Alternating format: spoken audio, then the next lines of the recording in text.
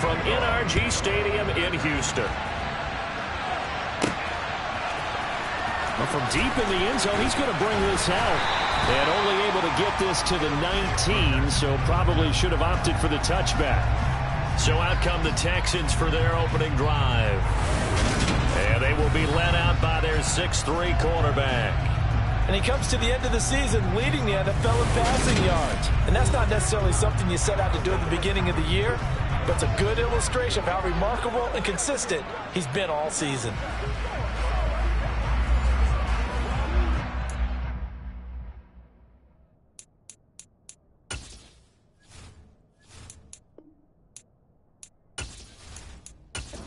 Let's go.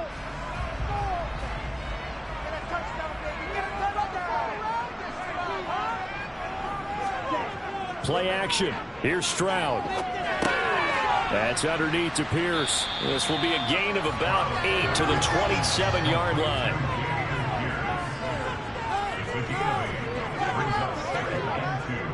They'll run it for the first time with Dameon Pierce. And this will be a Texans first down as he's got this up to about the 34-yard line. The Texans are 14-1 now on the year. And they coming on a pretty good roll here. Winners of 3 straight. And the offense last week, they certainly have things humming because if you can run up 40-plus points a game, you certainly take a lot of pressure off of your defense, and you're not going to lose very often. From the 34 now, here's 1st and 10. Play action. Stroud now. Oh, he's got a man wide open, complete. And they're able to work this across midfield to the 48. Well, I think when they look at their offense, they think to themselves, weapons everywhere, and they want to move the ball around. They want to spread it to different people. But you absolutely know they want to get this man involved as well, and that's what they just did on that play. So operating from Tennessee territory now. Here's 1st and 10 at the 48-yard line. Pierce gets this one running right. And they'll get this just to the 47. 1-yard gain. Pretty much unreal. Not just in terms of yardage, Charles, but also throw in the 3 touchdowns as well. When you put the whole package together, I can make you a pretty good guarantee right now. He's going to see a few more people in the box every time he lines up. Yeah, I don't think that the defense has any choice. They've got to stop him. Can't let a repeat performance like that. Agreed. He'll get about 4 here, down to the 43-yard line. They'll need to get this to the 38. That's where the first down marker is here on 3rd. Here's Stroud. Over the middle, it's complete. And he is going to have a Texans first down as they're able to get the 3rd down conversion. Solid opening drive so far, Charles. They moved this football in the field goal range, but you know that they were going to cap this off with 6 and not 3. Absolutely. As one of the better coaches in the league always tells me, on offense, I want to throw body blows all game long and finish it with uppercuts. Well, here are the body blows right now. He's hoping in one uppercut will take care of the end of this drive.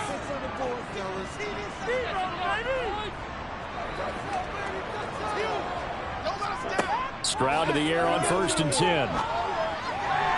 And he whips that one incomplete there. So now 2nd and 10 after the incompletion on 1st down. Back to throw. Here's Stroud. Throwing the out route incomplete. That's Washington. And he's going to have another first down as the tackle's made at the Titans 19. Texans passing game in red right now, picking up another first. He certainly got a nice shot spreading the field on this drive. And here he finds his big tight end for good yardage. And that's what you have to do. Keep defenses guessing about where you're going to go with the football. So here's a 1st and 10 now, down inside the 20. Toss left side for Pierce. Looking to find a lane, but he can't. Reined in at the line of scrimmage.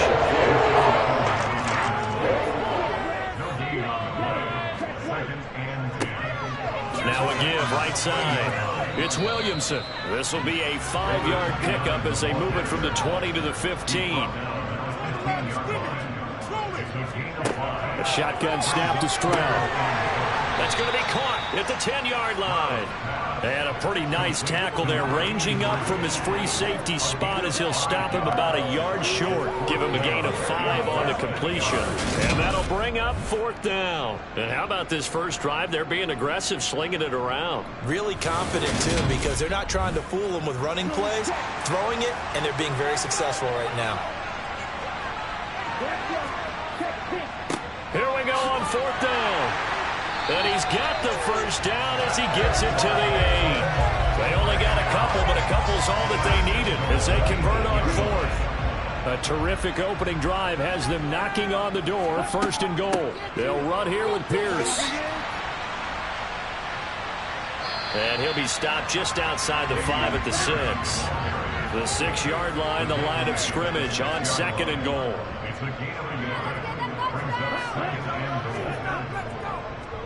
They go again with Pierce. And he'll take this one in for a Texans touchdown. Damian Pierce with his 28th touchdown, drawing level with Sean Alexander for the 2nd most in a single year.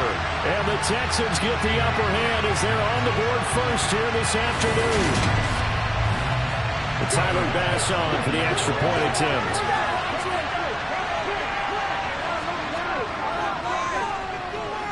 And the Texans take a 7-0 lead.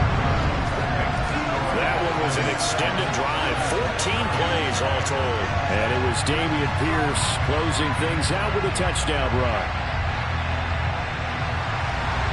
After the touchdown, Bass to kick it away. From the 6. And a nice return sets him up pretty good here right at the 30-yard line. So now the Titans get their first shot on offense. And they will be led out by their rookie quarterback. And he ought to have a lot of pep in his step after last week's performance because he did exactly as you want him to play if you're a coach. 3 touchdown passes, 0 interceptions, which usually means you're making a lot of right decisions out there. And got him the win. So 1st and 10 now from the 30.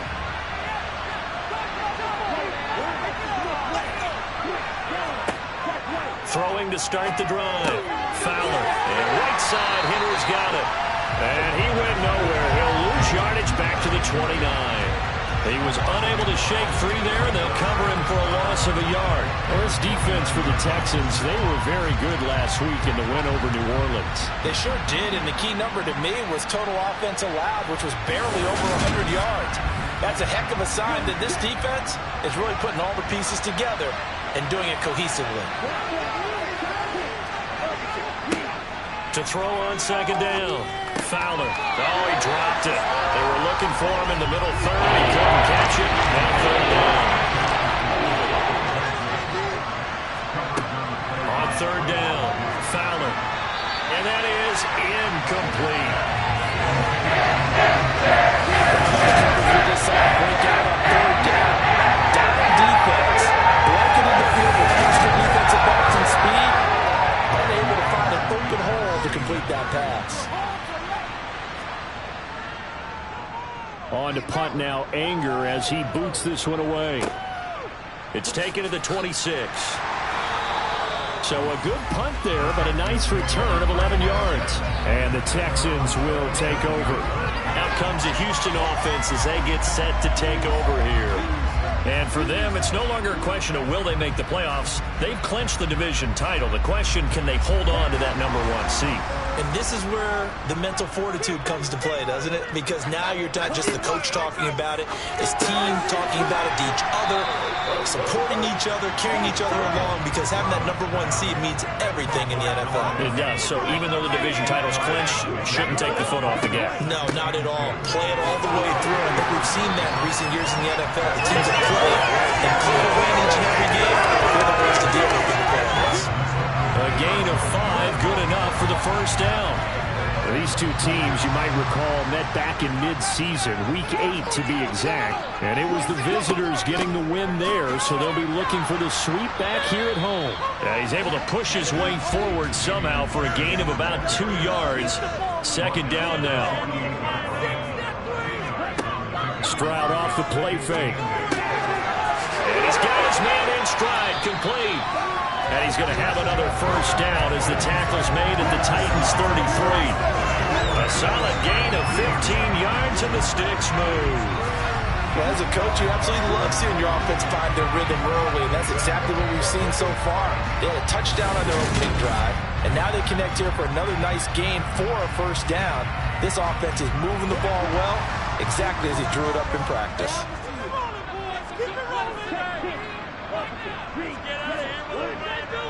First and 10, it's Pierce. And he'll be brought down at the 27-yard line. 6 yards on that last play. Here's 2nd and 4. Now Stroud. And a quick throw here, that's complete. And he'll be marked down right at the 20-yard line. This drive's been a good mix of passing plays, 3 runs, hitting on all 3 of those passes, and the last one putting him in the red zone. It's a really big play action right here because you've got the ability and had the ability to run it and throw it. Go play action and take your shot at the end zone.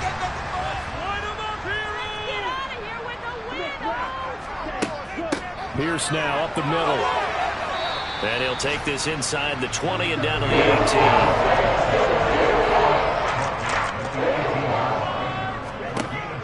The second down throw now from Stroud. Got a man and he hits him in stride. And the Texans are looking at first and goal as he's tackled all the way down at the 2-yard line. His position, and he's listed as a tight end, but he certainly doesn't run like one, and that's what we're seeing more and more coming into the league. Those guys who can run, make plays after the catch, and gain that additional yardage. And using that speed there to turn it into a pretty nice little gain. Now a handoff for Pierce. And he gets into the end zone. Touchdown, Houston. Damian Pierce with his 2nd touchdown in this opening quarter. And the Texans lead this now 13-0 here in the opening quarter of the ball game. So 2 drives, 2 touchdowns here in this first quarter, and he's got both of them. But he's certainly setting himself up for a big game here, and I think if the play caller doesn't get in his own way, they should keep riding him the entire way of this game. Until the defense proves they can stop him, that's what I would call. Tyler Bass now for the point after. And it's good, and they have jumped out here to a quick 14-0 first quarter lead. So that drive consumes 9 plays all told. And it was Damian Pierce closing things out with a touchdown run. After the touchdown, Bass to kick it away.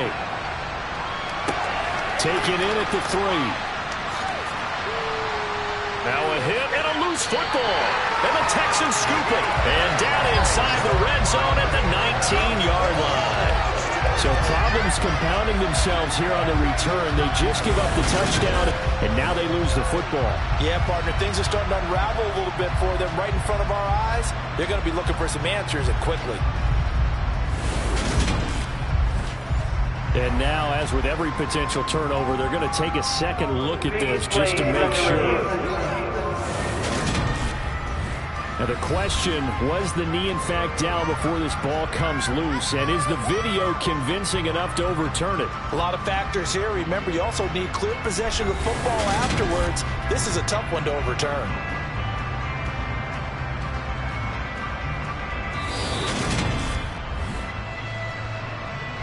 So that one overturned. They say the knee was down, and that will not be ruled a fumble. They'll start on the ground. It's Derrick Henry. We'll get this to the 24, and it's 2nd down. The numbers on the ground for Henry last week.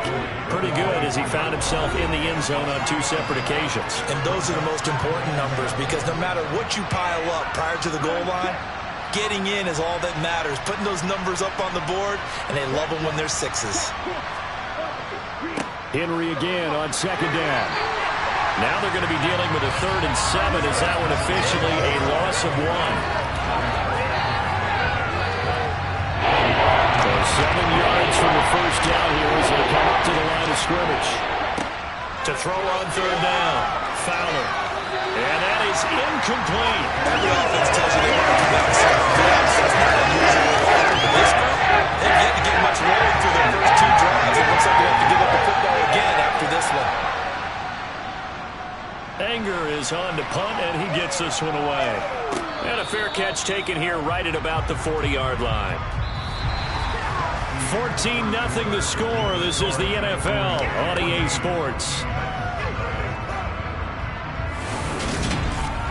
Ready for the second quarter from Houston. It's the Texans in possession of the football.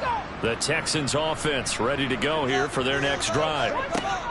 Stroud now on 1st and 10. And he'll be taken down, but not before they work this to the 45.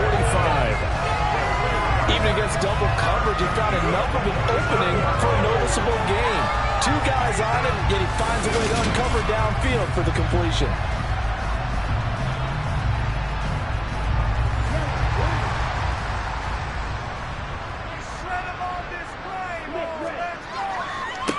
Give to Pierce. And he is met at the line of scrimmage, and he goes down right there.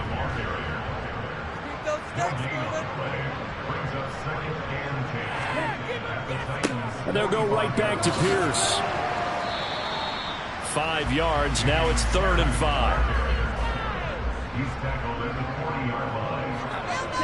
5. Stroud sets up the play action. And it's incomplete. Took a shot, couldn't connect.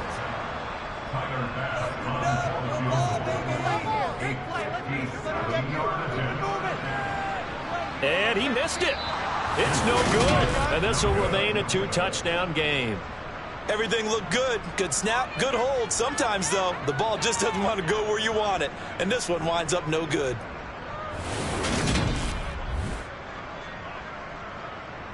Now this offense back out and set to go for their next drive. Still in the first half, but this offense has struggled. Haven't really been able to get anything going, not only in the points category, but in the yards category. We'll see if they can do better here on this drive. They begin with Henry, and he is going to lose yardage here. 2 yards the loss, 2nd and 12. Yeah, another negative play in an early down situation. This one to start the drive. You're putting a lot of pressure on your quarterback to bail you out when you're in 2nd and long yardage.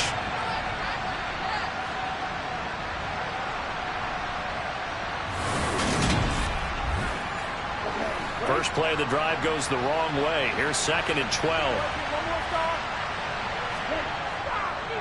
Henry up the middle. They're going to drop him behind the line yet again, and things going from bad to worse. 3rd down, now even tougher. 3rd and 13 after that loss of a yard. Plays like we just saw there. That's why they're up right now. The defense, they're doing their job. Yeah, it starts with the guys up front, so when you talk to GMs or putting together a team, a lot of them say we're built from the inside out. If you control the line of scrimmage, you control the rest of the ball game, and that's what we're seeing here. They're actually playing in the offense's backfield, not necessarily just playing at the line of scrimmage. So time to start going in the other direction as they come up now 3rd and long. And he's going to go down. The Texans come at him and able to get him to the ground. The defense coming through on 3rd down. Loss of 7 to bring up 4. Already up 2 touchdowns. How about that drive killer of a sack there to add to their good play? This offense coming away with no points now when some kind of score was desperately needed.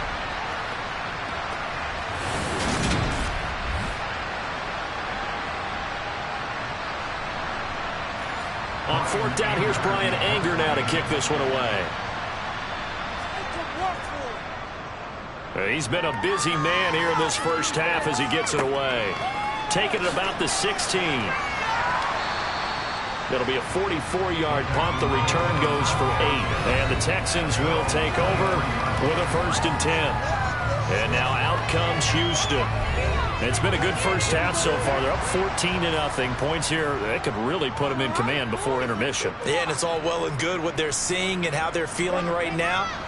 But this is the NFL. How many times have we watched 14-0 leads evaporate and quickly? So how have we seen them combat it? Continue to run your offense, but don't back off at all. Don't start looking at the clock. Don't start thinking about, hey, just take care of the football. Keep attacking. Usually the best way to maintain control. A lot of running backs, a little bit of a disadvantage when you start talking MVP. Might not be the case this year. You think he's got a shot, don't you? I do. I think he's got more than a shot. But what he's going to need here down the stretch this late in the season, he needs that big closing game, that game that we're all going to reflect on and go, oh, my goodness, did he put up a number, let's say 200 plus? Now this one to his tight end out on the right side. And getting this just shy of midfield. They'll spot it at the 49. A pickup of 11 and a Texans first down. I do have to admit, I like it when it all comes together. When the top part, catching the football, right, whether you're catching it with your hands or cradling it, comes together with the legs, in this case the feet, doing a little toe tap to stay in bounds and complete the catch. And a great job by our crew on the camera shot. Love when you see the grass or on the field turf, those rubber pellets flying up. Great catch.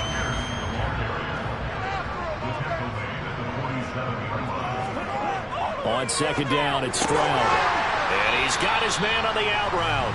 And he'll be brought down just shy of the 40.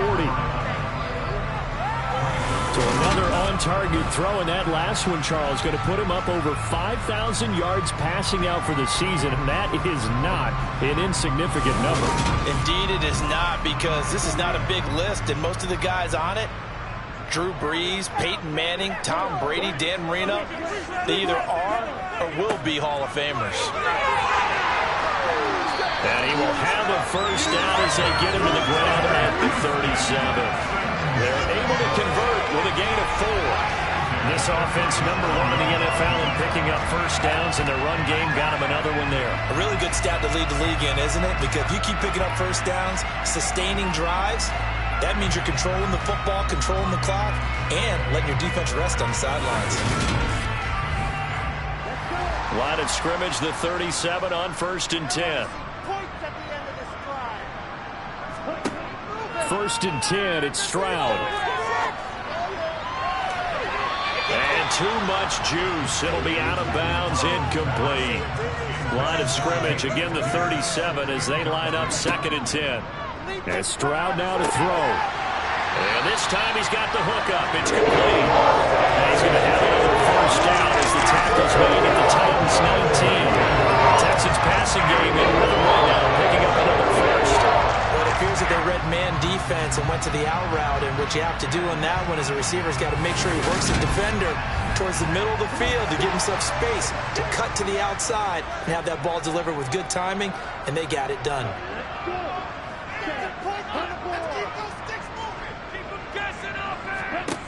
Inside the red zone here, they'll look to throw. Gets the dump off to Pierce. And he's going to be marked down just outside the 10. He's already proven to be a factor in the running game on this drive. Now he gets involved in the passing game. I think what we're seeing here is the modern version of workhorse in the NFL, being able to run it and catch it with equal proficiency.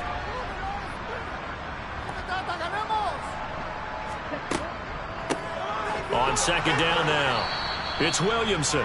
And nowhere to run on the interior of that defensive line. He'll get back only to the line of scrimmage. On third down, Williamson. And he's got the first down as he gets it to the 8. A third down gain of 3 yards, and that'll be enough. That's about what you would expect since they're so efficient on picking up third downs in the top 5 in the NFL. It's all a mindset, and I guarantee you, it started in the offseason. Third down's important to them. They find a way to pick them up with a very good clip.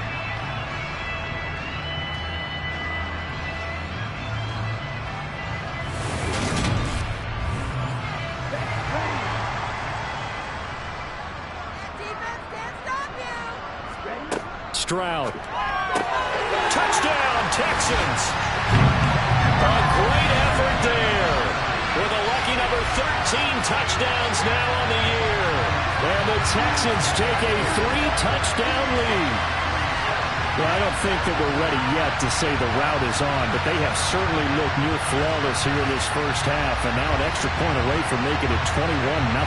Yeah, and your experience led you to say that, because we have both seen those 21-0 leads come and go in this league, but this one feels pretty darn secure. And here's the other part. even when people chip away at it, it forces you into being almost perfect on the other side, doesn't it, in order to try and mount a comeback.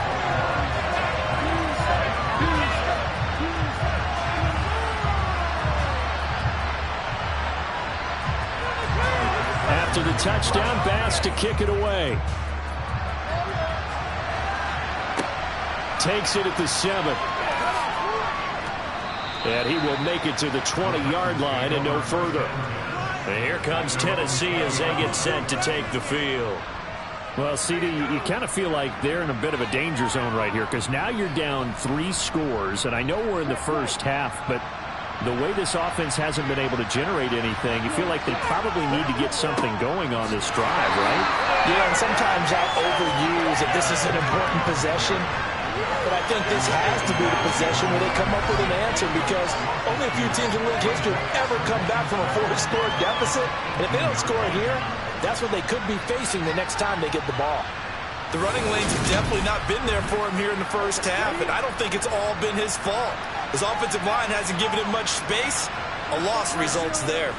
Second down, they go again with Henry. And the running lane's non-existent in this first half as they'll stop him behind the line. This will be a loss of 3 and a much tougher third down moment. 2 things to watch. First, his strength and being able to break out that initial contact. But at his size, once you slow his momentum, it's hard for him to get us started again. They end up tackling him behind the line of scrimmage. And this offense on third down today, 0 for 3 to this point. They could use a conversion. This is 3rd and 14. Throw left side complete. That's Schultz. They gain it just a yard. And that's going to bring up the 4th down. I think that completion takes the definition of dink and dunk to a different level, doesn't it? It does, and the defense was right there, kind of played into their hands.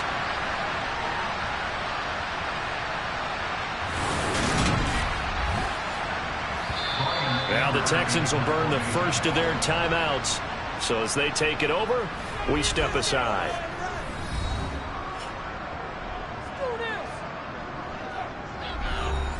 On is the punter, Brian Anger, to kick this one away.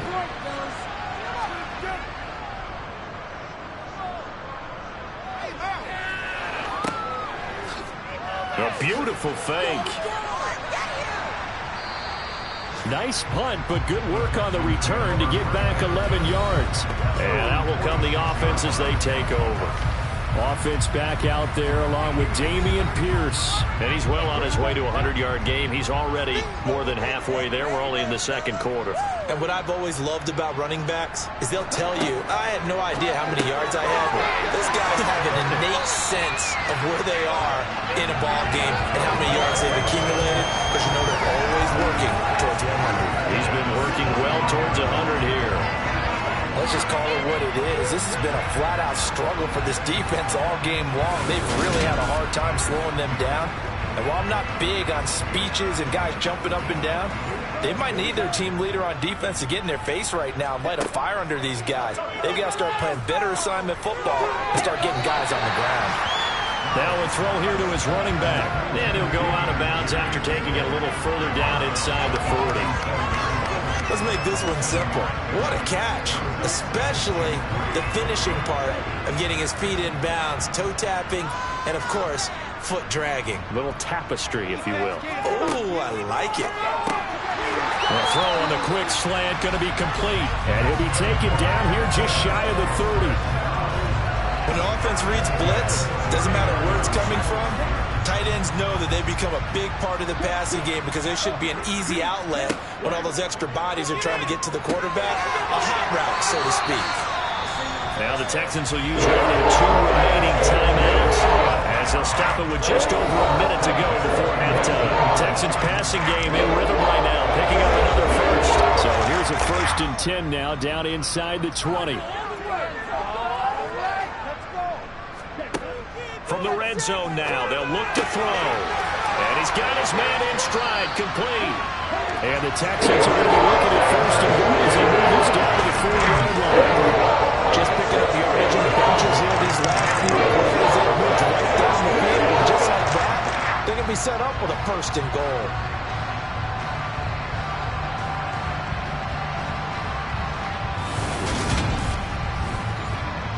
A chance to really cap off a big first half here as they come up on 1st and goal. And that is caught. Touchdown, Texans. A great play there. His first touchdown on the year. And the Texans continue to pull away here in this first half.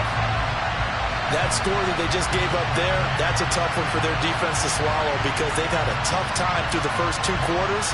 They really were determined to get a stop there. Unable to do so, that makes their comeback hopes that much more difficult. Pass on for the extra point.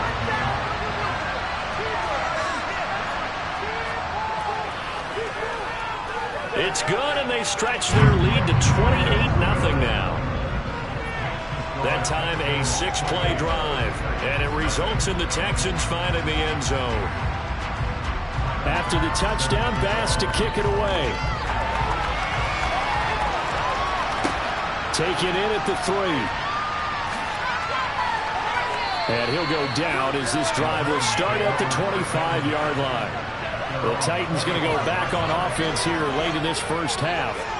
And with the score where it is, even though I think they'd love to get back to the locker room, they may be forced to try and get something out of this drive. Just over 30 seconds to go in the half. They've got it 1st and 10. Throwing to start the drive. Fowler over the middle, complete. It's Schultz. The Titans going to use the first of their timeouts as they'll stop the clock with 26 seconds to go until halftime. And his pass incomplete. So after the incompletion on 1st, now 2nd and 10. To throw again. Fowler. And this is caught by Watkins. Now another timeout called for by the offense. So that means they're down to 1 remaining here as we head toward halftime. They'll look to throw again. That's complete to Traylon Burks. Now a timeout signaled for, and they'll get him with 10 seconds to go before halftime. And I don't think there's any question that this offense is going to need to hit on a few more plays like this. It's been a difficult first half for them, to say the least. And I do believe if they want to get back in this game, they need to start right now. It's kind of like making adjustments. If you try and wait until the half, it's probably too late. They need to get going right here. Well, maybe a moral victory of sorts. They're on the board here late in the first half, but this offense just hasn't looked that sharp. Yeah, but at least they got the 3 points, right? At least they have something to, quote-unquote, hang their hats on and maybe feel a little bit better about themselves as they head to the half.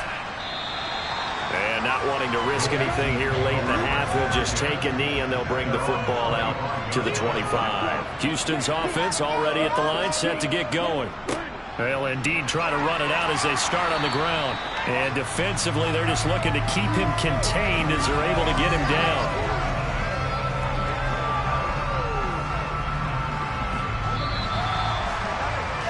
So we've come upon halftime here in Week 17. As we'll get you over to Orlando, where standing by is Jonathan Coachman. He has our EA Sports halftime report. All right, Brandon, thanks very much. We'll get back to you and Charles in a minute. But first, time to give the folks at home a look at what's going on around the NFL.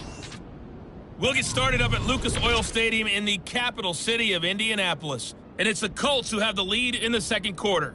Chase Claypool, a touchdown reception. From there, we head down to sunny Miami to check on the Dolphins at home at Hard Rock Stadium. And it's the visiting Jets who have the lead in that one. Zach Wilson has thrown a touchdown pass. Finally, let's get to Philadelphia. Check on the Eagles at home at Lincoln Financial Field. And they trail the visiting Chiefs in that one. Patrick Mahomes has thrown a touchdown pass there. Continuing on, here's a look at the next-gen stats in that first half for the Titans. And they will need to get this passing game in gear because they did not do much of anything in that first half. And it's why the scoreline is what it is. Meanwhile, for the Texans, they were much more successful throwing the football than their counterparts, as you can see the numbers there. All right, Coach, thank you, and we welcome everyone back for quarter number 3. The final 2 quarters of the NFL regular season are upon us as the second half of Week 17 is underway. No run back here to begin the half, and we will start at the 25-yard line. Tennessee offense making their way out onto the field as you take a look at the playoff race in the AFC. Well, including this week, 3 weeks remain in the regular season, Charles, and it is going to be interesting to see how this playoff picture sorts itself out before we head into the postseason. Competitive, entertaining postseason, that's what we're always striving for. But I think we get it during the regular season, too, because you never know how things are going to go during the final weeks of the season. Every team pulled out all the stops to get a better seed or just to get one of those 7 seats at the table. Drop for a loss of 7 by multiple defenders. You know my bias is about to come out here. A lot of people think that the offense is just moving in the wrong direction. I'd say they're moving in the right direction because the defense is pushing them back. Defensive guy. Now it's a quarterback third and long. You're going to right the troops right now. Yeah, you're doing a big way, and what else do you have to look out for? More pressure coming at you because it seems to be working pretty well. These guys have punted 4 times already, and they're staring at a 5th, barring a conversion here on 3rd down. Looking to throw. Fowler. And pressure coming, and they got him once again. Multiple defenders getting home there for a loss of 11. This may talk about being off of this offensive line. They're already down big, and now you know they're just going to come after the quarterback in a big way, don't you? They just can't get out of their own way right now. It's created an avalanche, and an avalanche is coming right on top of it.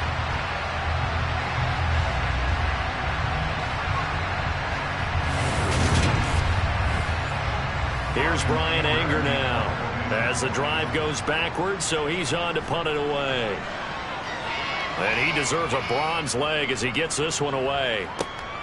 Fielded at the 43. That'll go as a punt of 32 yards. And the Texans with great field position to start this drive as they take over 1st and 10. Now we take a glance at the offense as they work their way back out for their first possession of the second half. The first half definitely went their way, and this would seem to be a great opportunity to kind of put this game a little closer out of reach with a score here. Yeah, and it's a wonderful opportunity for them because if they can add 7 more to their lead before the other guys even see the football, that could be the decisive blow in this game. I think that's how they're eyeing it. That's how they're approaching it. One thing you're hoping for when you run drag routes, you're able to hit a receiver in stride, and he can pick up a lot of yardage after the catch.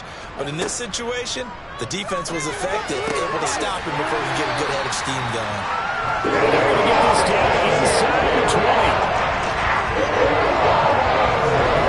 We're still not hesitating to take some shots downfield, CD. I guess they really want to hammer home their dominance in this one. Yeah, that much is apparent, partner. If they keep completing throws like that, they'll keep that gap awfully wide as they've established already. So 1st and 10, and if they score on this drive, might have to start digging in our second half blowout material. Got a man, and he hits him in stride. And brought down, but not before they get it inside the 10 to the 7.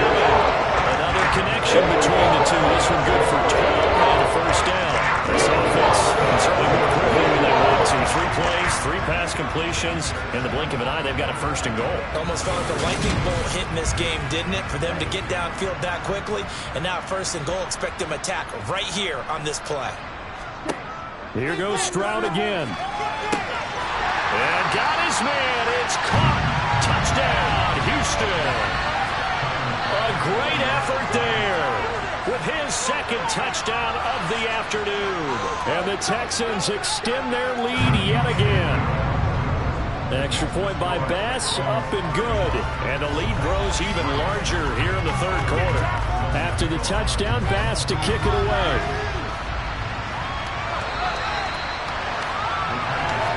Here's Tennessee ready to begin this drive offensively. Well, we haven't exactly been treated to a nail-biter in this one, CD, and if they cannot score here, this one's pretty much all but over. Are you saying that you feel like people are starting to think about getting out of here, maybe beating the traffic in order to get home or to their final destination? Yeah, I don't think there's a whole lot of reason to hang around, especially if they can't score here. Yeah, you're right about that because it has been pretty clear who the better team has been in this one. And in a league that we talk about every game being a one-score game as we go into it, watching this blowout, let's just say it's been unusual. A first down carry for Henry. And he slips up past the 45 before being tackled. 10 more there and another first down. So that was a very nice play, Charles, from a very speedy cornerback. Yeah, this defense as a whole has really been flying to the football all game long. They have not allowed too much of anything, and here's another example. A great play there to get in and disrupt it before it could get going.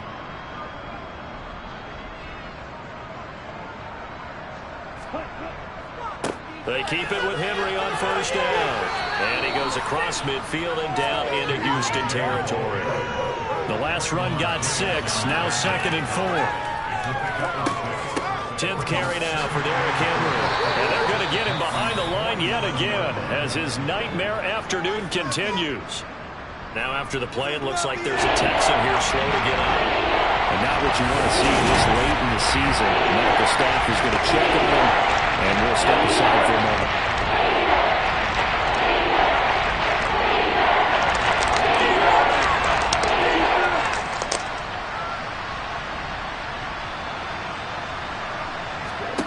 Out of the gun now on 3rd down. Under pressure, and the Texans able to get in there for the sack. More than one defender there, and that's a loss of 5 on the sack. That's number 4. Sack number 4. They had 4 last week, so he's been down on the ground a lot. Partner, they say the eye in the sky does not lie. And that's indeed the case because they watched the game tape from the previous week, incorporated it into their own defensive scheme, and continued to get after this quarterback. And now this defense will be searching for sack number 5. So they're forced to punt on 4th as this one's away. And able to get this across the 20 before going out of bounds. And just a 30-yard punt that time. And they will take over 1st and 10. Here comes the field general leading his offense back out there for the next possession. He's played well. Good first half. He's continued that here in the 3rd quarter. But my question, when you're a head coach, what do you look at stat line-wise for your coach? Do you go right to turnovers? You really do. As much as coaches don't want to talk about it, that's where it starts. When I played in college, our first rule for every game, the team making the fewest mistakes will win. And that's kind of how they judge you. Do you take care of the ball, not turn it over, keep it in the proper hands, and give your team a chance to win? Well, that's what he's done here in this one so far. On 2nd down, here's Pierce. And he is met in his tracks behind the line of scrimmage. He winds up giving a yard back there, and now it's 3rd and 2. They'll come to the line, needing only 2 yards to gain the first here. Stroud now on 3rd and 2. And he will find his man on the outside. And he is going to have a Texans first down as they get 5 there on 3rd and 2. Gotta say, I was a little surprised to see him, Charles, come out in the shotgun on 3rd and less than a yard. Yeah, but the way the NFL is nowadays, we hardly ever see anyone really run for it on short yardage. So they're going to throw the football more times than not. That was a nice, easy rhythm throw right there, and they pick up the first down. And they'll throw it with Stroud here, 1st and 10. And that's going to be incomplete. Too tough to hold on to that one. It's 2nd down. Stroud looking to throw. And he comes back with one complete. That'll leave him with a 3rd and 2 coming up. They got 8 yards there. Now here's Stroud on 3rd down. Trying to get a traffic there, and that's complete. And he is going to have a Texans first down by a couple of yards as they're able to get 4 there on 3rd and 2. But we always hear about the connections some quarterbacks have with certain receivers. I think this guy has a connection with just about everyone. Didn't mind throwing it in there against double coverage to him. Shows some confidence, supreme confidence. Big-time confidence that he would make the play for him, and he did. 2 first downs have him up near midfield now on 1st and 10. Again, it's Stroud. Into a sea of defenders and intercepted. And the Titans are going to take possession of the football. Well, to be blunt, not a whole lot has gone right for this defense in this ball game, but that's something right there. Still in the 3rd quarter, it would take something around miracle territory for a comeback, but maybe that's a start, Charles. It certainly is, and they're definitely showing that there's some fight still left in them. Hasn't been a banner day, but they're trying their best to put that disappointment behind them and find ways to make plays.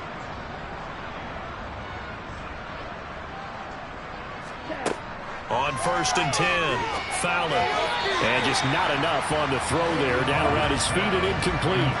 Third quarter action here in this regular season finale. This will be 2nd and 10. A throw there, but that's going to wind up incomplete.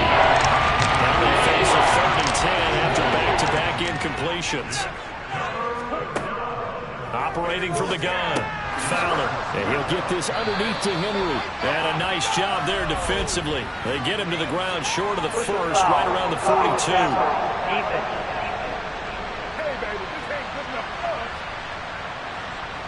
A bad time for a roughing penalty, and they get the gift of a 1st and 10. A handoff, running left, Henry. And into the end zone for a Tennessee touchdown.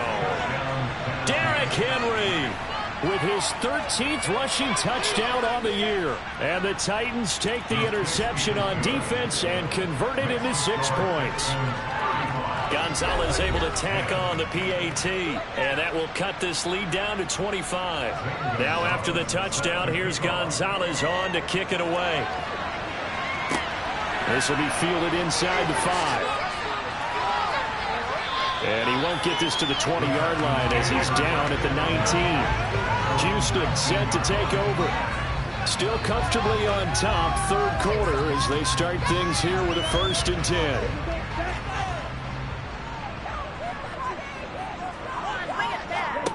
They go back to the air here after the INT on the last drive. And that is incomplete. 2nd and 10. Thanks for tagging along with us here from Houston, Texas. 2nd and 10. Here's Stroud. Into heavy traffic, and it's intercepted. It's Roger McCreary with a pick. And the Titans are going to take possession of the football. They had him back deep, got the interception, and now they start inside the 10. Partner, forget starting inside the red zone. They're inside the green zone. From the 10-yard line in, a lot of teams call it that because that's the money zone. Get it into the end zone and make your cash.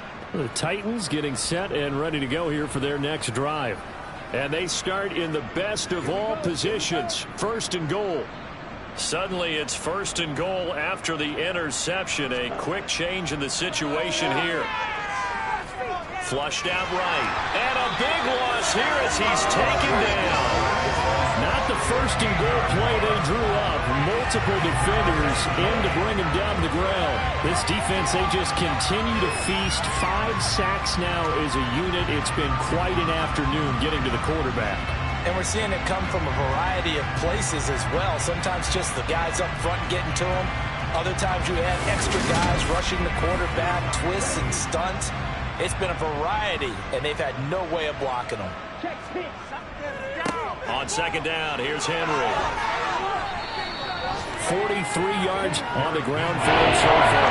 3rd and goal, trying to make that scoreboard at least a little more respectable. Now here's a look for the end zone, but that one's going to wind up incomplete.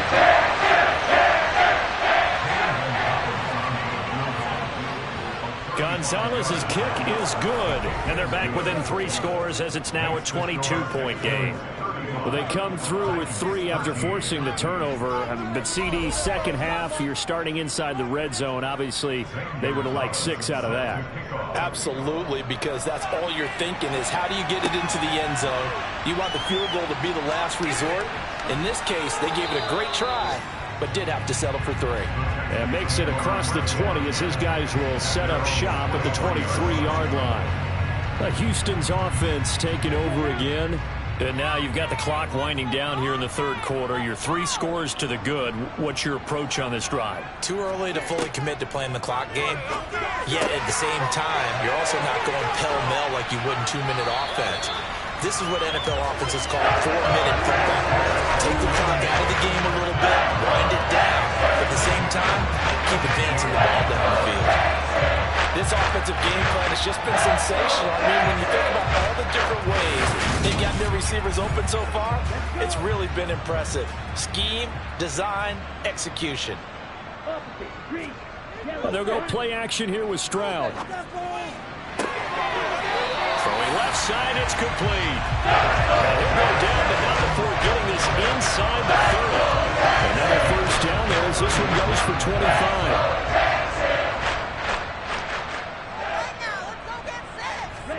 Stroud to the air on 1st and 10. And he's going to be intercepted a third time. Picked off by Kirby Joseph. And the Titans are going to get the football back as time will run out in this third quarter of play. So the ball changing hands on the interception. But meanwhile here, we do have an injury on the play. Always unfortunate to see an injury, especially this close to the end of the regular season. We'll step aside. And they won't be able to run another play. Time has expired on this third quarter. You are watching the NFL on EA Sports. The Titans offense set to begin the drive. Well, we said it at halftime that they would need a nearly perfect second half to erase that deficit that they were facing, CD. But unfortunately, the second half has pretty much been a carbon copy of the first. Yeah, that early lead was almost insurmountable the way their opponent was playing. And, partner, they do have some good news, though. This one is getting close to being over, and they can try and hit the reset button starting tomorrow. Well, those are the types of plays they probably wish they had made more of in the first 3 quarters. And this deficit going to be tough to overcome here in the fourth. But a nice first down and a pickup on that throw. Yeah, and this is where, as coaches, you're looking for effort and execution, even though the scoreboard is going against you. You want to find out who's going to... And he's going to go down. The Texans come at him and able to bring him to the ground. Multiple defenders get to him there, and that is the 6th time he's been sacked in this ball game. And you hate to say it with a rookie quarterback. He's done some good things, but overall, looked a little bit overwhelmed back there, hasn't he? He certainly has. But in his defense, he hasn't had a lot of time to throw the football. You like the way I said that? In his defense. In his defense. I got it. You see what I did there? Yeah, he needs better protection, that's for sure. And they need to work to at least get some of this yardage back after the sack. 2nd and 19. Operating from the gun. Fowler. And he drops it incomplete. And their struggles continue here.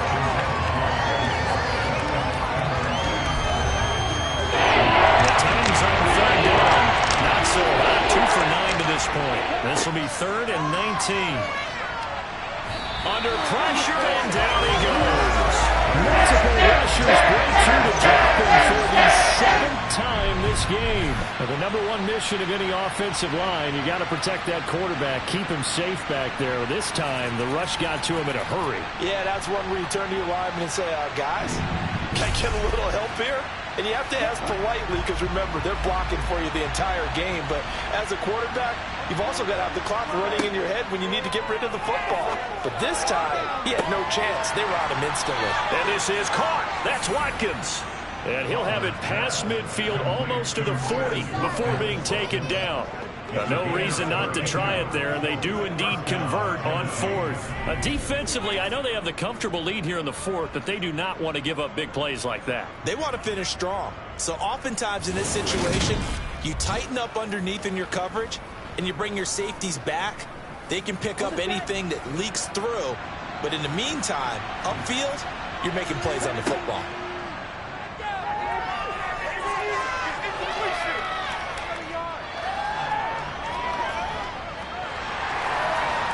Down he goes. A coverage sack. Took too long to get rid of it. It looks like a 12-yard loss there on the first down sack. Oh, you can just see it in their body language. They're starting to see victory on the horizon now. And if it comes to fruition, they got to give a game ball to the front 7. Defensive line has taken charge and controlled this game. Face a challenge of stopping this opposing offense. They've done so with ease. That huge loss on the sack makes this job much more difficult. It's now 2nd down and 22 yards to go.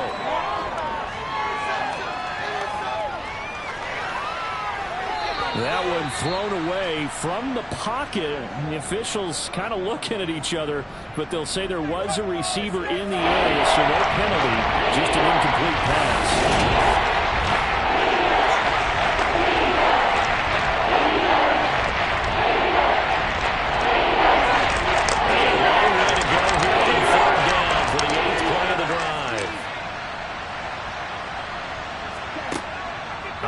From the gun, Fowler.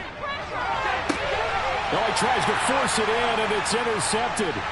It's Devin White, the linebacker, and the Texans are going to take possession of the football. He's had a fantastic rookie season, made a lot of rolling throws, but that wasn't one. We got to give him one, don't we? I mean, with the year he's having, a lot easier for he and his teammates to accept that throw, because for the most part, what they've seen, it's been pretty sensational. The Texans offense set to regain possession. And after the interception, they are sitting in an even better spot with the ball and a comfortable fourth quarter lead.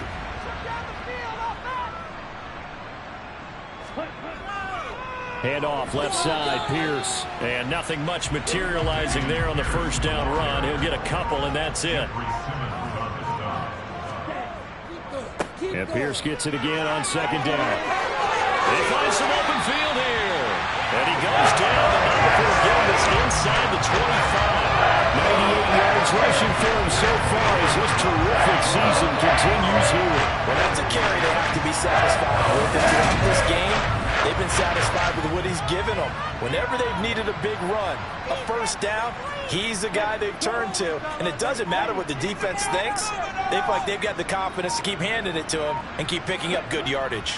Another carry for Pierce. And now they're going to get him down right at the line of scrimmage.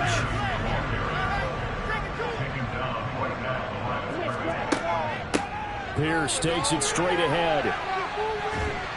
And he is going to get this close to the first down markers. He's brought down at the Titans' 15-yard line. 8 yards on the run there. That leaves him with third and just a couple. Stroud to throw it. And probably the wise decision there. No one open. He just throws it away. And that keeps the field goal on the table as it's fourth down. Needing the tough yards, they run it with their fullback. And he is going to have a Texans first down as they manage to convert. And that'll keep the drive alive. They only got a couple, but a couple's all that they needed as they convert on fourth.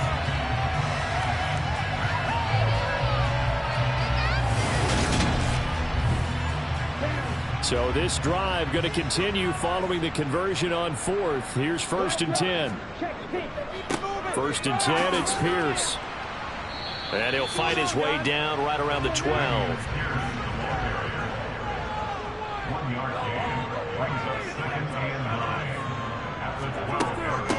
On second down, it's Williamson. And he is met quickly in the backfield. Down he goes, folded like a lawn chair. It's been a pretty long drive. This will be play number 9. And they need 10 yards out of it on third. Stroud on third down now. And he can't find a receiver, and he's brought down. Finally hauled down for the first time this game. Multiple defenders in there to drop him. So Tyler Bass on now for the field goal. From the right hash, it's a 38-yard attempt. The kick by Bass is good.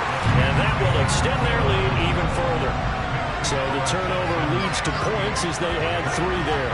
Yeah, what a sequence there, and a nice one for them. They force the interception, put together a little drive, and then come away with 3 points. Nothing to it, partner. Just do it. This one fielded at the 5.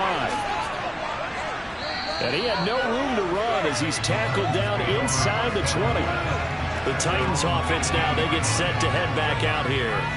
So now, Charles, this drive maybe a touch more important, trying to erase the memory of that interception they had the last time out. Yeah, and everyone goes through this because even the best in the game, you're going to have games where it just doesn't go right for you, and interceptions result. So, frankly, to me, it's all about how you respond, not just the types of plays that you call, but how you carry yourself, how you show your team that you're still with it, and how you continue to lead.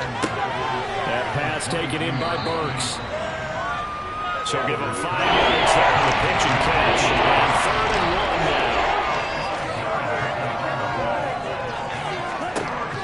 From the gun on 3rd down. Fowler. And that will be incomplete. And we are inside of 2 minutes left in this lopsided affair. So the Titans in possession of the football here as we get you reset. They come up on a 4th down situation with things not looking particularly rosy. They'll run. It's Henry. And I'm not sure he got there. Did they stop him?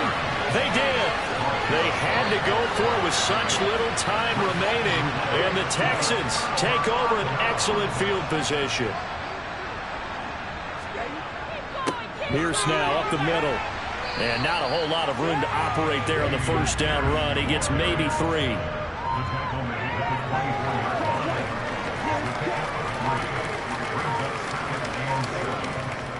And Pierce gets it again on 2nd down. 3 yards on the pickup. That's going to set up an interesting 3rd and about 4 to go.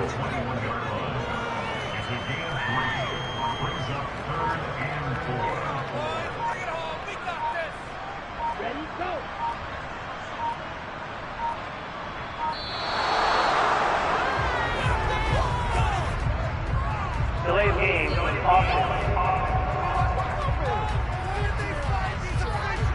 Now the offense knew it. They were already starting to walk back as that one is accepted. Still 3rd down. Instead of a 3rd and 4, now they have to manage a 3rd and 9 after the delay of game. On 3rd down, here's Pierce. No gain on the play there, and it'll bring up 4th down. Well, they could just run this clock out, but here is the field goal unit on 4th down. Right hash mark of 42-yard attempt.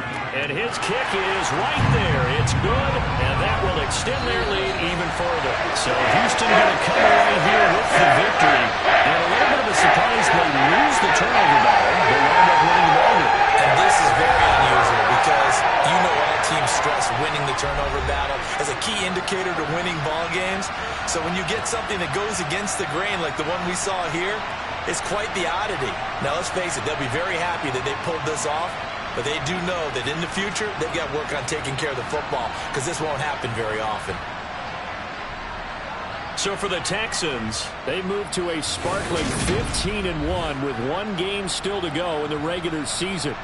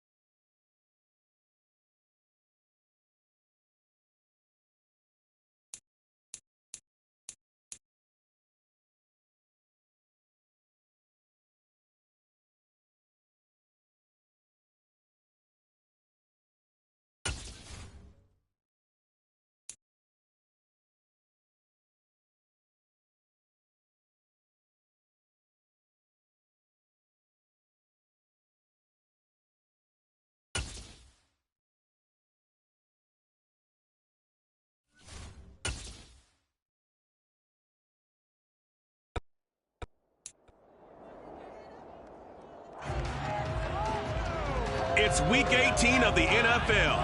And up next are the Texans superstar wide receivers.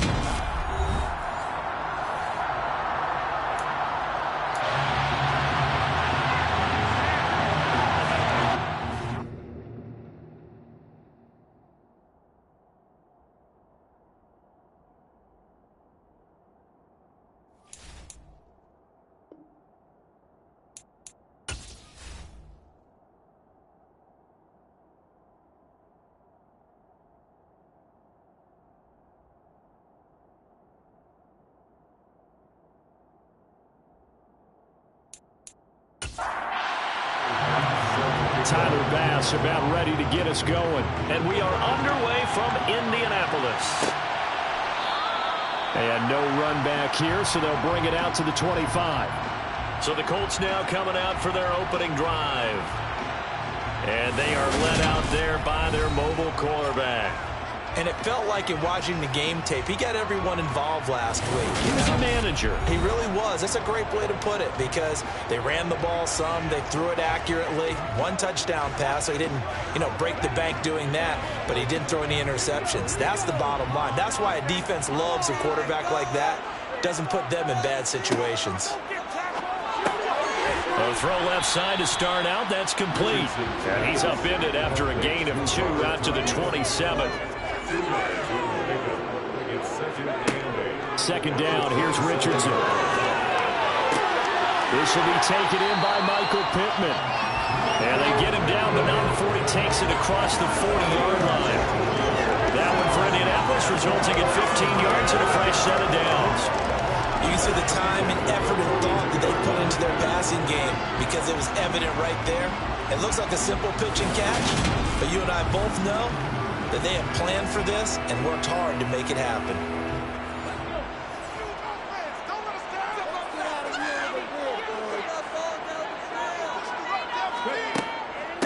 They'll run. This is Jonathan Taylor. Ooh, the juke.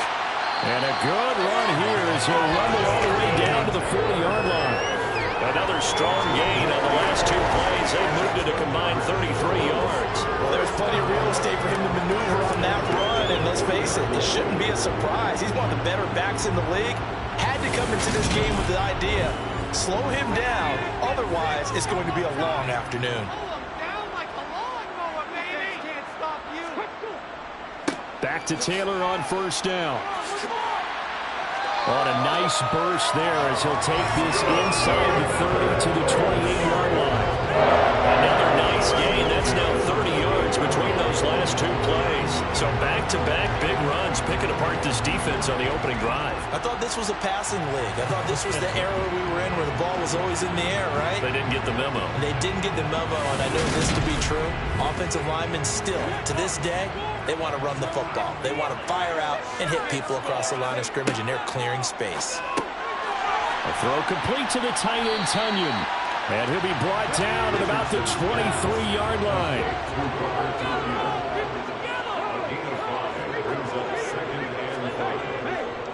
On second down, it's Taylor. Slipped one tackle, but no more as he's knocked to the deck behind the line of scrimmage.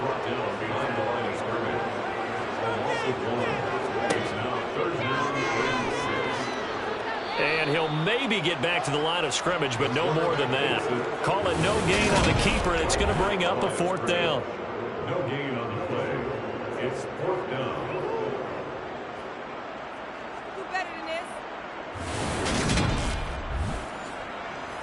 Chase McLaughlin now for the field goal try.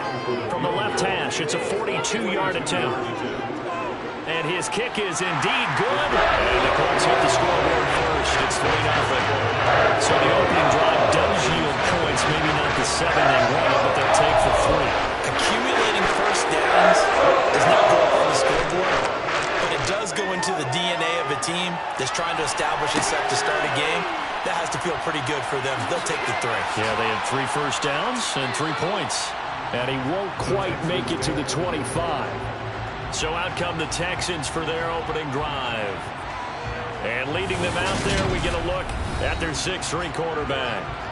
And he comes to the end of the season leading the NFL in passing yards. And that's not necessarily something you set out to do at the beginning of the year.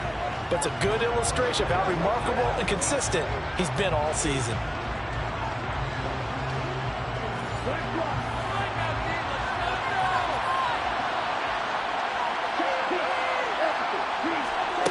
First and 10, it's Stroud. Oh, he's going to take a shot right away. And that will be incomplete. Would have been a big hitter if they had connected. Instead, it's second down. First run of the game here for Dameon Pierce. And some room to maneuver. And he has a big gain inside the 40 before being dropped. That one good for 37 yards. Just a terrific run there, Charles, from a running back who is so compact and powerful, and that strength was on display there. And with a guy his size, you have to know defensively that arm tackles aren't going to fly with him. You have to be able to wrap up, or else he can just brush tacklers aside like they're not even there. And you can see the distance traveled there after the initial contact on the next-gen stats.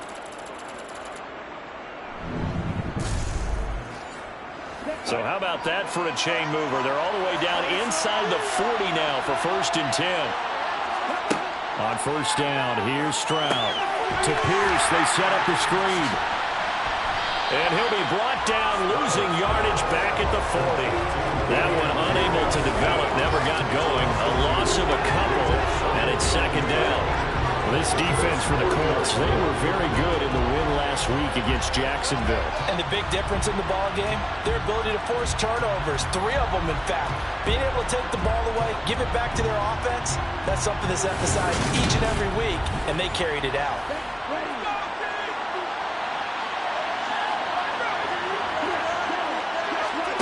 Play action. Stroud now. He'll take a shot for the end zone. And that is caught. Touchdown, Texans.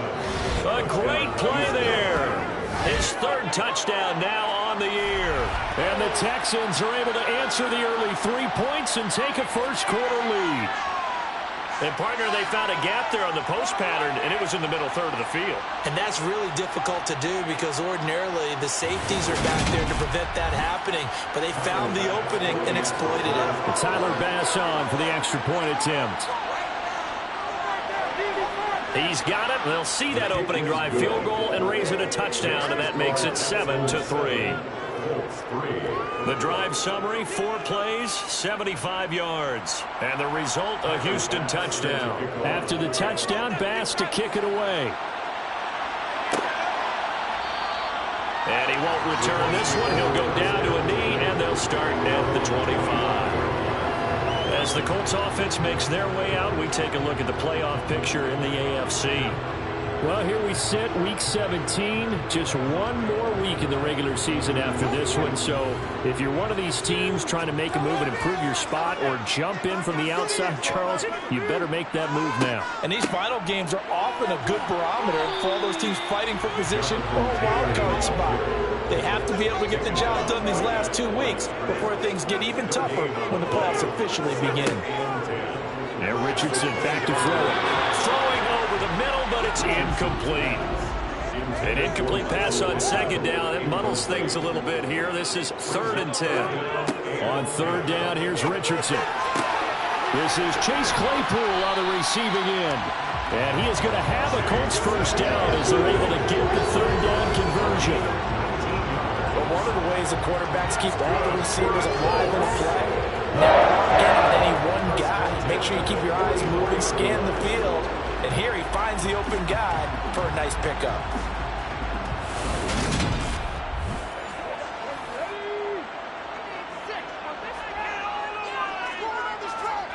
Richardson to the air on first down. That's Tunyon bringing in the quick throw. And the tackle going to be made at the 38. But this offense can get their tight ends involved. They can move the football. Here, a nice route, able to look it in, and picks up the first down.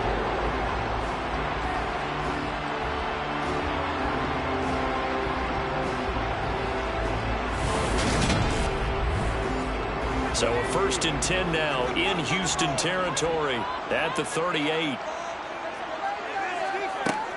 Up the middle, here's Taylor. And he's going to be hemmed in and brought down right at the line of scrimmage.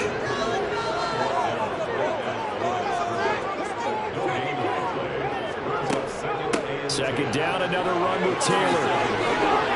And a very determined run there as he'll take this all the way down to the 27. Good effort.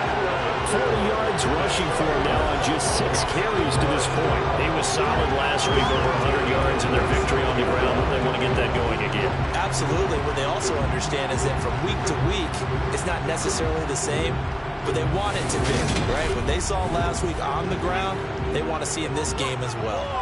They had to settle for 3 last drive, hoping this second go-around ends in 6.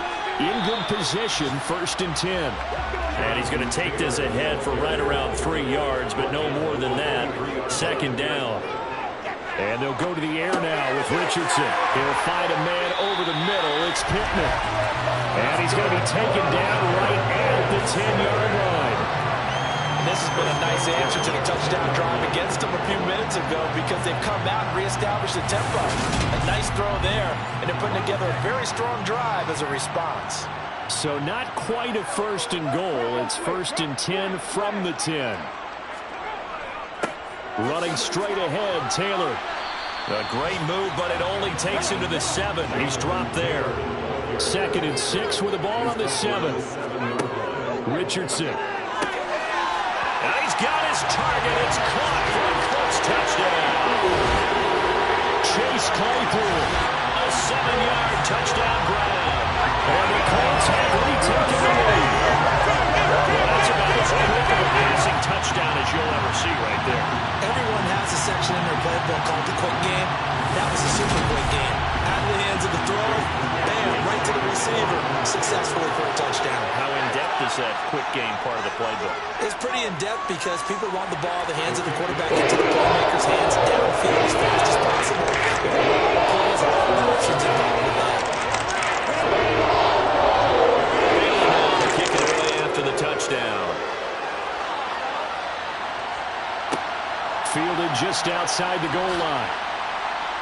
And taken down just past the 20 at about the 21-yard line. Dameon Pierce taking the field with the rest of the Texans offense. Last week, a strong showing, up over 100, also 2 trips to the end zone. It's the kind of week that if you said, listen, I'll let you have this type of a game each and every week, you'd sign up for it. You wouldn't try and get too greedy. But let's face it, good runners always want to be a little bit more greedy at the end, try and squeeze out every last yard. He's going to try to duplicate that and exceed it in this game. They go again with Pierce. And they're able to get this one across the 35. A fresh set of downs on a gain of 13 now for the Texans. Another good play there for the NFL's second leading rusher. We talked on air fair about his MVP candidacy. Make a case for him. But I'm just going to tell you point blank, it doesn't matter whether he's 1st or 2nd or even 3rd in the league in rushing yardage. That's not the main deal. It's how he gets those yards and the impact he has on his ball club. Line of scrimmage, the 37 on 1st and 10. Now a handoff for Pierce. And not a whole lot of room to operate there on the 1st down run. He gets maybe 3.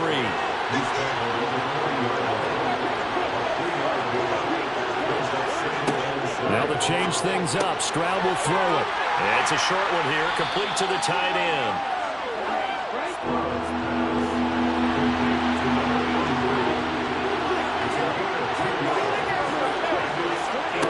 From the gun on 3rd down, here's Stroud. Looking left side, and it's complete. And they'll get him to the ground. He has another 1st down at the Colts' 41-yard line. Give him 17 on the pickup there. The Texans also get a new set of downs.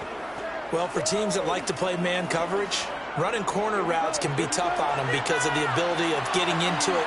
Sometimes you're squaring it off. Sometimes you're just rounding it. Sometimes there's a fake. Sometimes there's not.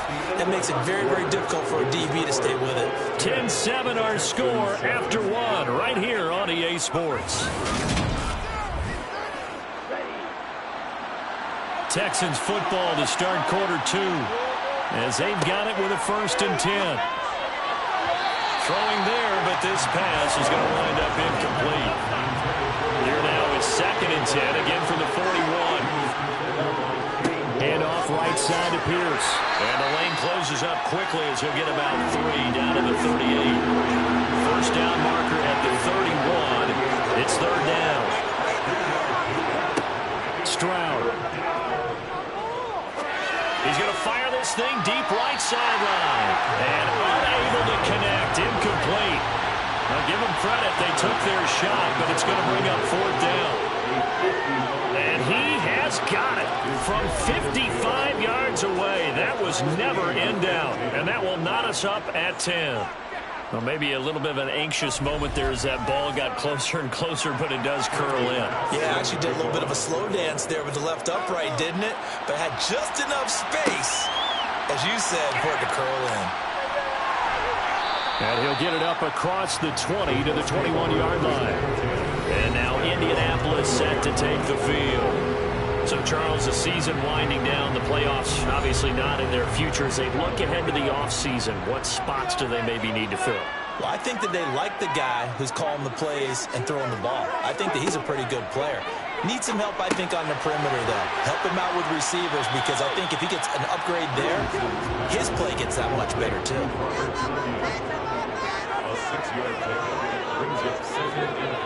Now it's Richardson. Over the middle, that's caught by Claypool.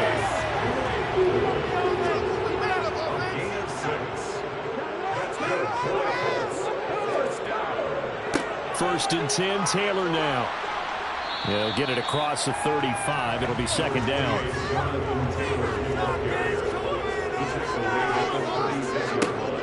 Second down, another run with Taylor. And he slips up past the 45 before being tackled. 62 yards rushing for him as he has been tough to stop here this first half. We use the word relentless a lot with guys who are aggressive on the field. In this case, it really fits, doesn't it? How about his ability to break tackles and his feet never stop moving?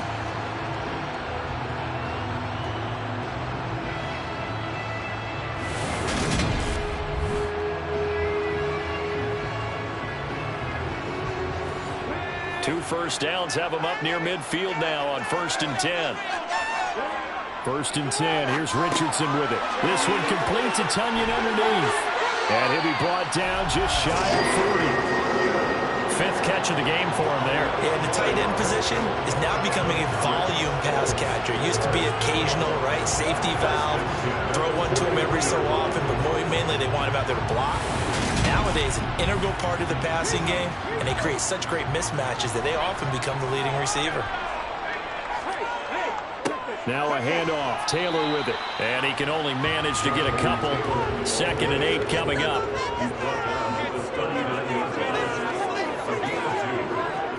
Second down, another run with Taylor. And this time they were ready for him as they'll stop him right at the line of scrimmage. Back to throw. Here's Richardson. Throws the out route and finds Claypool. And he'll be hauled down at about the 30-yard line. Well, they've certainly gotten him involved in this first half, and on third down, they looked his way again. And what a delight for his quarterback to find him and keep the drive moving.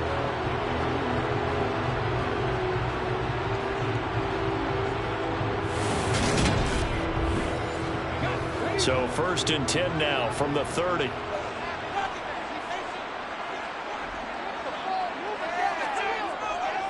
On the handoff, this is Taylor. A short gain here, maybe a yard to the 29. Richardson now on second down. That one finds Pierce right side. Stopped at the 24-yard line after a gain of 5.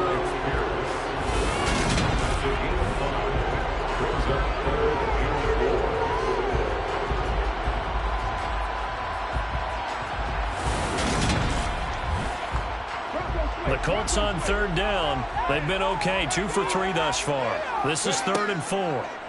Now Richardson delivers another one to Pierce. And he is going to have a Colts first down as he'll be marked down a yard or two past the marker following a gain of 6.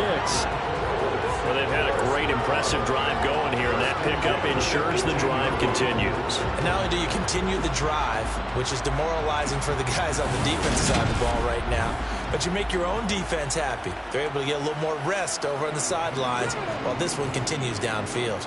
So from inside the 20, here's 1st and 10 at the 18.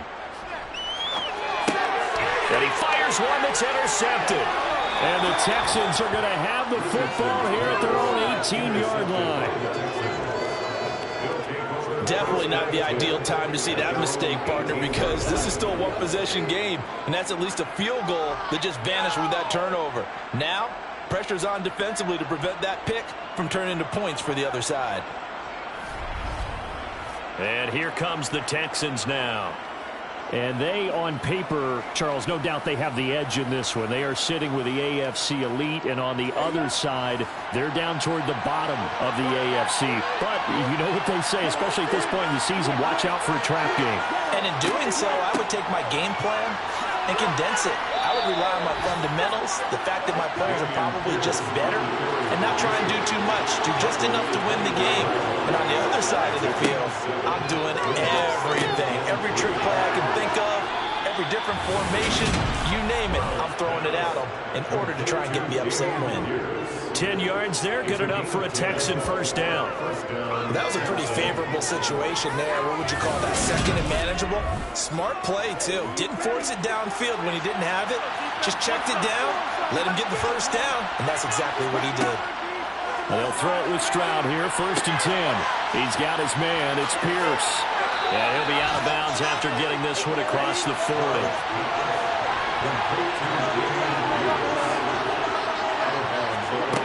Stroud to throw it. To the sideline. Wow, what a catch. Doesn't get a lot out of it, but he is able to keep the feet in bounds. Now here's Stroud on 3rd down. And he'll be brought down by the Colts. Multiple players combined for their team's first sack of the game. Now, I guess, partner, you call that a covered sack. Oh, without a doubt, because where did he have to go with the football?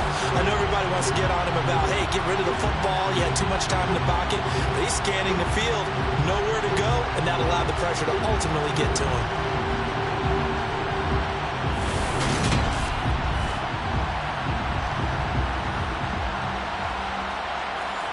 On 4th down, here's Presley Harvin on to punt.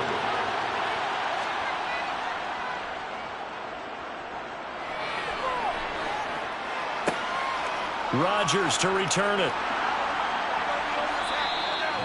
So a change of possession here on the punt. And the Colts will go on offense here, 1st and 10. Here comes the Indianapolis offense now as they get set to take over. As the offense comes out here, Charles, remember they threw the interception last time out, but they were moving the football down the field. Looked like they were going to have a sustained drive that ended in points, but then the pick ensued. And because of that, there's no way you can call the last drive a success. Yes, there are things to build on because they found some play calls at work. Now they've got to build another drive and find a way to avoid the turnover that plagued it on the last one. Now the Texans will burn the first of their timeouts. So as they take it over, we step aside.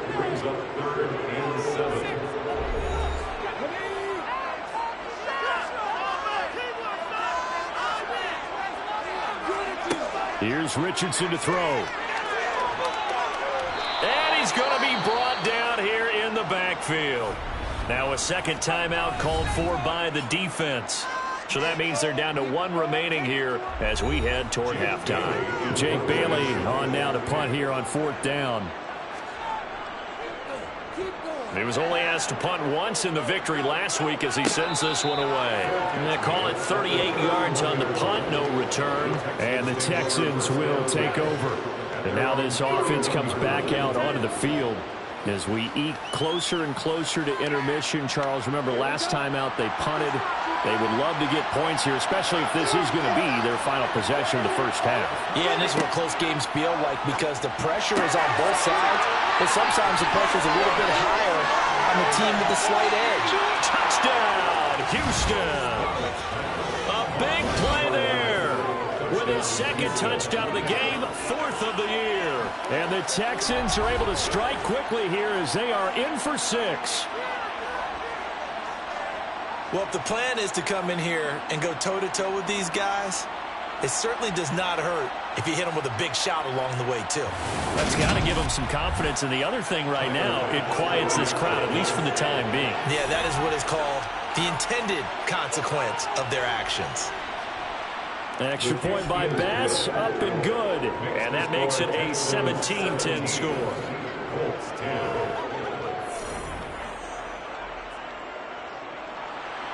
After the touchdown, Bass to kick it away.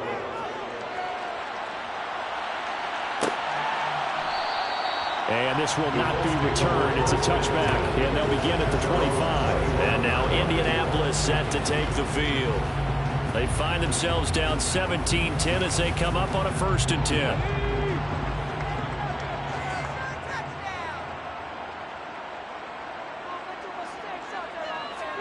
On 1st down, Richardson. Now this will be swung out wide for Taylor. And he will lose yardage and be backed up to the 24. Richardson looking to throw this. He'll find his man. That's Taylor again. They'll get to the line here, but remember, it's also 3rd down. Richardson looking to throw. He rifles one that's intercepted. Inside the 20, and they will score a pick 6 for the Texans TD. Well, no surprise to see that one, partner. The league's #1 defense coming through with a huge pick 6. And it's plays like that one that have made them the most feared group to face this year. Offenses, they're trying to figure out how to work around them rather than work through them. Big-time impact playmakers scattered throughout the unit on every level, and they can change a game at a moment's notice. Extra point by Bass, up and good. And the lead now up to 14. So the defense creating some points, not only getting the interception, but then returning it to the end zone for the pick 6. So they'll get another shot on offense following that pick 6. And now the kick is away. And he won't return this one. He'll go down to a knee, and they'll start at the 25. The Colts going to take over now late in this first half. Charles, you're down multiple scores, less than a minute left here. But with that deficit, they've got to try to at least work their way into field goal range to try to muster something out of this drive. And I'm going to go ahead and date myself one more time because I'm going to quote an old Smokey and the Bandit lyric. They've got a long way to go and a short time to get there. But they still have time to get it done. So I'm looking forward to watching them mount this drive and see if they can get some points out of it. On the draw is Taylor. And some nifty running here as he'll take this across midfield and down to the 47. The Colts going to use the first of their timeouts as the clock will stop with 45 seconds to go in the first half. And he'll be tackled on the other side of midfield at the 46-yard line. Now another timeout called for by the offense. Yeah, Richardson back to throw it. So that means they're down to 1 remaining here as we head toward halftime. And the line to gain here is the 37 on 3rd down. On 3rd down, here's Richardson. And he'll find Pittman. And he's going to be taken down with another first down as the stop's made at the Texans' 27-yard line. Now a timeout signaled for, and they'll get it with 10 seconds to go before halftime. Yeah, these are the types of plays they're going to need to hit on if they're going to get back into this game. It hasn't been the greatest of first halves, but this is a nice throw here on 3rd down, and they keep the drive going. And his kick here is good. And that will get the disadvantage now back down to 11. Well, not the best first half facing this deficit, but at least they did put 3 on the board before half. Yeah, it's a little bit like that stormy, cloudy day, and the sun peeks through just for a second. They saw the sun there. They're hoping to see a little bit more of it in the second half. From a yard or 2 deep, here comes a return. And he'll be stopped right around where he would have been had he gone down to a knee, maybe a yard shy of there at the 24. All that remains is to snap this once, and that'll do it for the first half of play. So we have reached halftime here. It's the visitors, the Texans, out in front. As we'll head down to Orlando, that's where we find our man Jonathan Coachman at our EA Sports Halftime Report. Coach. All right, Brandon, thanks very much. It's all down to this. Week 18 of the NFL regular season. Lots to be decided, so let's get right to it. We'll start up at TIAA Stadium in Jacksonville. And that one just before halftime with the Jaguars out on top. Christian Kirk, a touchdown reception. From there, we're off to check out another game. And they have the lead in that one over the visiting Philadelphia Eagles. 2 touchdown passes there for Tua Tagovailoa. Finally, we'll save the biggest for last. We head to AT&T Stadium to see what's happening with the Cowboys at home in Arlington. And they've got the lead in their ball game over the visiting New Orleans Saints. Dak Prescott has thrown a touchdown pass. Moving on, let's take a look at the next-gen stats in the first half for the Texans. And their offense has been in top form so far, especially their passing game, as it's helped push them out to this big halftime lead. Meanwhile, for the Colts, they were even better throwing the football. Lots of open receivers to choose from, and you can bet that'll continue to be a focus in the second half. All right, Coach, thank you very much as we welcome you back for quarter number 3. It's the Texans in front, and they're going to get the football first as we are back underway in the third quarter. And he'll be brought down at the 28-yard line, so the decision to bring it out of the end zone gets him 3 more. And now it looks like he's in some discomfort after being tackled at the end of that return. And this is certainly not what you want to see in the final week of the year. We'll be back. The Texans offense ready to go here for their next drive. Stroud to the air on 1st and 10. And he's got his man in stride, complete. And they get him down, but not before he takes it across the 40-yard line. And now a stoppage. It looks like we have a Colt who was shaken up on that last play.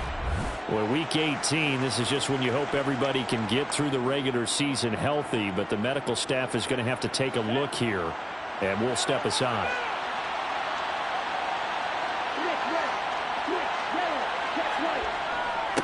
Give to Pierce. And nothing much materializing there on the first down run. He'll get a couple, and that's it. And Pierce gets it again on 2nd down. And he'll be stopped at the 46. Gain of 3.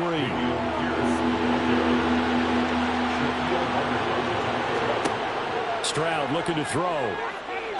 He lets this one fly toward the back of the end zone. And got his man. It's caught. Touchdown, Houston. A great effort there. 54 yards as his guys have opened up a very comfortable lead. And this is obviously quite a performance. And most of the time when we talk about someone putting a team on their back, I think we're talking about a guy who runs the football. In this case, it's a guy out wide catching it, and he's done exactly that. Truly leading his team right now towards victory. 3 touchdown catches. He's been the headliner.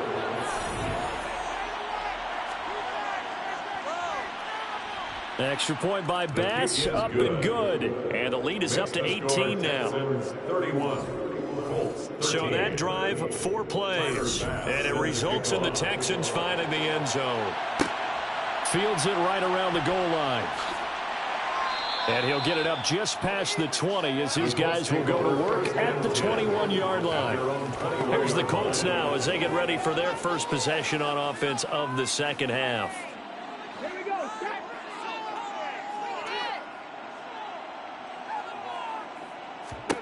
First and 10, it's Richardson. His throw incomplete. An incomplete pass on first down. That leads to a 2nd and 10. 2nd down, here's Richardson. Richardson hit and he fumbles it. And they will bring this one back. A fumble return for a Texans touchdown. So the big fella gets on the scoreboard with a return for a touchdown. Good thing he didn't have to go too far, though. You know the trainers were very happy about that. Imagine having to go get him in the end zone, escort him to the bench, and give him the oxygen.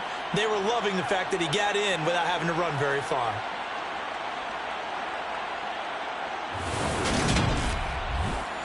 Here's Bass now for the extra point.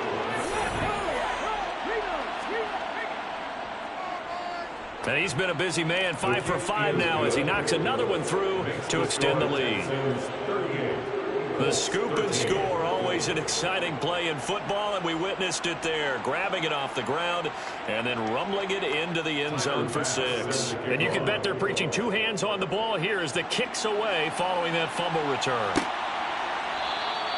And he'll decide to not bring this one out as their drive will begin at the 25. The Colts set to take over here offensively.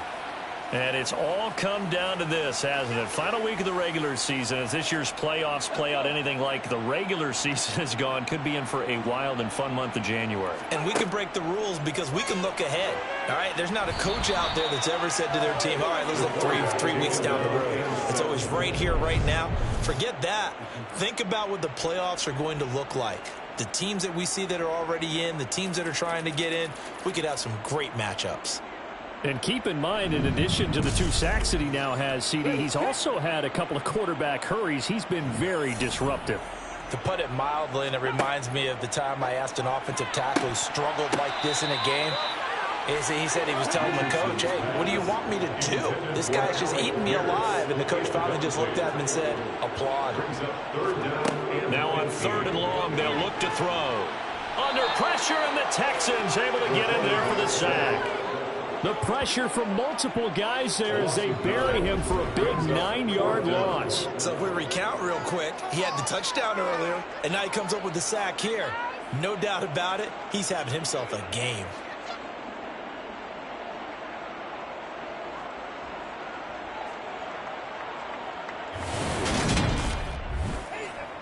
The Colts send out their punter as he'll punt it away for the 2nd time.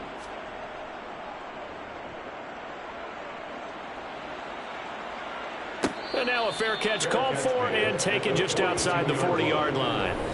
So possession goes over here on the punt. And it will be 1st and 10 as they take over.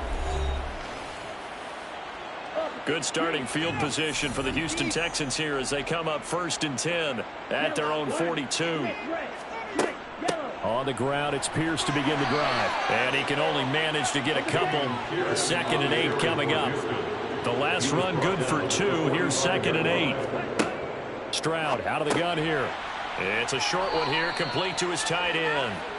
The result, only 4 yards there on the play. And now we've got a 3rd down and 3. They gave up the completion there, but this is what zone defenses count on.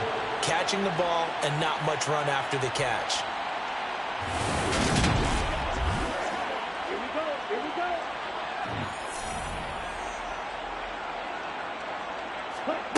Throwing now is Stroud. Firing quickly here, and that's complete. And he's able to take it across midfield before going out of bounds.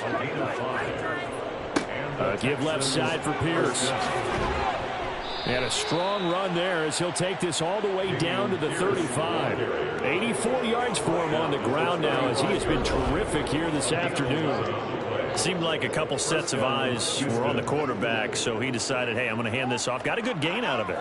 And you know you need good blocking up front in order to gain yardage. But every one of these RPOs, if you do it right and they look the same, whether it's handed off inside or the quarterback keeps it, that allows you to fool the defense so often. And in this case, fooled him with the inside run. Boy, left that first defender grasping at air as he winds up getting a full 8 yards on that play. On 2nd down, here's Pierce. And he'll only get a yard to bring up 3rd and 1. Trying to keep the drive going here. This is play number 7 on 3rd and 2. And they'll go play action here with Stroud.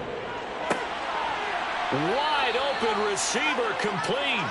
And they will eventually get him down, but he's inside the 5 all the way to the 3. Get the ball on 3 and 1. They shot the D and look like a pretty good play. A lot of deflated looks on that defense. It seems like they just cannot find a way to get a key stop on third down. Here's another conversion, and now this offense, they're in a position to go up even further as they've got it 1st and goal. Here's Pierce. Going to be hit and met at the line of scrimmage. They get him down at the 3.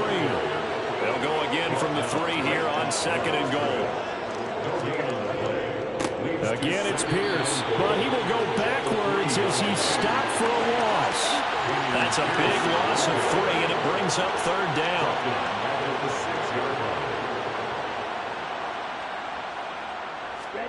Third and goal, Stroud.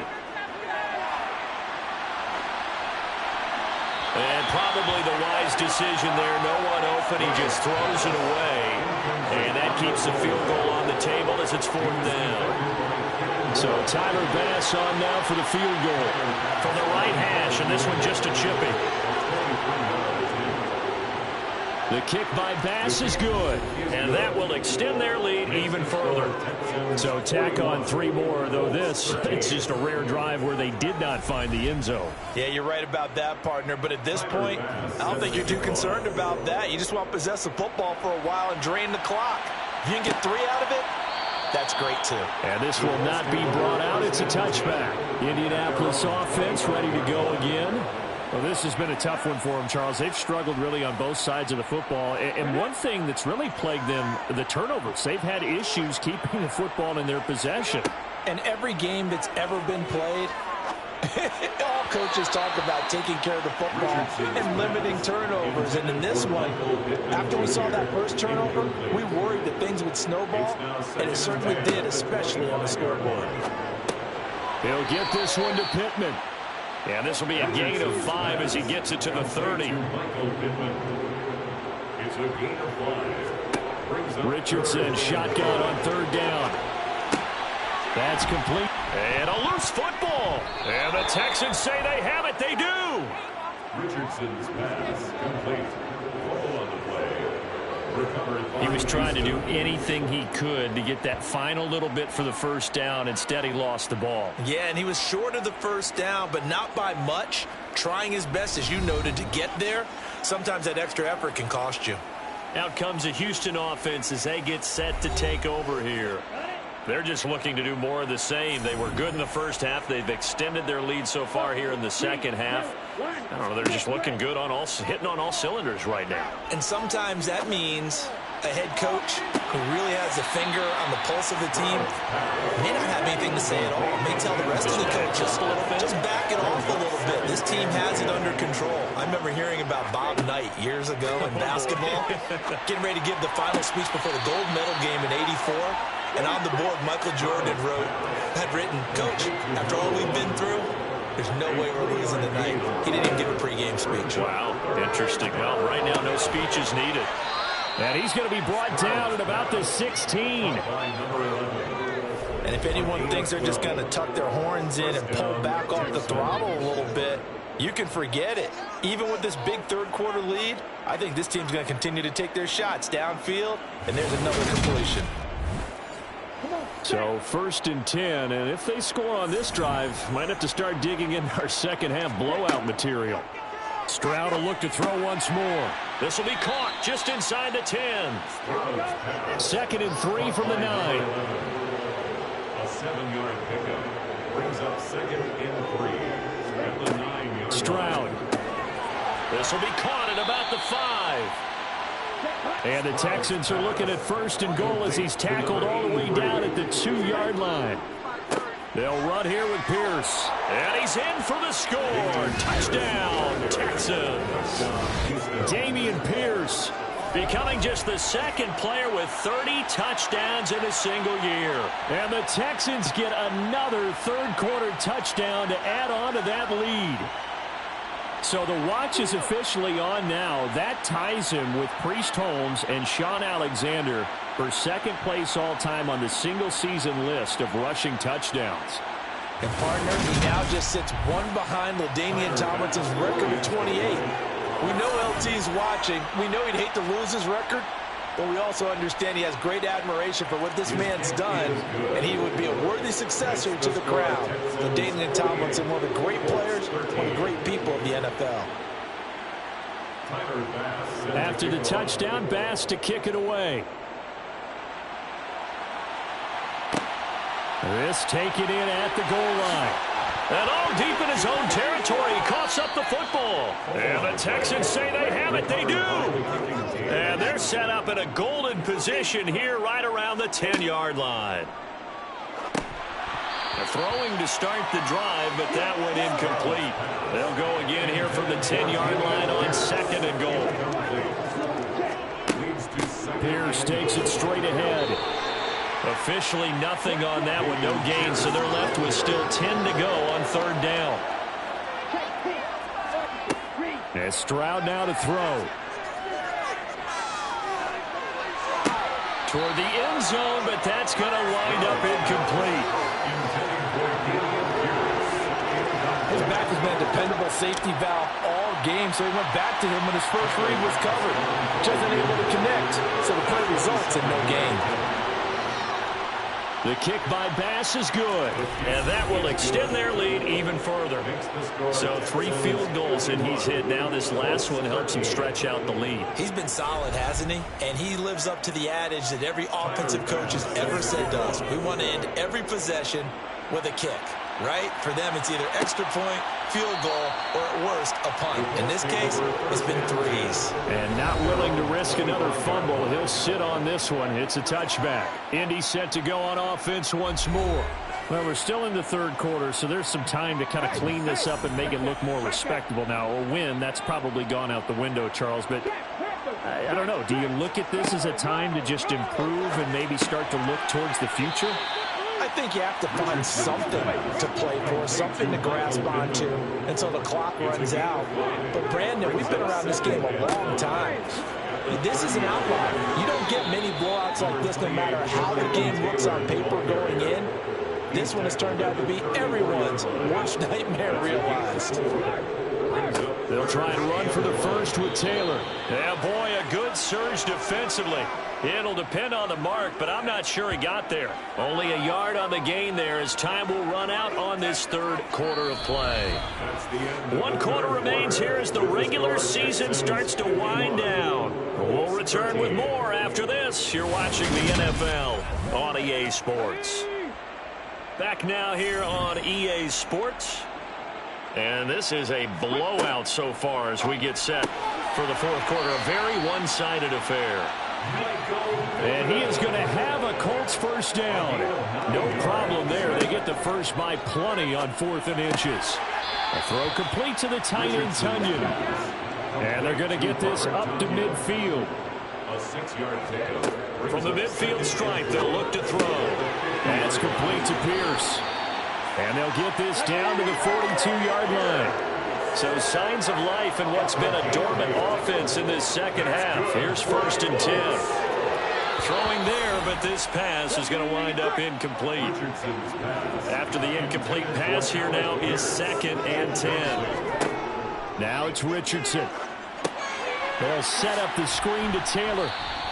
That helps the completion percentage, but not much else, and now it's 3rd and 10. And Richardson looks to throw once more. And he's going to be taken down with another first down as the stop's made at the Texans' 20-yard line. On the handoff, Taylor. It's a pickup of 4, and it'll bring up 2nd down. He's taken down at the 17-yard line. Here's Richardson to throw. And that throw behind his man. He missed him. Incomplete. This offense so far on 3rd down, they've converted 5 times in their many chances thus far. This will be 3rd and 6. And he'll be taken down, but he does have first down yardage. Complete to number 87. First and goal at the 7-yard line. Now Richardson. To the end zone, but it's incomplete. So an incomplete pass a moment ago, and that leads to 2nd and goal. They'll run the toss here with Taylor. And they'll go backwards here, losing yardage to the 14. They call that a loss of 6 yards. And it's third down now. Sometimes you just sit back and marvel at what he can do defensively. Speed, strength, quickness. He's the whole package. And that package just wrapped up the runner for a loss.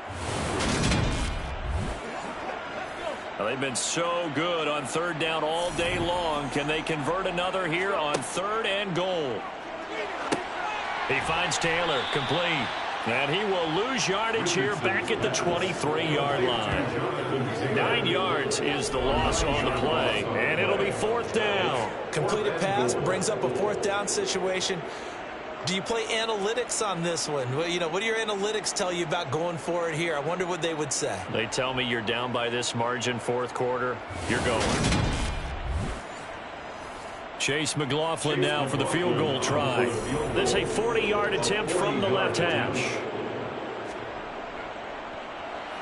And this one is right through. And they'll get back 3, but this remains a large deficit. In the grand scheme of things, those 3 points likely not going to matter much, but I guess they get a little closer, a little more respectability. Yeah, exactly right. They've been outplayed all game long, but like my mom used to tell me all the time before I went out, dress up a little bit, son. Make yourself respectable. And that's what they're doing here. They're just dressing up the final score. And that decision to bring it out ends up not being a good one. Costs him about 5 yards as he's tackled at the 20. And the Texans set to come onto the field. And this one is going pretty well to form. They've come in, had little problem thus far. Now they'll try to polish things off in the 4th.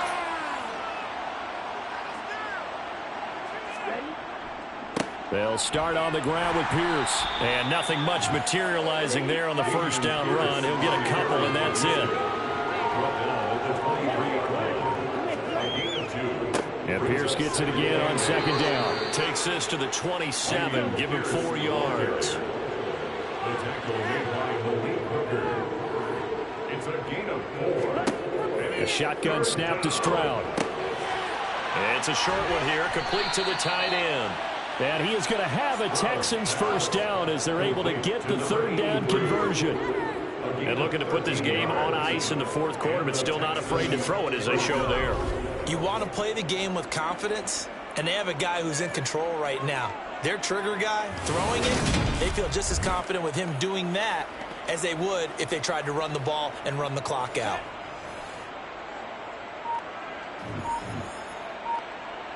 Yellow, check white. 1st and 10, it's Pierce. Room here to run. And he's going to get this all the way down inside the 35. 125 yards for him now on the ground as he goes over the century mark here. I'd say he's ready for the playoffs ahead, no doubt. No doubt those are the types of carries they're looking for here, Charles. The lead in the 4th quarter. This is when coaches that have a reliable running game, they breathe a little easier on the sideline. Yeah, they love the idea that they can take the air out of the football at this point of the game. That means they're really counting on that offensive line, counting on the runners, taking care of the football. Because you're going to tell your quarterback, hey, no time to be a hero. We're not going to throw it here. Just eat up that clock. And if you have the ball, they can't score. 32-yard line. 2 yards on the pickup. It's 2nd and 8. Another carry for Pierce. And some room to roam now. And down he goes, taking it inside the 10, just shy of the 5 at the 6.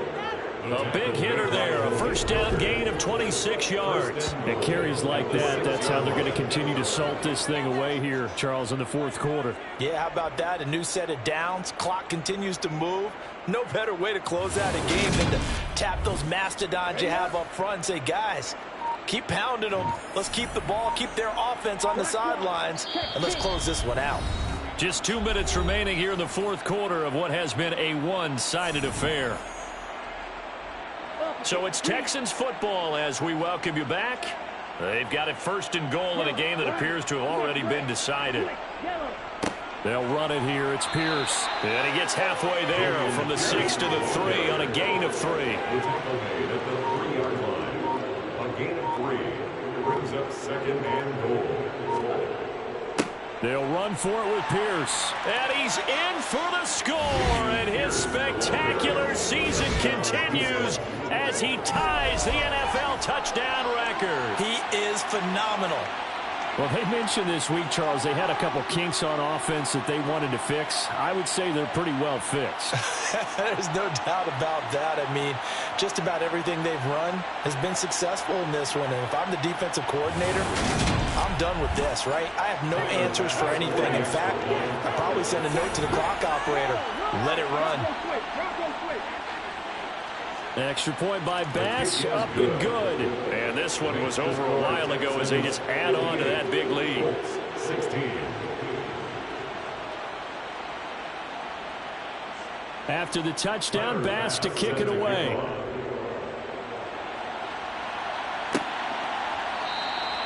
And not willing to risk another fumble. He'll sit on this one. It's a touchback. Here comes the Colts offense now as they make their way onto the field. Well, I think that the folks here had hoped that maybe this home atmosphere would carry their guys to a surprise victory, but it does not appear that that's going to be the case. Just too much to handle on the other side in this one. Richardson under pressure, and down he goes.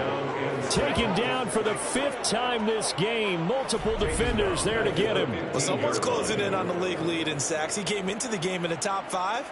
Now you add 2 more to his total.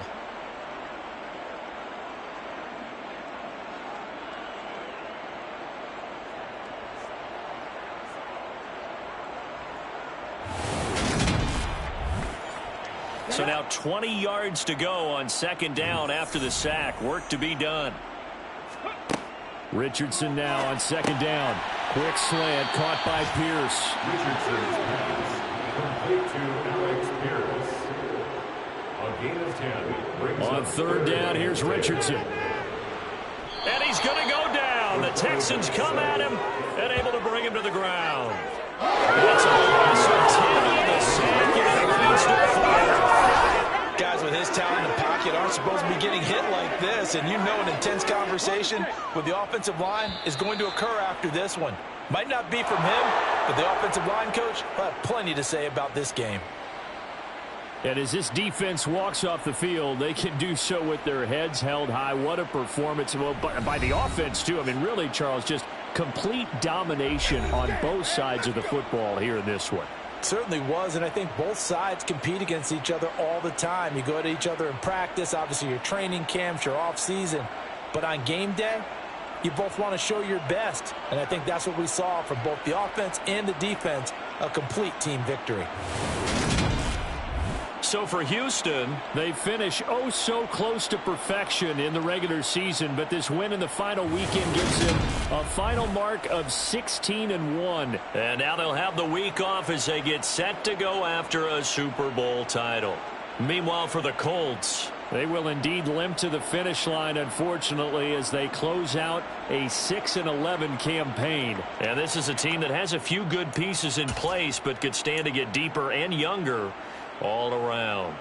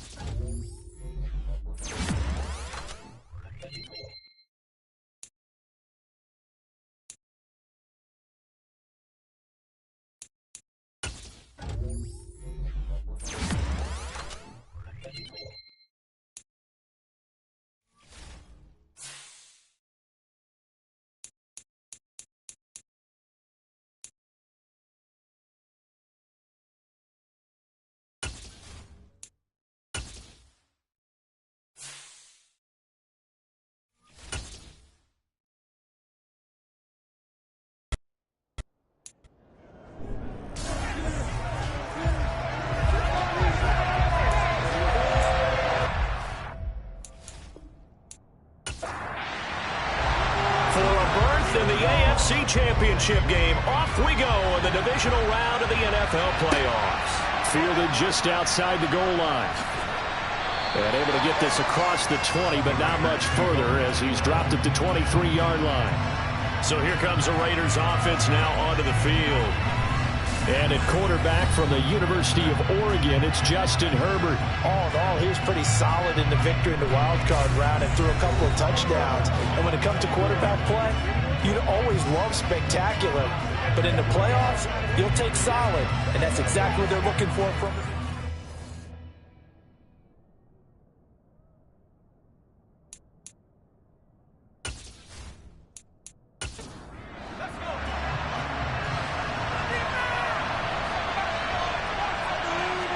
Herbert going to go to the air right away.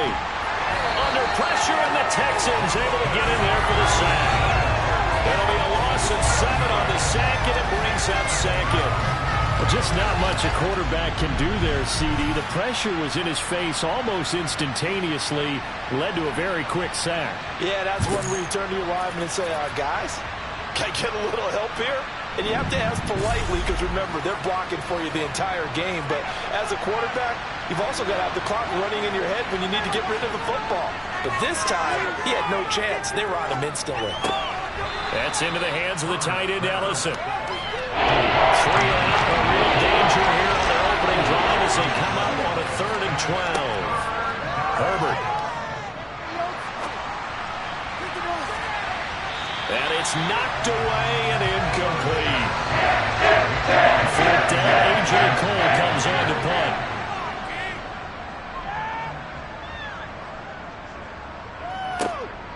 It's taken to the 26.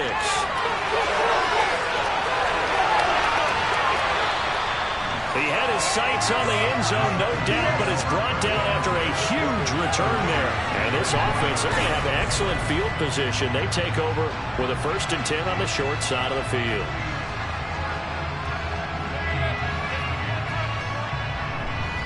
So out come the Texans in great starting field position. And a glance here at their quarterback standing 6'3". And he and his team, they were the beneficiaries of a first-round bye earned by a tremendous regular season. He'd been a little bit nicked up so he could use the rest, and I'm sure his teammates felt the exact same way. But now it'll be interesting to watch their first few drives in this one, because sometimes getting the rest is great, but sometimes you accumulate a little bit of rust as well. Maybe they come out flat, and they can't afford that in the postseason. Left side, it's complete. Touchdown! A great play there. 34 yards.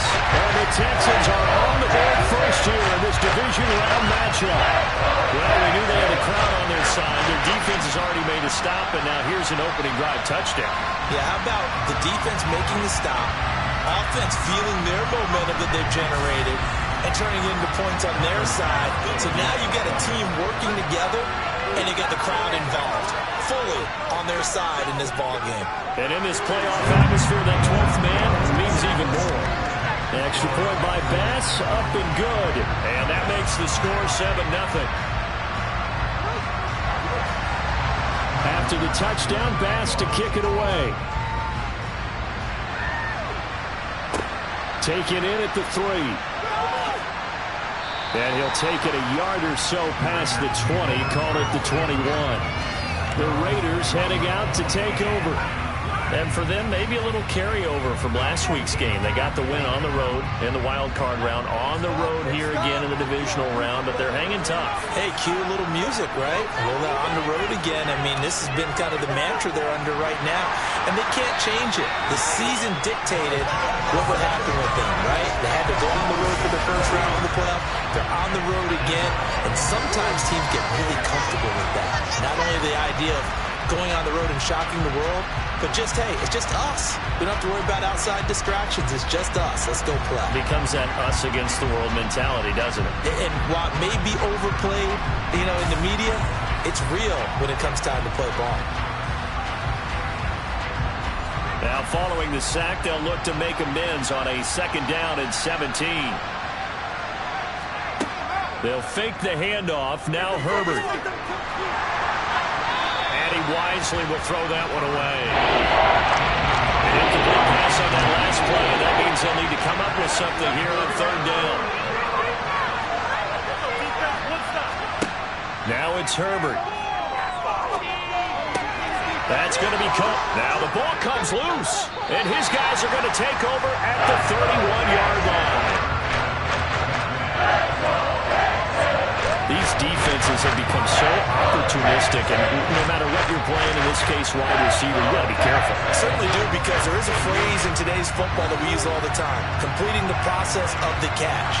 Well, it's after you do that where the trouble begins, right? Meaning you've tucked it away, you're trying to get downfield, but someone's always coming up trying to rake at the ball and knock it free. Line of scrimmage, the 31 now on 1st and 10. Following the fumble recovery, Stroud. And he's got his man out of the slot, complete. And he'll be out of bounds as he gets this down to about the 21 or 22. Stroud off the play fake.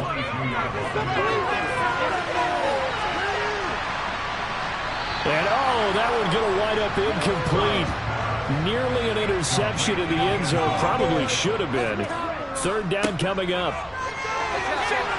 And he picks up the first down yardage as he takes it down to 16.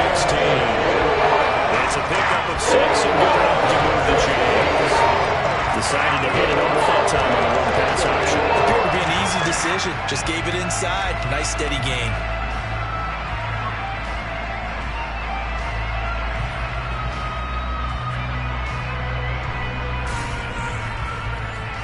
So the ball down to the 16 here for 1st and 10. 1st and 10, it's Stroud. Quick hitter here, it's complete. And down inside the 10 here before he's out of bounds, right around the 7. On 2nd down, it's Stroud. And he just chucked that one out of bounds, out of everyone's reach. Maybe a wise call not to take a sack in this part of the field. It brings up 3rd down. And this time he's got the hook up. It's complete.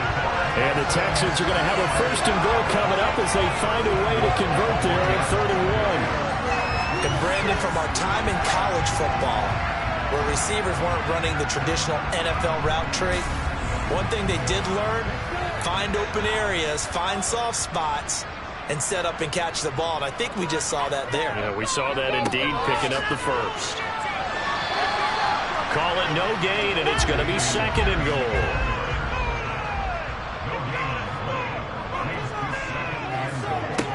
Back to throw. Here's Stroud. And he just chucked that one out of bounds, out of everyone's reach. Maybe a wise call not to take a sack in this part of the field. It brings up 3rd down. They'll try to run with Pierce. And he gets into the end zone. Touchdown, Houston. Dameon Pierce punching it in from a yard away. And the Texans are off to a 13-0 first quarter lead. So the moment is finally at hand. What a season, CD. His 29th rushing touchdown of the year. No one in the history of the NFL has had more in a single season. And congratulations to him. What an achievement. We certainly had the feeling early in the year, maybe week 2 or 3, where we talked to each other and thought this could really turn into something. But I don't know if either of us thought we'd get to this point. Maybe the best season ever by a running back in NFL history. Extra point by Bass, up and good. And it's now 14-0.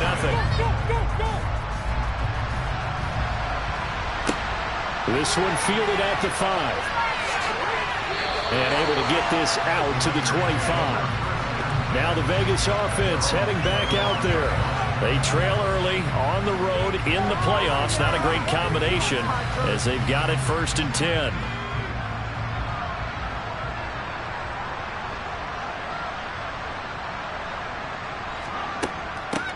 They'll begin on the ground with Jacobs. And he can only manage to get a couple. 2nd and 8 coming up. Herbert off of play action. Rifles one, and that's going to be intercepted. Picked off by Trayvon Diggs.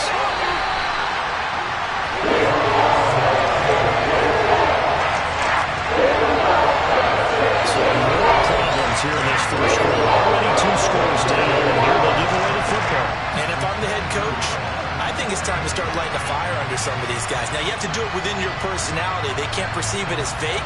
But I'd go get after some guys because they don't look ready to play to me. They look flat, uninspired. It's time to get moving.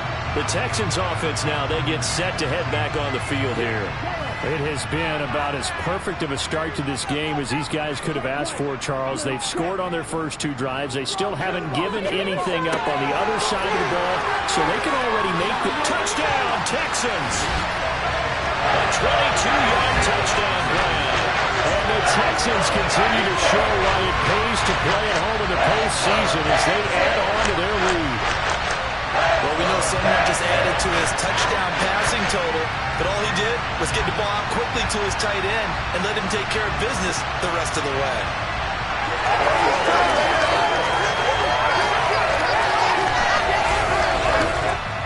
Tyler Bass now for the point after.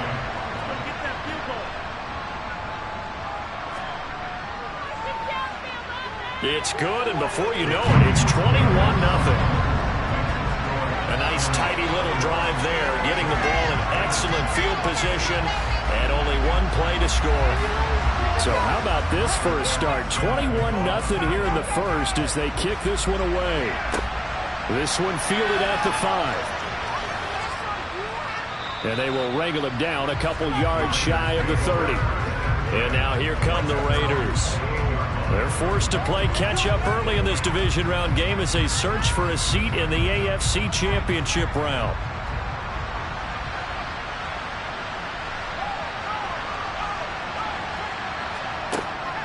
On the ground is Jacobs to start the drive. Trying to find a lane, but instead he'll get back to the line of scrimmage and no more. Here's Herbert down on second down. Throwing the out route incomplete. It's Myers. And he gets this up to the 34 out of bounds there. Practice time came to fruition on that play. All those timing works that they worked out through training camp, OTAs, minicamp, and just regular season. They got it done now on an outcut. Ball was delivered and picked up the conversion.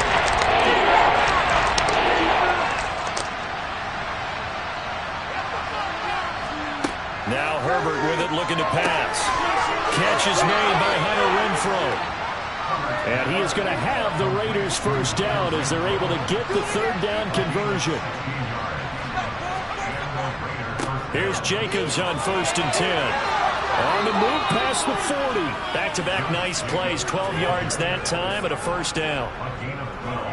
I have to admit, I'm excited by that play call and the end result because this is a team that's down big early in the first quarter, and a lot of teams will just panic, abandon the playbook, and just start firing the ball all over the place. It's way too early for that. Stick to what works for you. Down double digits, and we talked about their game plan being both running and passing there. You're right. They're sticking to the game plan, getting the ground game going. A lot of football left to be played. On first down, they go with Jacobs again. Down to about the 37. The last run got a couple. Here's 2nd and 8.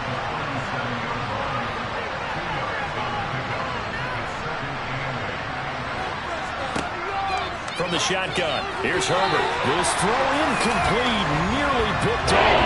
And with his pedigree, he doesn't drop many of those. But 3rd down coming up. Going to throw on 3rd down with Herbert. That's going to be knocked away and incomplete.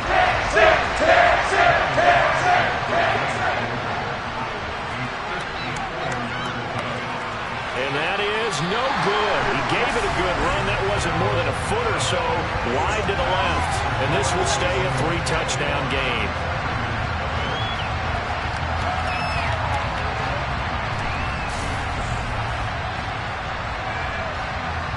Now the Texans offense, they head back out to do battle here.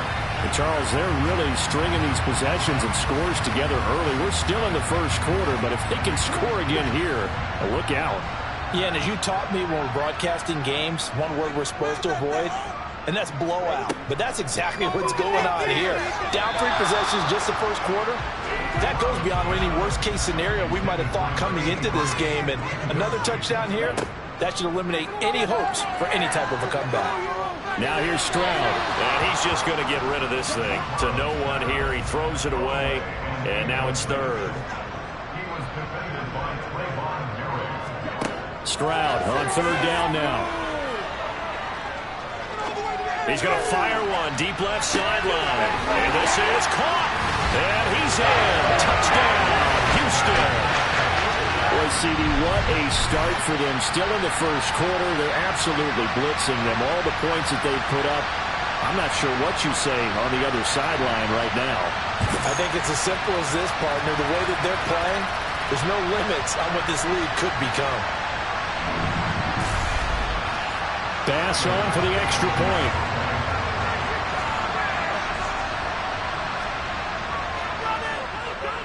It's good, and they stretch their lead to 28-0 now. Scoring summary, 3-play drive, and the result, a Houston touchdown. So this not what we expected. 28-0 here in the first as another kickoff is away. Fielded just outside the goal line. And he'll get it up past the 20 to about the 22. The time called here because a member of the Texans is in some discomfort. So as the medical staff takes a look, we'll step aside.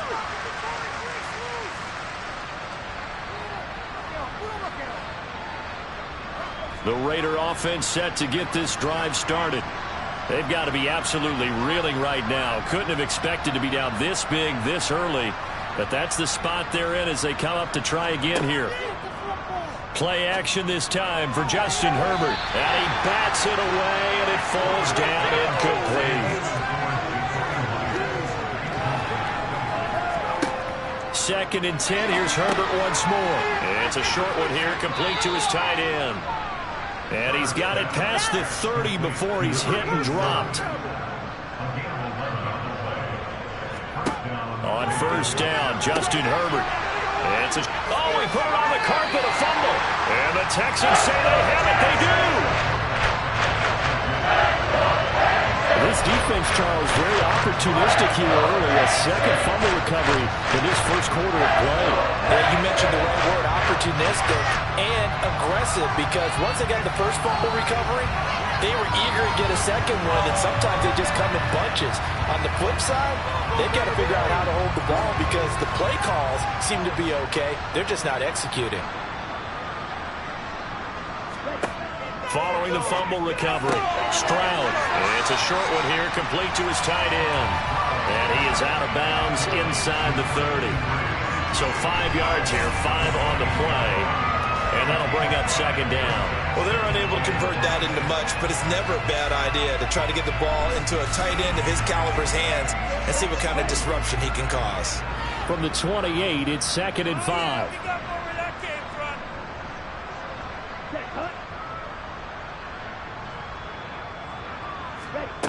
The 2nd down throw now from Stroud. Looking left side, he's got it, complete. And he's going to be brought down about the 16. He's turning in a nice performance. Remember, he had the touchdown earlier. This time he's able to beat double coverage to grow. I think that if he weren't worried about a taunting penalty, he'd run by the opposing team's bench and say, guys, 2's not going to be enough. You better get some more guys trying to cover me. He knows how to get open downfield. Stroud to the air on 1st and 10. Got a man, and he hits him in stride.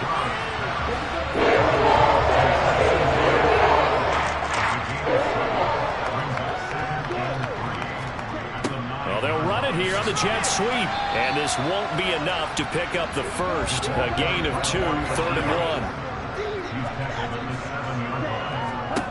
3rd and 1, Stroud. The quick slant caught. And he'll be taken down, but he does have first down yardage. An entertaining start to this one. More to come on EA Sports.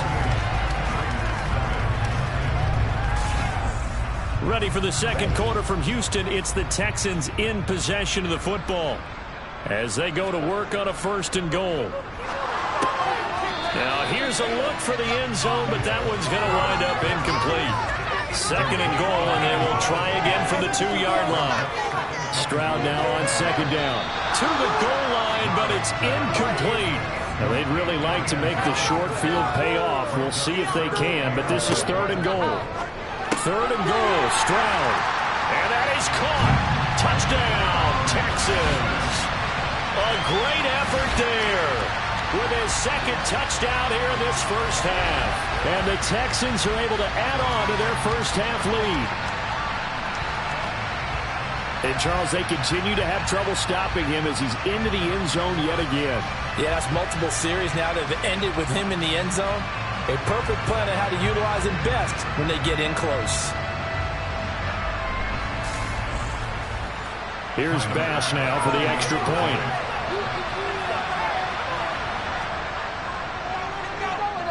And he's been a busy man, 5 for 5 now as he knocks another one through to extend the lead. So that drive takes him down the field in 8 plays. And it results in the Texans finding the end zone. After the touchdown, Bass to kick it away.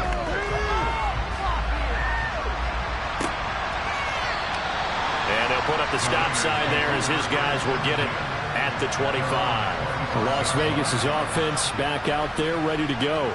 Last time out, they had the fumble. That led to the touchdown. Not a great look on either side of the ball as the defense gave up the points too, Charles. But they've got to take care of the football and do better here on this possession. It's certainly been a tough stretch, partner, for both of those units, and they kind of put their defensive mates in a really tough spot there by dropping the ball on the ground. But an easy way to make it up to them, get out there now and get some points on this drive. On 2nd and 10, the ball back with Herbert. And he will lose yardage here back at the 23-yard line. 2 yards the loss, and now 3rd and 12. Hoping the play there to get to him quickly and get him down for the loss. I think they did a really nice job getting ready for this game, scouting, watching film, and understanding defensively what the play design was. The Raiders on 3rd down. They've only converted once in 4 tries. This is 3rd down and 12. Justin Herbert looking to pass. And this is dropped. Oh, it's incomplete. He had a big gainer in his sights, but he did not reel it in. And the kick's away as he angles this one for the sideline. And the punt over the side in the air, and the spot will be inside the 35. And now out comes Houston. Well, everything right now that they touch on this side of the football, it seems to turn to gold. They've scored on 3 straight possessions. That lead continues to grow. And, I mean, if they can get points here, Charles, might almost be an insurmountable comeback for the other side. I think you make a great case for that, so I'm going to flip it over to the other side. Could they make the big comeback? Certainly. Am I expecting it? Not at all. I think if we don't see a drastic change in how they're playing, this blowout's going to get bigger and bigger before the final gun.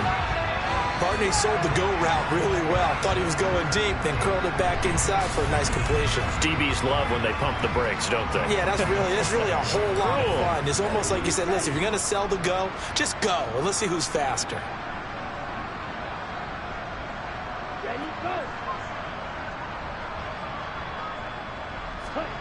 Stroud sets up the play action. Going right side here, and that's complete. Now he's going to get this all the way down inside the 35. It's another first down, and that'll be a gain of 21 yards. And now with that completion, he's north of 200 yards here in the first half. And he's going to break our statistician Marvin, isn't he? But Marvin right now is just tallying it up. Hope his hand doesn't hurt too much doing this or keeps hitting the calculator. But my goodness, what a start he is off to. By the end of this game, he could have monster numbers. He just wants to continue to be accurate. He's got his man. It's Pierce. And he is out of bounds inside the 30. Eligible receiver downfield.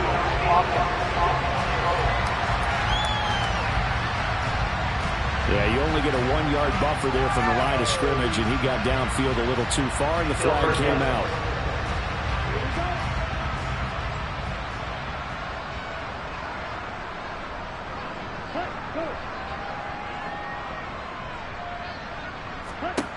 Stroud working out of the gun. And a quick throw here, that's complete. And he's going to be taken down at about the 33. They kept the receiver in the short field, but that let his quarterback get the ball quickly to him before either guy in double coverage could react. Ball at the 33, 2nd and 9.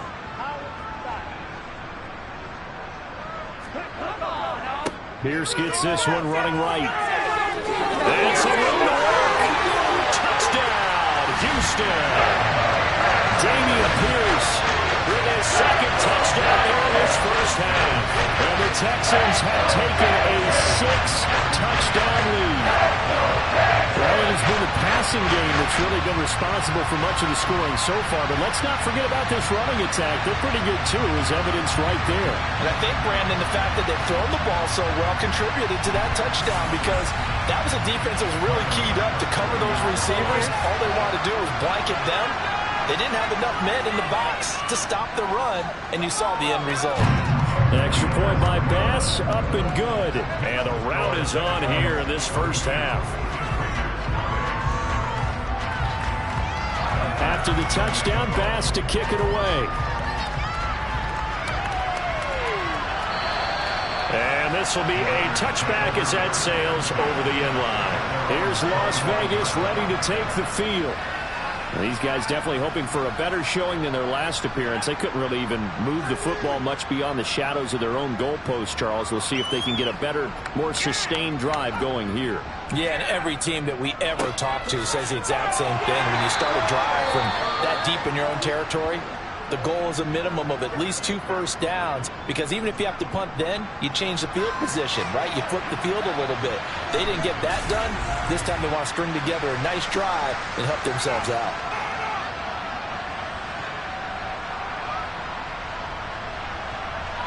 Following the pickup of 4, here's 2nd and 6. Out of the gun, Herbert. That's complete into the hands of Myers. And he gets this one just shy of the 40. They'll mark him down at the 39. Herbert setting up to throw on first down.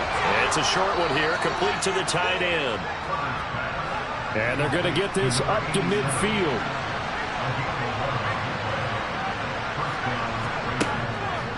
Here's a handoff to Jacobs running left. And he'll manage to pick up about 4. It's 2nd down.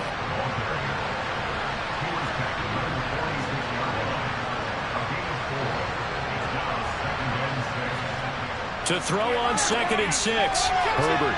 And this one is going to be off the mark. Too far out in front. So for the 2nd down incompletion, he'll come up now against a 3rd and 6.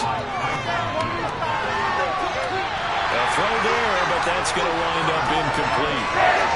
Here's A.J. Coleman to punt this one away. He's been a busy man here in this first half as he gets it away.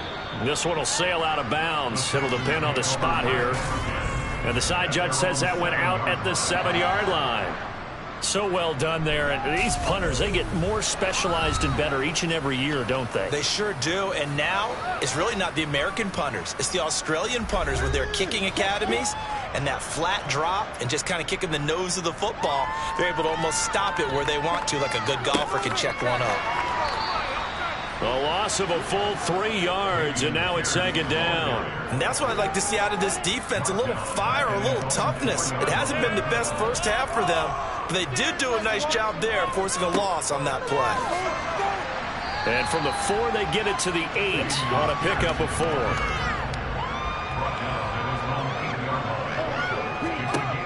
And Stroud now to throw.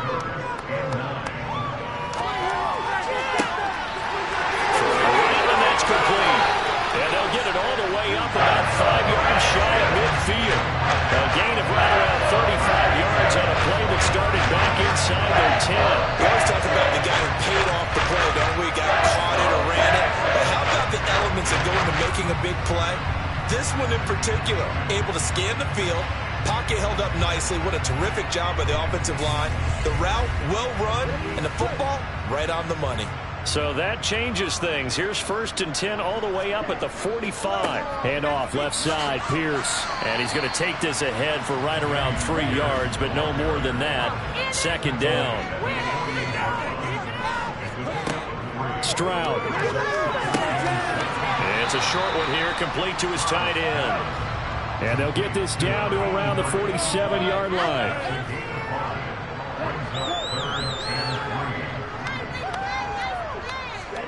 Now here's Stroud on 3rd down. Firing quickly here, and that's complete. And he is going to have a Texans first down. It's a gain of 6 that time on 3rd and 2. And that one was a lot of fun right there because that was the game within the game. 3rd and short, blitz was on. What's the key for the quarterback? Get out of your hands in a hurry. And that was a quick little completion. Got the job done for a first down.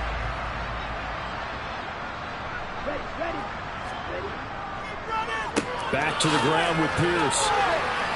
He'll get this down to the 38.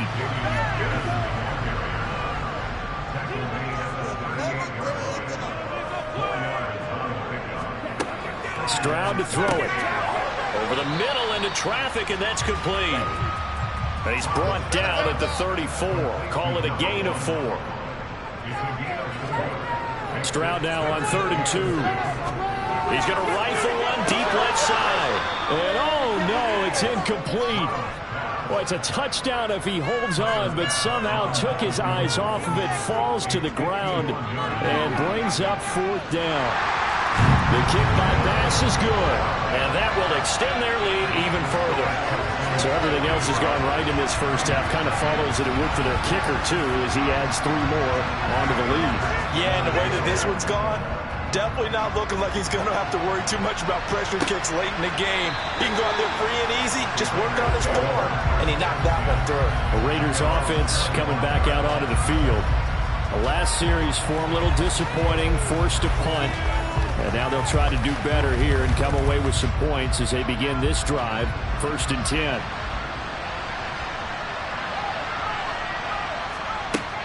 They'll start on the ground here on 1st down. And that play going absolutely nowhere as he's belted before he could get out of the backfield. That's going to wind up a loss of a full 3 yards on 1st down.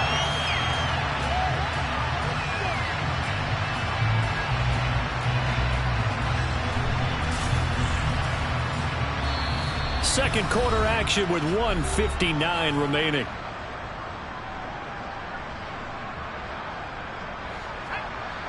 A reminder that when halftime rolls around, Jonathan Coachman will have all the highlights and analysis of this first half of play from our studios in Orlando. An incomplete pass on that last play, and that means they'll need to come up with something here on 3rd down.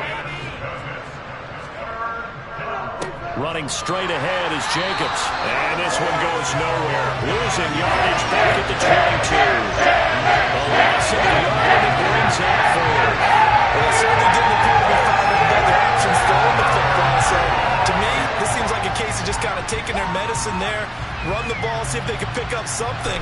Instead, they were throwing for a loss. Here's A.J. Cole now as he'll punt it away for the 4th time today. Come on, dude.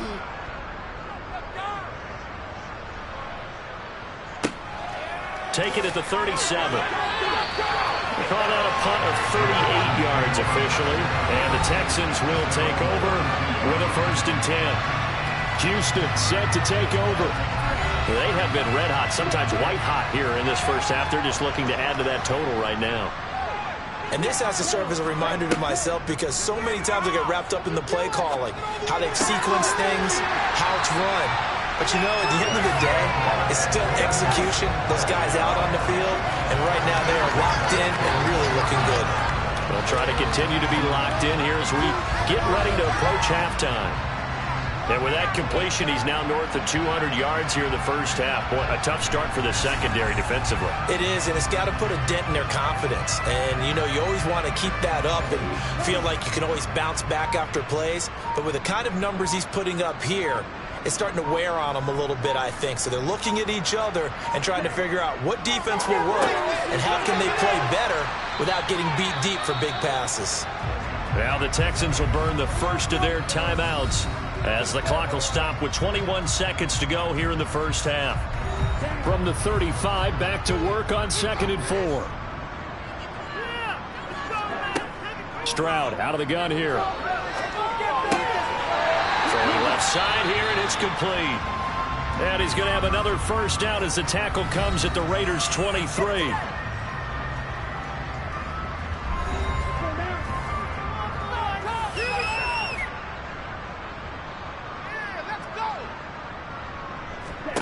Again, it's Stroud. Oh, he tries to force it in, and it's intercepted.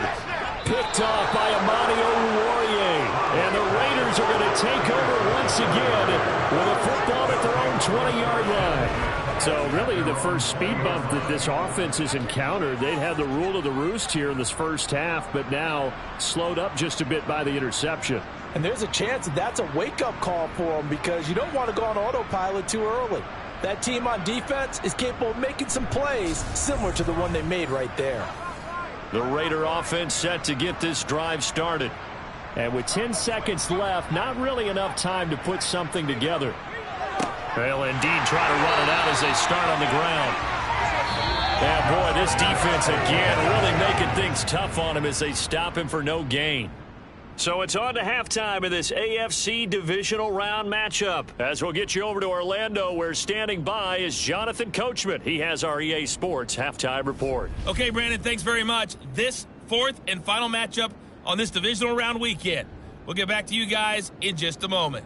But first, let's take a look back to Saturday's AFC divisional round game. And it's the Cincinnati Bengals who are moving on as they defeat the Miami Dolphins. On now to a check on the next-gen stats for the Raiders in that first half. And not much went right in those first two quarters. You can see the numbers on the ground there. Not a whole lot to write home about so far.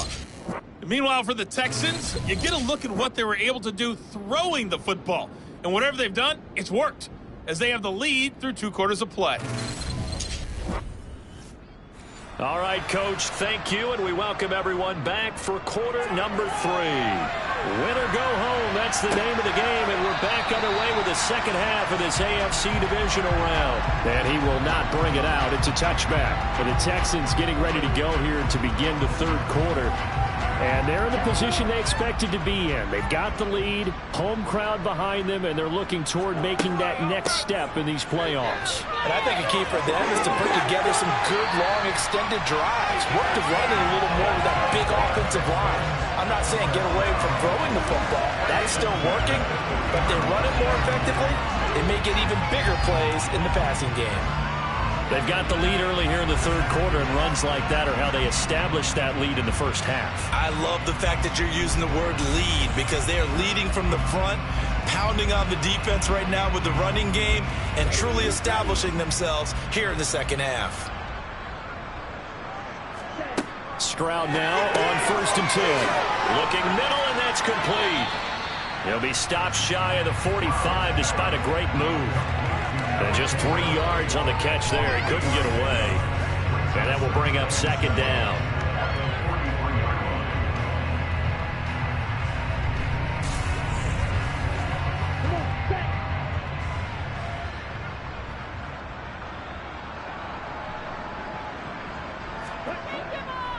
On second down, here's Pierce. And this one not going anywhere. They get him at the 44 for a gain of just a yard.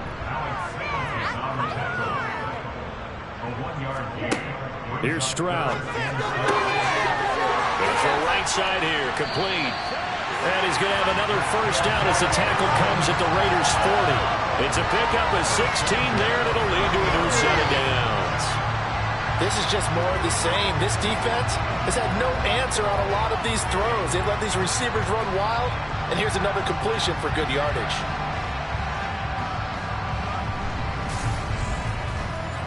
So here's a 1st and 10 now in Raider territory, right at the 40.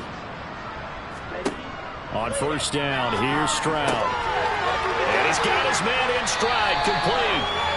And he'll be taken down here just shy of the 30. On the bootleg, Stroud. He'll buy some time right. Oh, he's got a man wide open, complete. And he'll be out of bounds about a half to a 4 yards shy of the 5. And a very strong gain of 24. That's a big league job there, getting out of the pocket, not panicking, and just buying himself some time. Then he made a good, accurate throw to set up 1st and goal.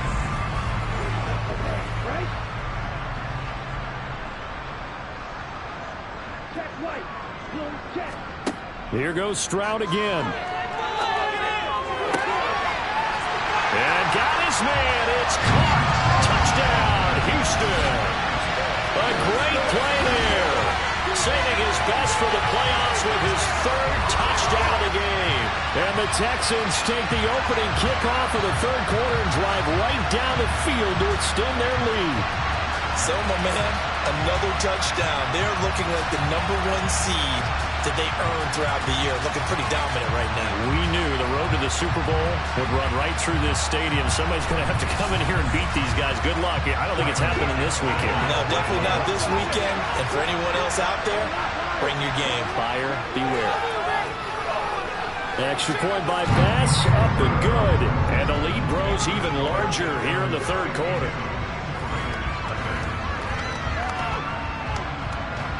After the touchdown, Bass to kick it away.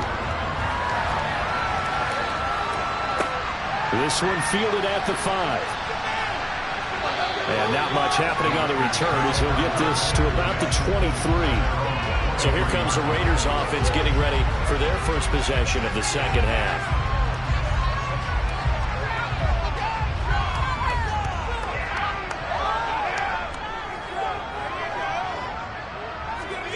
On 1st and 10, Herbert.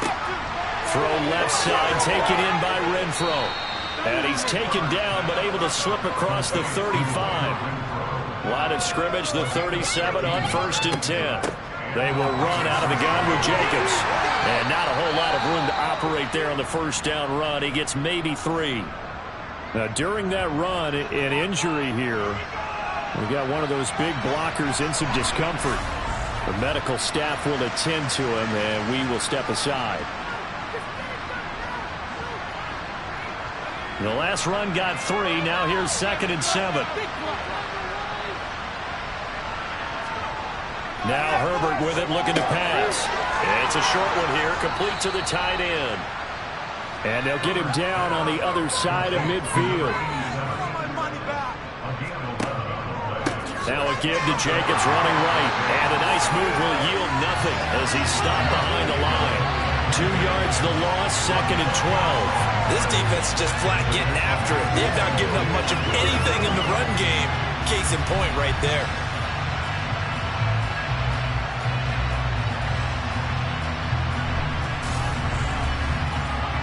So the first down run lost a couple. Now they come up 2nd and 12. Once again, it's Jacobs.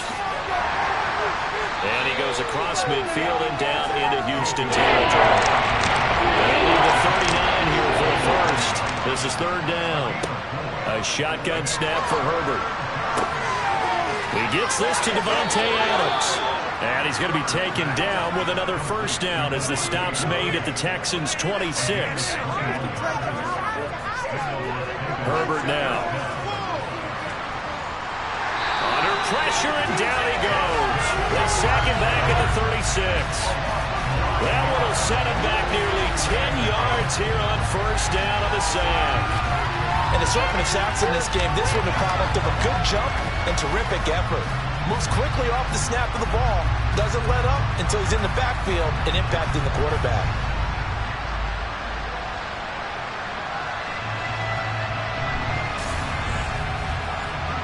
After the sack, it's 2nd and 19, and the road gets a bit tougher from here. From the shotgun, here's Herbert. And he's got his big tight end here.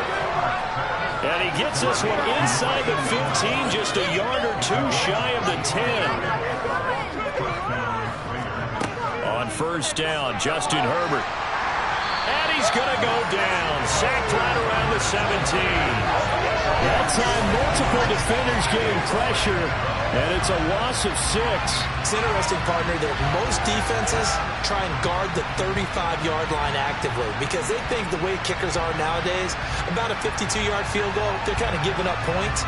But you get even deeper into territory, you get into the red zone, they're going to guard it even more, which means more pressure, more blitzing. After the sack on first down, Herbert, quick hitter here, it's complete.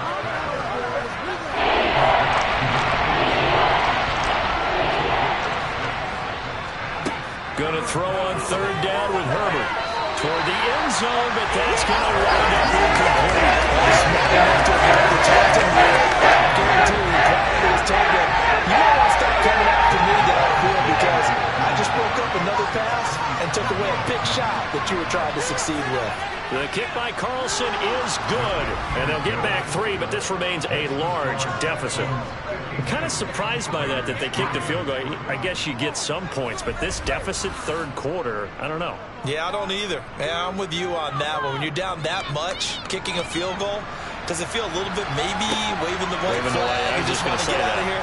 Yeah, I think you got to go ahead and try and get some bigger points on the board. Here again comes the captain of this offense leading his crew back out there now. And nobody in the stadium feels better than he does right now. Just a slew of touchdown passes. He's been spectacular. And you and I both know this is a team game, one of the best team games that's out there. But right now, I've forgotten what the scoreboard even says. Just watching what he's doing. It's been fun. That's been mesmerizing and a whole lot of fun to watch. He's hoping to keep it going here in the third quarter.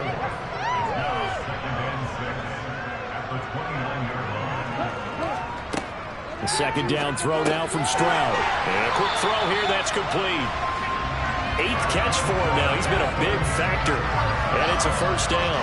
They like going to him in the slot. He catches another one. I think this comes under the heading of until they stop him, why not go back to him? He has something going really well. Great working relationship with the guy throwing the ball, and they keep making the connection. And he'll take this ahead for about 4. Second down coming up. They'll go play action here with Stroud.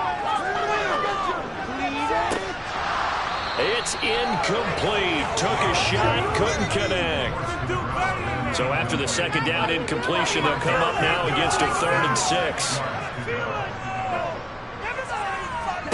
Stroud on 3rd down now. And he knocks the ball away, and it falls incomplete. The Texans send the punter out. And the way this offense has moved the ball, he hasn't been needed till here in the 3rd. This is taken at about the 14. 43-yard punt, but they get 9 back on the return. And it'll be Raiders football, 1st and 10. Now this offense back out and set to go for their next drive. Their drive last time, it stalled out. They were forced to take the short field goal. And the key phrase, you nailed it, forced to, because you know coaches look at these short field goals as a last resort, right? To them, that's not how drives are supposed to end. You're supposed to put 6 on the board. That's a consolation prize. Like going to the county fair, you don't get the big stuffed animal on that one, do you? No, you don't go top shelf. That's bottom shelf material. These guys have punted 4 times already, and they're staring at a 5th, barring a conversion here on 3rd down. And he's going to go down. The Texans come at him, and they bring him to the ground. Taken down for the 5th time this game. Multiple defenders there to get him. It has been a rough afternoon for him trying to get rid of the football. See, that's now 5 sacks. How'd you like to be the offensive coordinator, the offensive line coach trying to come up with an answer for this pass rush? What blocking assignments do you change? Can guys play a little bit better? And we're seeing the end result on the scoreboard. Long day in the pocket for their quarterback. And he deserves a bronze leg as he gets this one away. Taken in at the 22. Shifts by him. Nice work on the return as he gets about 15 yards back. And out will come the offense as they take over. And they'll throw it with Stroud here, 1st and 10. And he's going to hook up with his big tight end, complete. And he'll go down, and that will do it for the 3rd quarter of action. 1 quarter remains for the right to advance to the AFC title game. This is the National Football League on EA Sports. Back now in Houston. And this is a blowout so far as we get set for the 4th quarter. A very one-sided affair. And just 1 yard here from the 49 to the 50.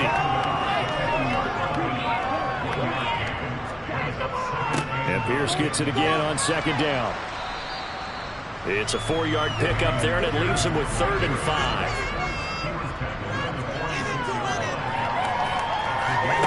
From the gun on 3rd down, here's Stroud. Throwing the out route, incomplete. That's Washington. And he's going to have a Texans first down by about a yard as they find a way to convert there on 3rd down and 5. Well, that tight end position, it just seems to continue to evolve every year in the NFL. Yeah, you're getting really terrific athletes. A lot of them maybe were wide receivers at one point.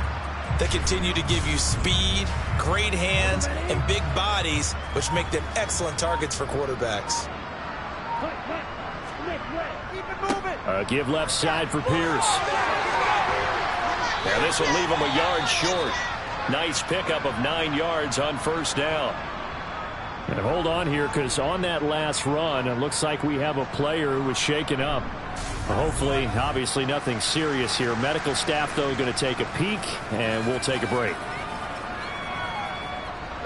The previous run, good for 9. Here's second and a yard. Throwing now is Stroud. Looking left side, and he's got a man. That's Pierce. Trying to keep the drive going here. This is play number 7 on 3rd and 2. Now Stroud. Firing quickly here, and that's complete.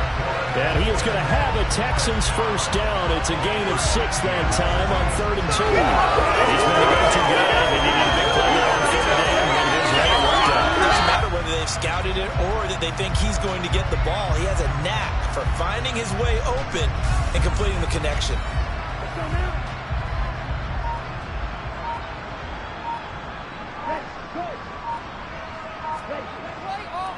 Pierce now up the middle, trying to run inside, but nothing there.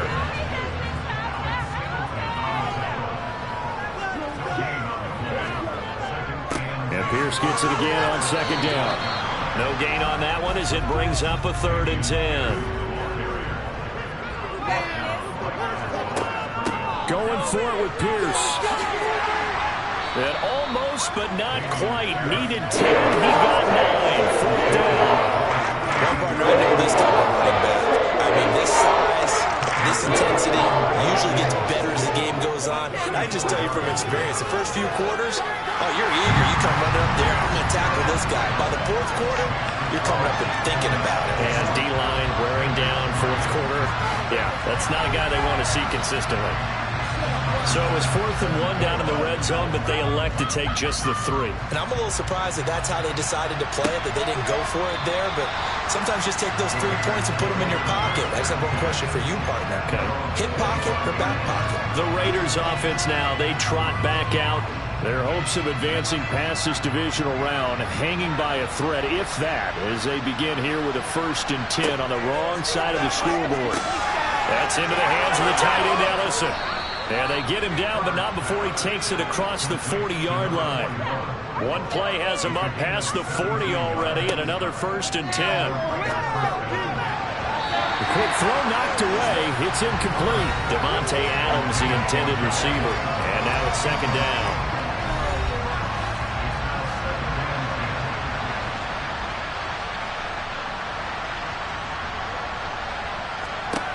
Here's Herbert. Now, quick throw there going to be batted away and incomplete. The Raiders hold 3rd down. Just a 20% success rate at 2 of 10. This is 3rd and 10. Throwing there, but this pass is going to wind up incomplete. And that's another play that's been the culture of this game as big drives will continue to fuel by big turnovers and stops for one side And an inability to advance the ball from the other. This will be fielded at the 17. So a change of possession here on the punt. And the Texans will take over. Now comes the Houston offense as they get set to take over here. And this one not officially in the bag, but it's looking more and more like you and I are going to be in these same seats next week for a game to go to the Super Bowl. And it's contrary to our meeting with the visitors, wasn't it? Remember when we went over to their hotel before the game, and one of the themes they kept hitting us with was, let's put the pressure on the #1 seed and see if they can handle it. Let's do that. Well, they're the #1 seed for a reason. Best team all year long. They're showing it again in this game. And Pierce gets it again on 2nd down. And he'll be brought down shy of the 40 at the 38-yard line. 101 yards rushing for him now as he goes over the century mark here in this divisional round matchup. Boy, where would these guys be without his performance on the ground? That puts him over 100 yards now for the afternoon, and I tell you, he seems to be getting stronger as the day goes along. So here's a 1st and 10 at the 38.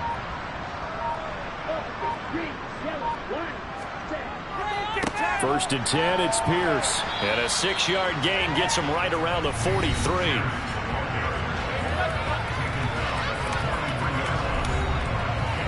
Line of scrimmage, the 43 on 2nd and 4.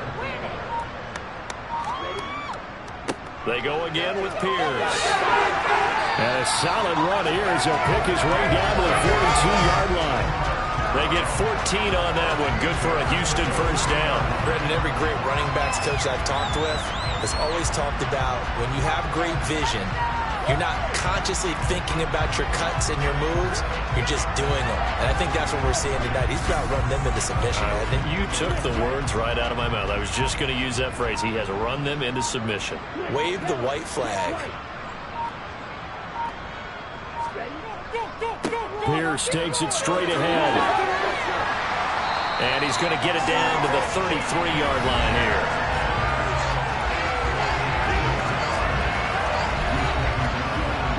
Just 2 minutes remaining here in the 4th quarter of what has been a one-sided affair. So it's Texans football as we welcome you back. In need of only about the length of the football here on 2nd down. Give to Pierce. And inside the 20 before he's brought down. 15 yards. The Texans pick up the first down. I know they're a spread formations, more space. There's still a spot for power football. We just saw something go right there. How about that run? Yeah, breaking the tackle. And, you know, late in this game, he wants the football in his hands. He's had a good day. All runs on this drive so far. It's 1st and 10.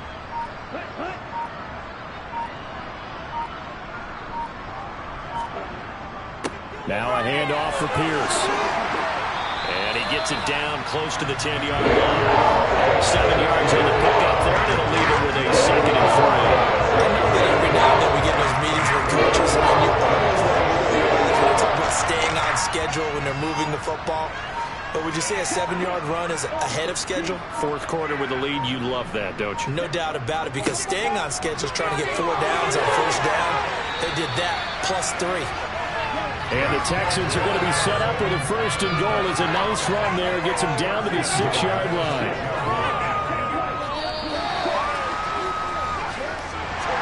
And they're moving on to the conference championship. How about this? What a tremendous feeling to get to the game that can get you to the Super Bowl. A fantastic season. Unfortunately, for the other team, a tough, tough way for it to end.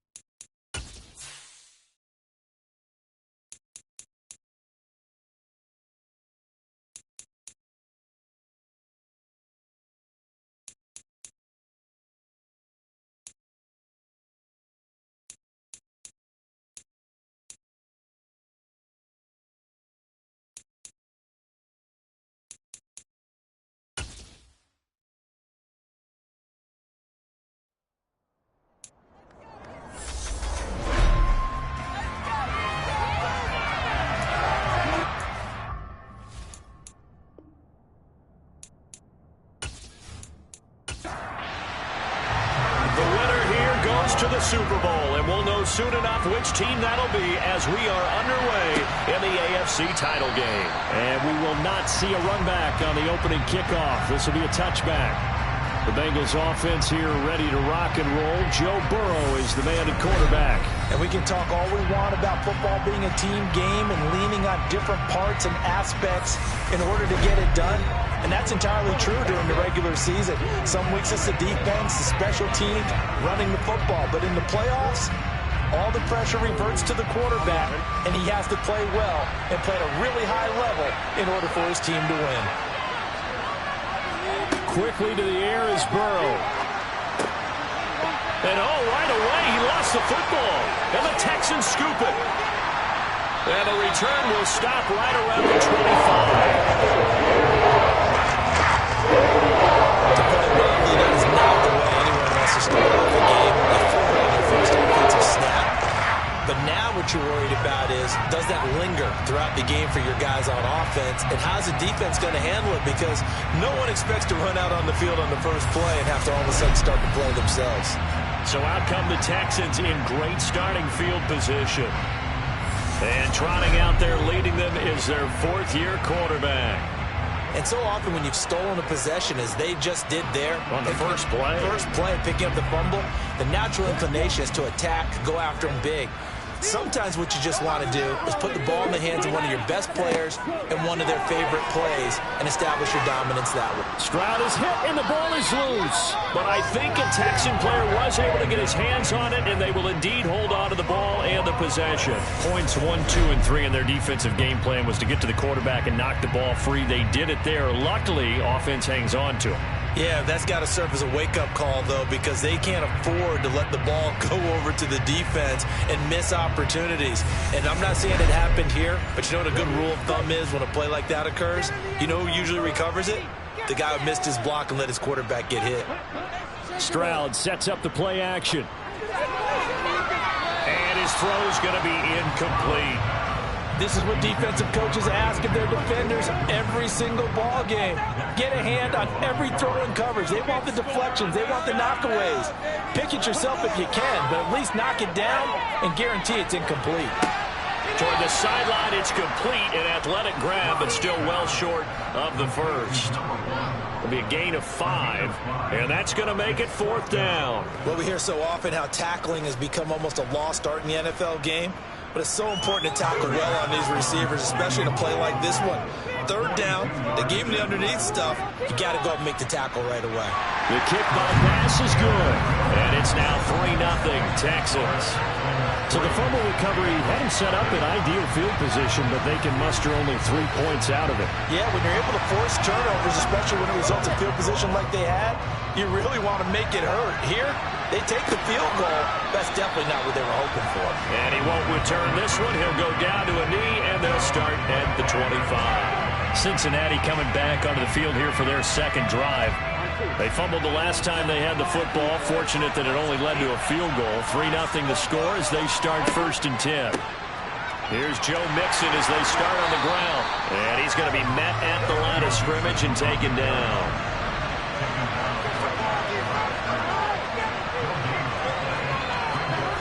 Throwing on 2nd down. Man open, that's Jamar Chase complete. He'll be dropped after a gain of about 6 across the 30 to the 31. I think defensively, you're okay with that. In the first quarter, he's going to get some catches, but they rally to it quickly. And that's what you can do. I like what you just said. First quarter, can you do it all game long? They catch it, you tackle them, they go down in respect. Because when you're able to do that, you don't give up big chunks of yardage after the catch. Now you put the offense in a position where every series they have to work hard to pick up 1st downs, and you tend to stall them out when you do that. Tally that is catch number 1 for him in this AFC Championship. It's a 1st down. 3rd and 4 is always a tough call. Maybe a little too long to run for it, but not too long to hit him on the quick slant. And that was well executed. Found the window and zipped it right in there. Now Burrow on 1st down. And this is going to be incomplete. So now 2nd and 10 after the incompletion on 1st down. Throwing again, it's Burrow. This goes out wide for Mixon. 4 yards the gain, and it'll bring up a 3rd down. They are in need of 6 yards here if they hope to move the chains. On 3rd down, Burrow. This is caught. It's Boyd. And he's going to be taken down with another 1st down as the stop's made at the Texans' 24-yard line. A big gain of 28 as the drive continues. That's a nice catch there. Remember, he had the fumble earlier.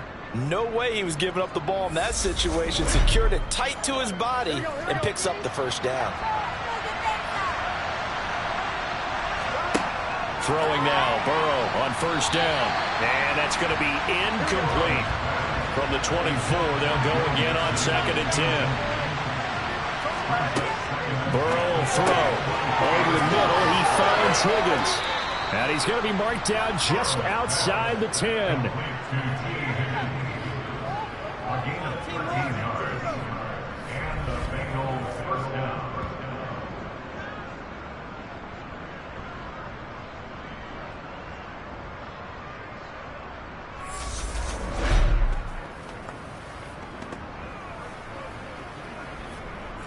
Now a 1st and 10 at the 11.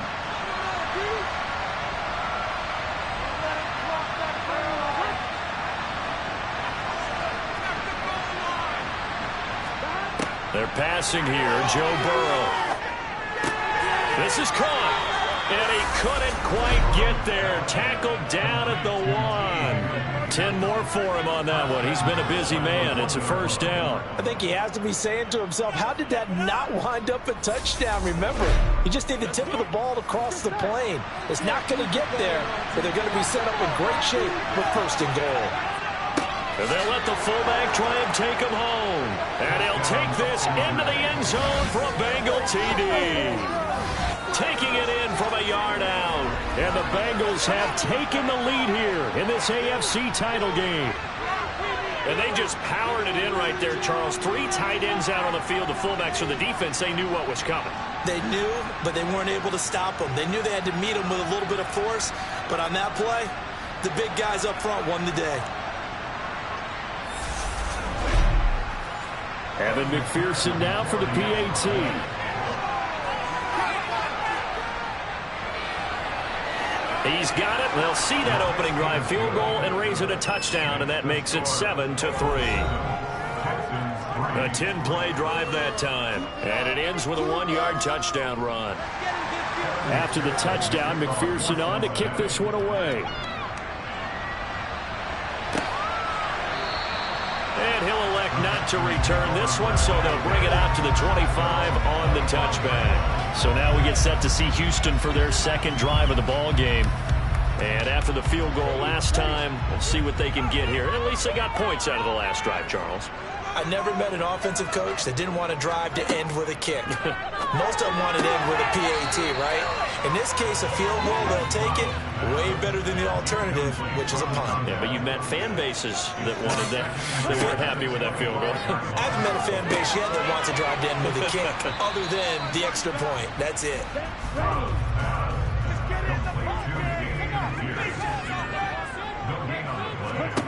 Back to throw. Here's Stroud. He's going to loft one deep left side here. That's caught inside the 20. Touchdown, Houston. A big play there. 75 yards. And the Texans have regained the lead. On this stage, conference championship game, every play is magnified, and that was a big play. No doubt about it. One thing that has these guys a step away from a shot in the big game, their big play ability. They can strike them from anywhere.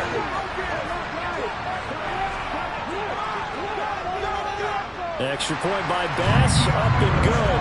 And the lead is now 10-7. So a 75-yard scoring drive on just 3 plays. And the result, a Houston touchdown. Fielded just outside the goal line. And taken down just past the 20 at about the 21-yard line. Cincinnati now ready to take the field. The offense coming back out here. Plenty of energy, ready to roll, looking to just add to what they have been doing after scoring a touchdown, Charles, their last time out. And that's a great feeling to have on the sideline, partner, knowing you just won the battle against the opposing defense. And since they came off the field, I'll guarantee you all they want to do is get back out there because they know they have the upper hand on that defense right now. The drive starting with a first down, 11 yards on that pickup. Well, it certainly feels like there are more stars at the tight end position than there were even 10 years ago. And I think it's become more of a glamour position because of the ways it can hurt a defense, and guys want to be involved. They can be in line, close to the line of scrimmage. They can split out like receivers. But hands, route running, speed, and some toughness to go across the middle, you put it all together, you got a heck of a tight end candidate.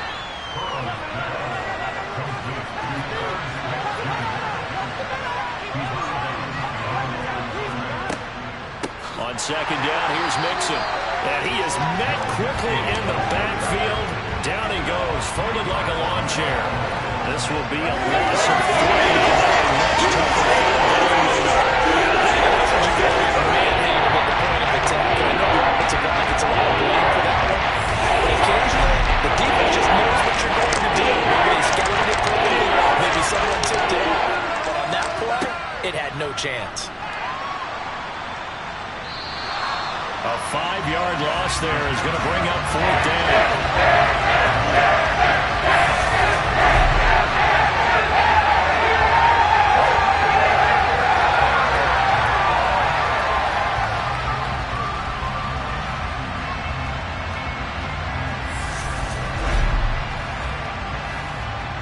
bring out their punter now as he's on to punt for the first time this afternoon.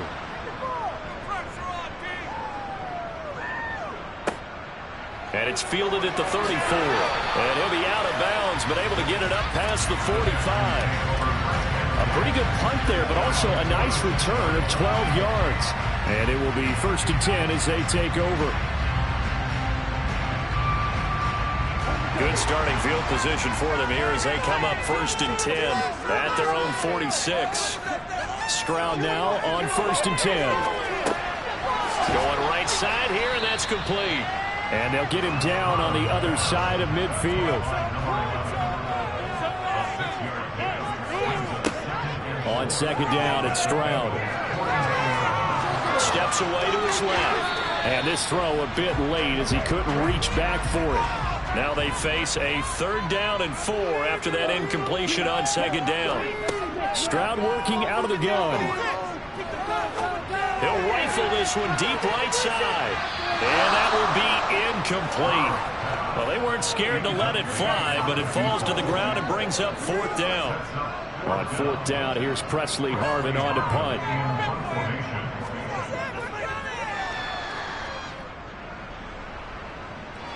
And this one's out of bounds. Should be inside the 10, I think it is. At the 6-yard line. The field position game, such an overlooked facet, Charles, of an NFL game. But this offense, they're going to be pinned back. What an ideal punt. An ideal punt, and it leads to that term complementary football. Because them doing that puts their defense in a great spot, doesn't it? Gives them a chance, if they want to be aggressive, try and maybe get a safety out of this whole thing. It puts them in that position. 1st down. Here's Burrow. Open man is Higgins. And he's going to get this from the 6 out to the 12. A pickup of 6 as they double their workspace. Looking to throw again on 2nd down. Burrow. And he's taken down, but not before he gets this across the 25-yard line. A busy first quarter. His 3rd catch of the afternoon is a 1st down. And that's a more than acceptable read right there because it's zone coverage, so timing is everything. This time he waits for his man to come open, puts it right on him, and they pick up a 1st down. Here we go.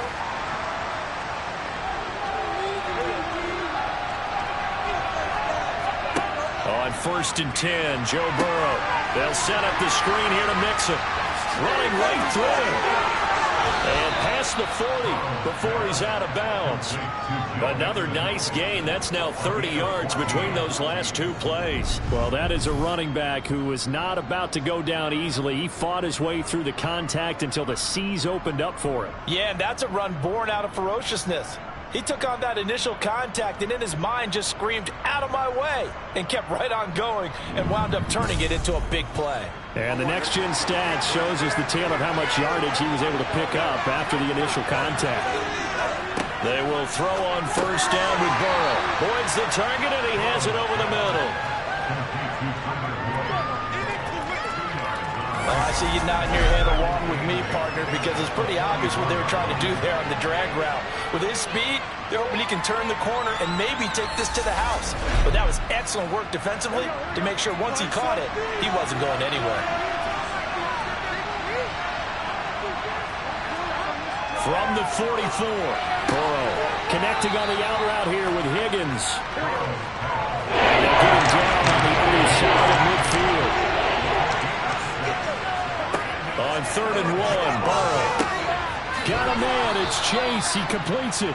And he is going to have a Bengals 1st down as they're able to get the 3rd down conversion. 10-7 our score after 1 right here on EA Sports.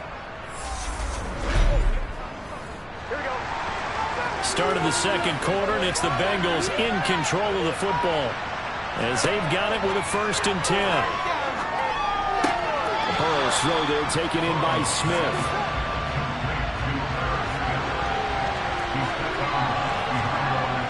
Going to throw again.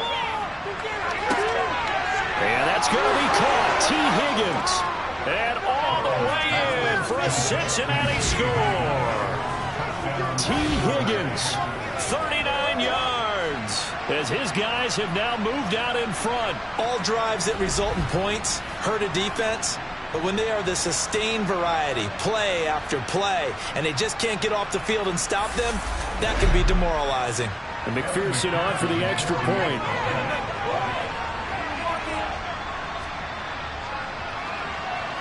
And that makes it 14-10. So that drive goes 8 plays. And it was T. Higgins who capped the drive with the touchdown reception.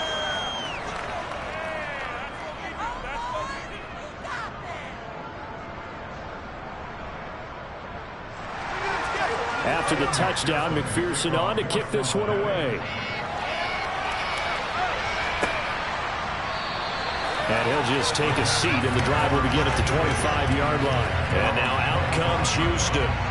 And Charles, a very uninspired effort. The last time we saw them out there was a quick 3-and-out, then they punted the football. Yeah, and you never want to get stopped so soundly during a series, but what would be even worse now is letting it happen again right here. They've got to get going. Looking left side, it's complete. He's got it. And he's taken down, but able to slip across the 35. Give him 13 yards on the opening play of the drive and also give him the first down. Doesn't matter whether it's a zone coverage or man coverage, the drag route can be effective when it's run well. So here's a 1st and 10 at the 38. They'll run it here with Pierce. And he stopped immediately there. So after the run for no gain, here's 2nd and 10. Stroud. Quick hitter here, it's complete. The offense on 3rd down, just 1 for 3 thus far. They need just a yard here. It's 3rd and 1. And they'll go play action here with Stroud. Looking deep downfield. This is caught inside the 15. Get this down inside the 15. This offense last season, so there's no reason to think that won't continue here in this title game. Obviously, the magnitude of the event, not getting to them early.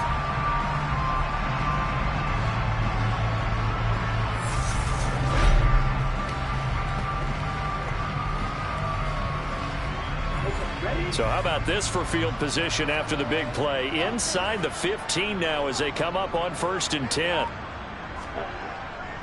On the carry, this is Pierce. And he'll get about 3 just outside the 10, stopped at the 11. And Pierce gets it again on 2nd down. And the tough run gets him just inside the 10 to the 9, but no further. 7th play of the drive upcoming here on 3rd and 6. Stroud on 3rd down now. And he's got it.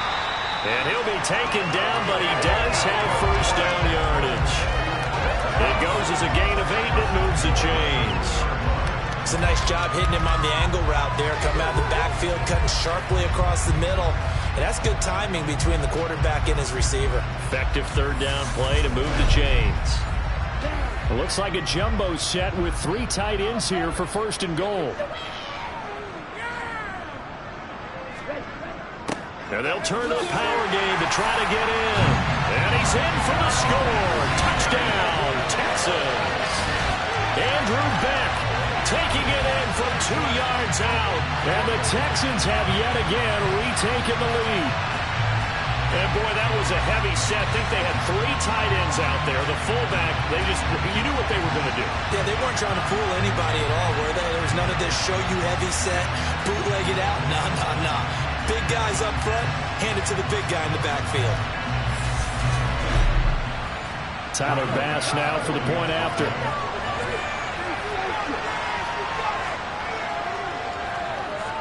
It's good, and they'll take a 17-14 lead. So that drive in total 8 plays.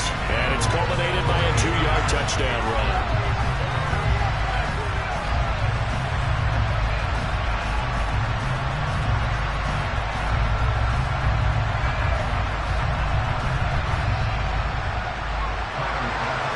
After the touchdown, Bass to kick it away.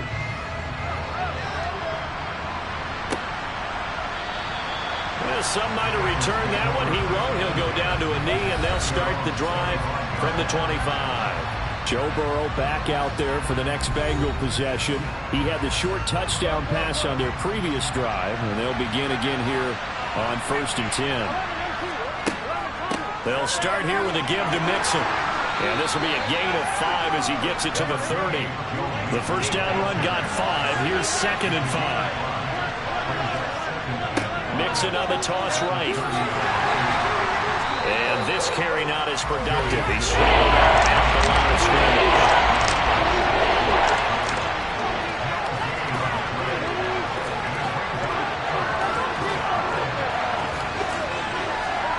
From the gun on 3rd down is Burrow.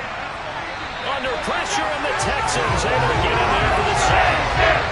More than one defender there, and that's a loss of 5 on the sack. So this has been like a tennis match, hasn't it? Back and forth. Both these offenses having their way so far. So maybe the question isn't who's going to score the most points in this game. Maybe it's who's going to get some stops. Yeah, absolutely. And that sack, finally a first step in the right direction for a stop.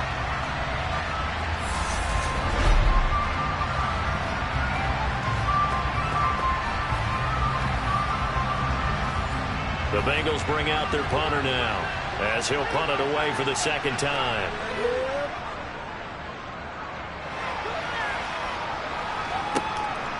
And taken right on the 30. This will be a 41-yard punt, 3 on the return. And they will take over 1st and 10. Houston set to take over. A long drive last time out for this offense, Charles. If you remember, they started basically in the shadows of their own end zone, marched it down the field, and a lot of that was through the passing game. And partner, as a former defensive back, I'm having almost a physical reaction watching what's happening right now. But let's give credit where it's due because they've done an excellent job moving the ball through the air. And this is caught inside the 5. A huge play there for Houston. 64 yards. Quite a show of arm strength right there. That was in the air for a long time, and it was on target, too. And he made that look effortless, didn't he? I mean, he's had a great game throwing the football, and this is going to add to his yardage total in a big way. It's one thing to be accurate on your short and intermediate throws, but when you're hitting the bombs like those, look out. Well, that didn't take long. One play, and we're already looking at a 1st and goal situation. Play action. Stroud now. And he just throws this one away. Smart decision here that's close to the end zone, and it brings up 2nd down. Following the play here, now we've got an injury. Well, now we're going to come out and take a look at this injury, and we'll be back in a moment.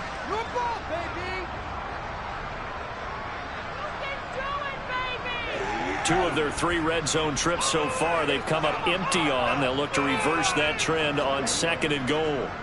Stroud off the play fake. And that is caught. Touchdown, Texans. A 2-yard touchdown grab as his guys are able to extend their lead.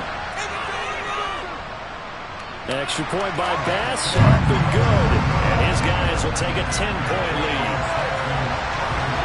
So they only needed 3 plays on that drive. And it results in the Texans finding the end zone. And no effort to bring this one out. It's a touchback. The Bengals offense returns to the field. They're down now 24-14. Work to do as they come up on a 1st and 10. Here we go. I believe in you, Deke. I believe in you. Mixon gets the nod to start the drive. And he's going to get a solid gain of 9 before being brought down. 2nd and right at a yard. Even though they gave up more than they wanted to on that play, it actually illustrates how well they bottled them up throughout the game because that was his longest run of this contest. The last run got 9. That leaves him with 2nd and a yard. Play action. It's Burrow. And on the left sideline, he caught it, but out of bounds, according to the headlinesman. Incomplete, so the ball a little late getting there, and it's 3rd down. Now it's Burrow. Throwing for Chase on the crosser. He's got it. And he's going to have a Bengals 1st down as they're able to convert by plenty there on 3rd and 1. Well, you can absolutely feel the thought process there. They just gave up the touchdown. So in the huddle, they're telling each other, you don't want to give it back now on a 3 and out. Nice job of making sure that they wouldn't, and they pick up the 1st down. Here we go. So from the 39 now, they'll come up on a 1st and 10. Now it's Burrow. Trying to get it to Chase, but it's intercepted. Picked off by Trayvon Diggs. And the Texans are going to have the short field here as they'll take over right at the 50. And Brandon, this is a real nice job defensively, getting inside the quarterback's head and figuring out, okay, where's he going with the football? Because you can make an educated guess defensively, not all the time, but sometimes. And when you're right, you've got a decent chance of coming away with the football. Heading out is the Texans offense as they get set to take over here. They'll have good field position at midfield following the turnover as they start with the first down here.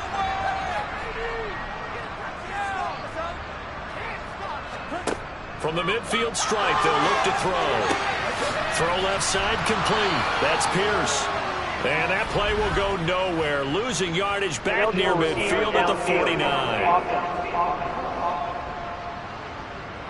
Well, they completed the pass but lost yardage, so they'll decline the penalty. Perfect play for them, isn't it? Who needs a penalty when you try and throw the ball, you don't even get it downfield, and they go ahead and snuff out the play. They'll take that as a result. Stroud now on second down. That's underneath to Pierce. And this will be stopped at the 44. That one good for 7 yards. And we see another pitch and catch there to the running back. This position just continues to evolve. They become just as critical to the passing attack as a lot of receivers, tight ends, because their ability to make people miss in the open field can really generate big plays for an offense. Stroud looking to throw. The Bengal pressure gets him that time. Down he goes. And that'll bring up 4th down on the big sack with a loss of 5. A good scheme and an early win for this pass rush. They got back there before he could work through his entire progression and ended that play early.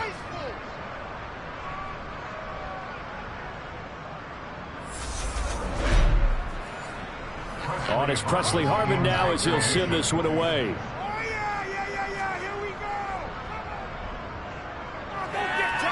And the punt over the side in the air, and the spot will be inside the 35. Here we go. A reminder, as we did all through the regular season, we'll check in with Jonathan Coachman at halftime. He'll have highlights and analysis of this first half of play. Here's a throw out wide complete to his running back right side.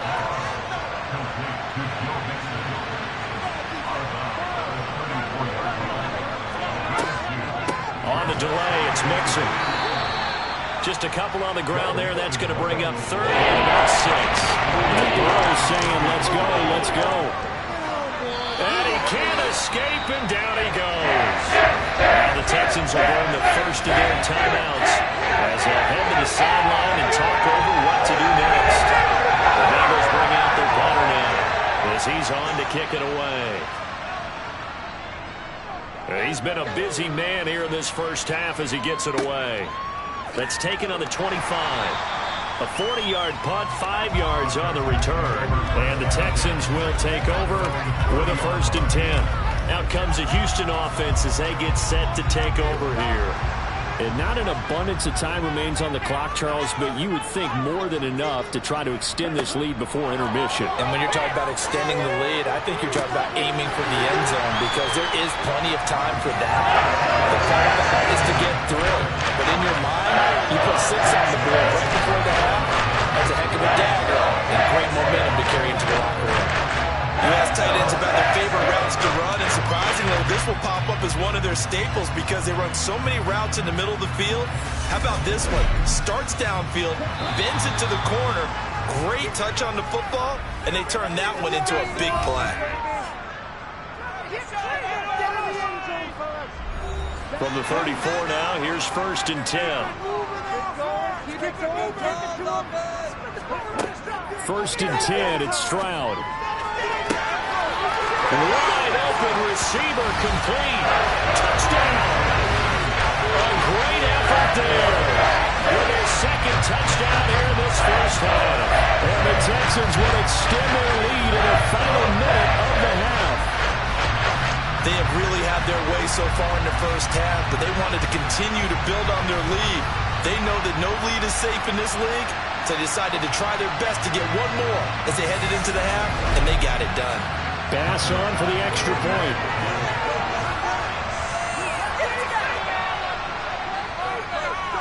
And that'll make this a 3-score game as the lead moves to 17. The long touchdown pass gets him 6 on a very, very tidy 2-play drive that time. The return man down to a knee, and this will come out to the 25-yard line. The Bengals going to take over late in this first half. And with a little under a minute remaining, they may try to put something together here just to try to cut into that deficit. Throwing now, Burrow on first down. This pass complete to Higgins. Now the Bengals going to use the first of their timeouts as they get the stoppage with a little over 50 seconds to go in the first half. And Burrow going to be hit and taken down. They got him. Now another timeout called for by the offense as they get the stoppage with just under 50 seconds remaining in half number 1. Now the defense will burn their third and final timeout as the clock will stop with 45 seconds to go in the first half. The Bengals bring out their punter now as he'll punt it away for the 4th time today.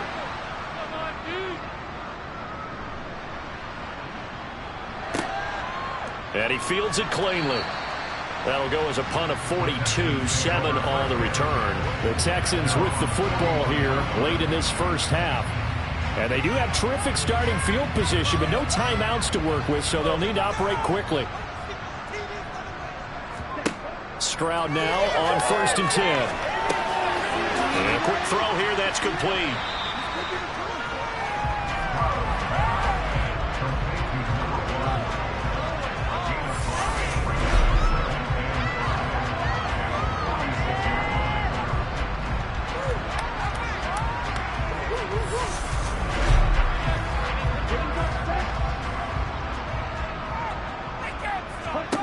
Here's Stroud. Looking left side, and he's got a man. That's Pierce. And they'll get this just to the 47, 1-yard gain. So we are halfway home to figuring out who will represent the AFC in the Super Bowl. As we send you on over to Orlando for Jonathan Coachman in our EA Sports Halftime Report. Take it away, Coach. But first, time to look ahead to the NFC Championship coming up later today. And it should be a great one as well, as it's going to be the Los Angeles Rams taking on the New York Giants. Time now for a check of the next-gen stats for the Bengals in that first half. And they've had plenty of success throwing the football so far this afternoon, as they're on pace to throw for over 300 yards if their form holds. Meanwhile, for the Texans, they too were able to take advantage of a soft secondary, as both of these two teams really threw the ball at will in that first half. Welcome back. Halftime over. We are ready for quarter number 3. Alongside Charles Davis, I'm Brandon Gordon. And we will not have a run back here as the second half starts with a touchback. And the Texans getting ready to go here to begin the third quarter. And I think here with the lead, CD, they have to resist that temptation of kind of looking ahead. Would you agree? Absolutely, I would agree, because they know the stakes. They know the winner of this game goes to the Super Bowl. And this one, it's far from over. They were the better team in the first half, but they do know that they're facing their toughest opponent of the year. And they've got to be prepared for them to fight it out all the way and add a few extra wrinkles in the second half as well. They need to stay on guard. And nowhere for him to go again. He'll get back to the line of scrimmage. That's it. Now Stroud. Looking left side, and it's complete. And he'll be taken down, but not before they work it across midfield. It's a gain of 26 as they pick up the first down in the process. With the kind of game he's had so far, you had to know that on third down, that they would be looking his way, and they did, for big yardage and a first down. I think the defense fell asleep at the switch on that one.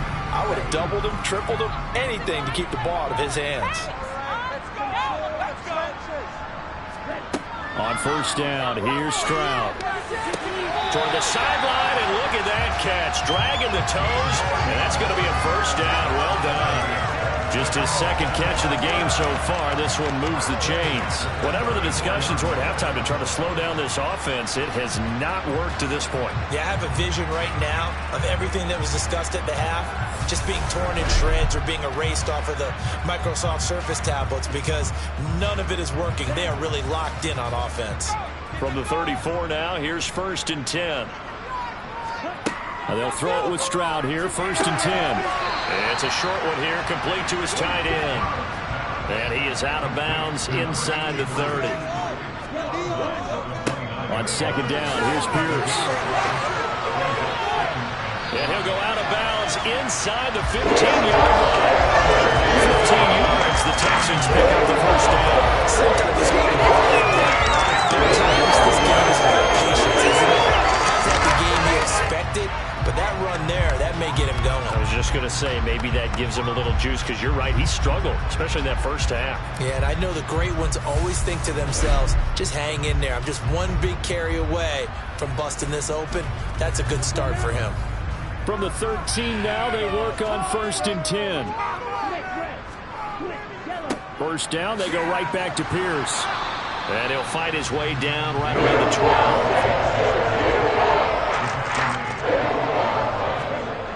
On 2nd down, it's Stroud. Firing quickly here, and that's complete. 9th play coming up here on this drive. This is 3rd and a yard. 3rd and 1, Stroud. Throwing middle, and it's complete. And the Texans are going to have 1st and goal coming up as they're able to convert there on 3rd and 2. Well, you have to be aware defensively that you've got 2 goals because obviously you're trying to prevent the touchdown, but you're also trying to keep it from getting a 1st down as well. That time they weren't up to the task, and it's 1st and goal.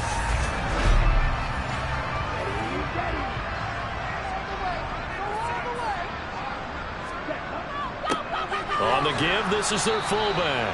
And they'll bring him down after just a short pickup.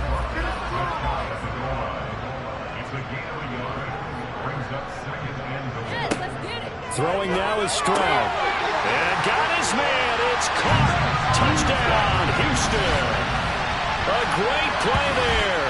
Saving his best for the playoffs with his 3rd touchdown of the game. And the Texans continue to show why it pays to play at home in the postseason as they add on to their lead. Well, they've been part of the cream of the crop in the AFC all season. It's becoming more and more evident that they're going to get a shot to play for that Super Bowl title. The momentum has been building, and you mentioned how well they've played throughout the season. It's all come together for them, and they're really laser-focused on being that team to represent in the Super Bowl. They have been dominant in this one. After the touchdown, Bass to kick it away.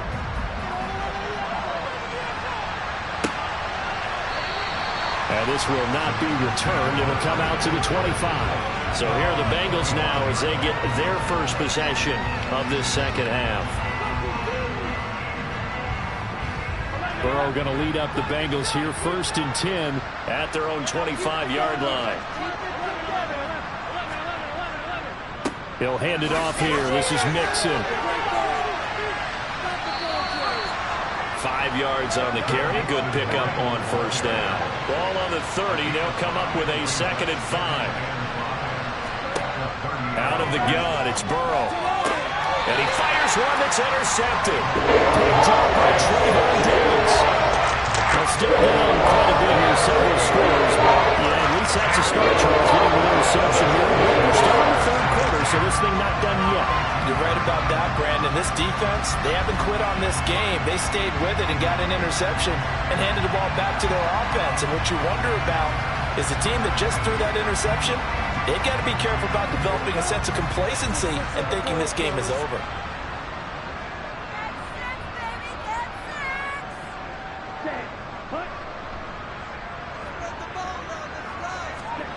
Stroud to the air on 1st and 10.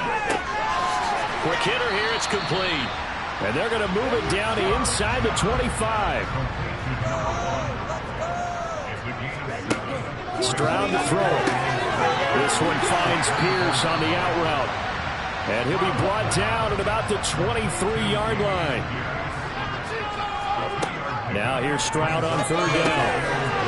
Over the middle, it's complete. And he is going to have a Texans first down as they're able to convert by 20 there on 3rd and 1. That's not the first time they've looked his way when they've needed a big play. He's been the go-to guy all game long. And they get the hook up again on 3rd down to keep this drive alive. So 1st and 10, and if they score on this drive, might have to start digging in our second half blowout material. Well, they'll run it here on the jet sweep. And he'll fight his way down right around the 12.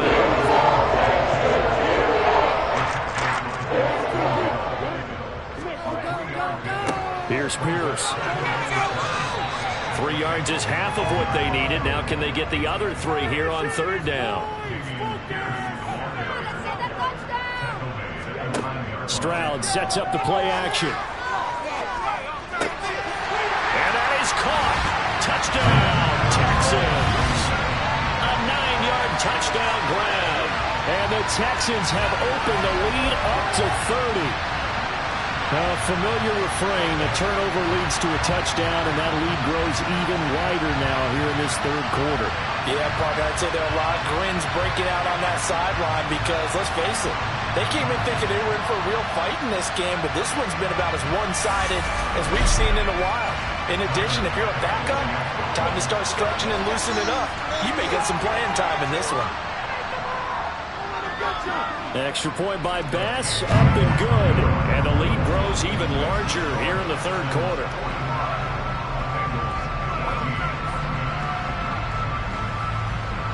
After the touchdown, Bass to kick it away.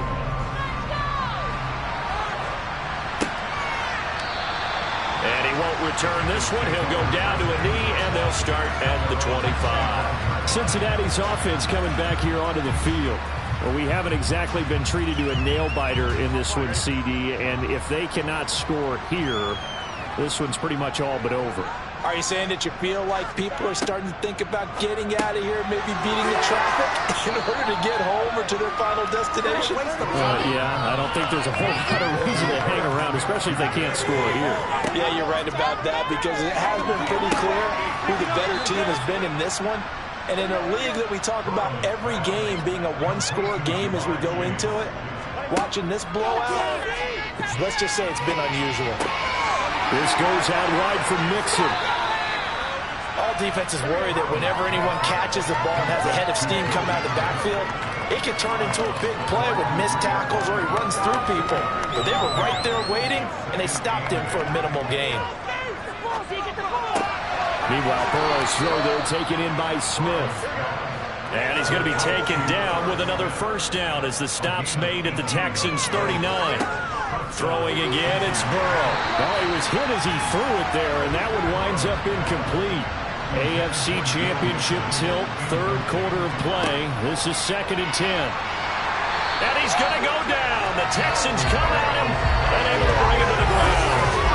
Taken down for the 5th time this game. Multiple defenders there to get him. And that's his 2nd sack in this one. And you just can't ask the defensive end or edge rusher to play the game we're seeing right now. It's still just the 3rd quarter. I'm thinking he's not done yet, even if he's not getting a sack. He's bringing a lot of pressure to the pocket. So that'll leave Burrow and the Bengals with a 3rd and long after that sack we just saw. He'll look to throw. And now Burrow going to be intercepted yet again.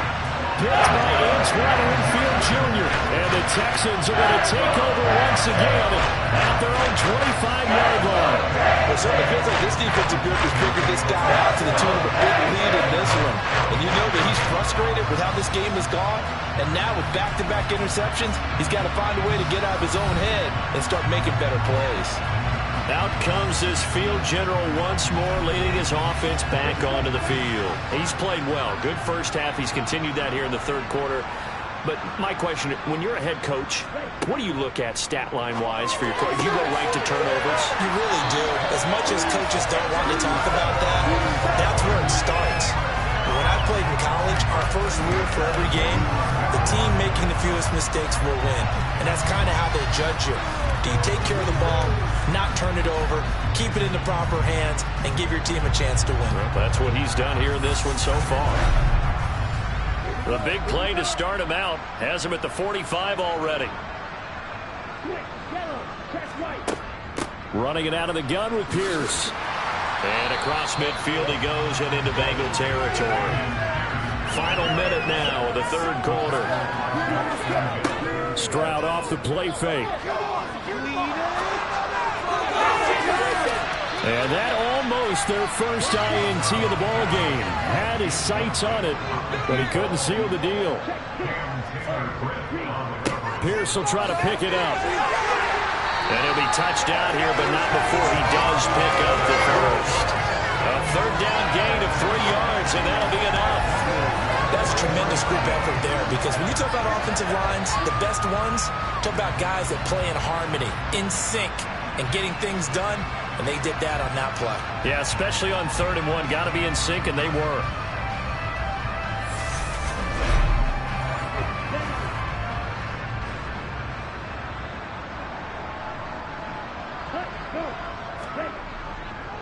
First and 10, it's Pierce.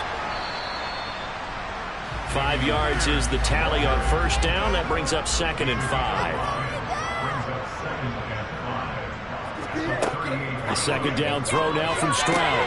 Swings this one out wide for Pierce. And he's got another first down as the tackle's going to be made at the Bengals' 27-yard line.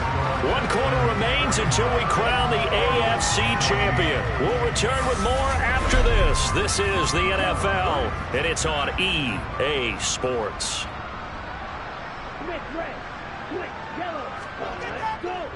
Pierce now up the middle. And nothing much materializing there on the first down run. He'll get a couple, and that's it. And Pierce gets it again on second down. And he gets it inside the 10 to the 9. We got pause following the play because it appears a member of the Bengals in some discomfort. The medical staff is going to come out here and take a look, and we will take a short break.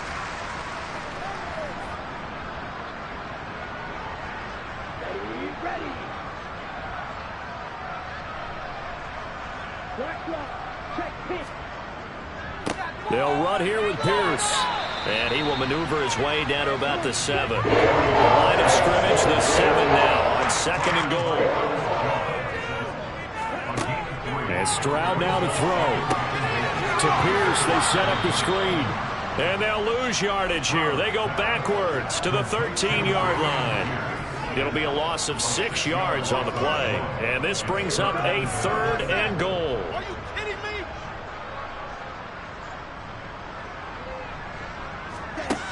Third and goal, Stroud. And he will find his man on the end route. Complete.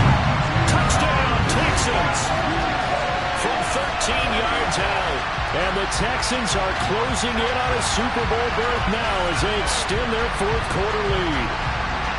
And a decisive advantage became even more decisive. They already had the win in hand, but they keep pressing the tempo, and they pile on with another touchdown reception.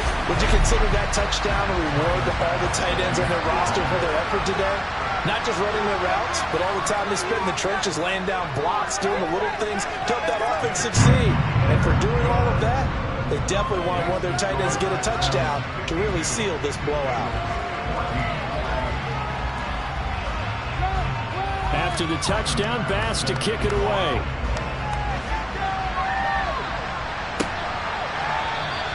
And this will be a touchback, so they'll bring it out to the 25. Now the Cincinnati offense ready to see what they can do here.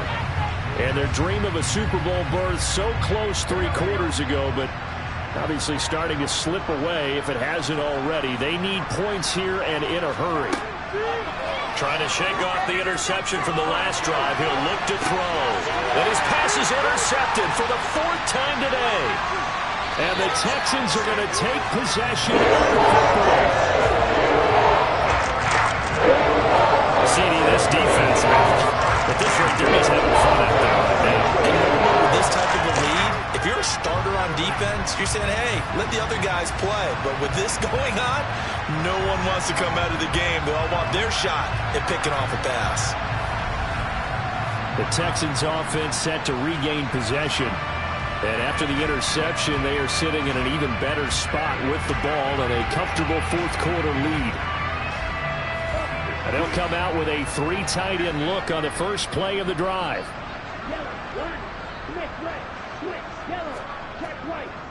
Pierce takes it straight ahead. And great blocking downfield as he's got this almost to the 35-yard line.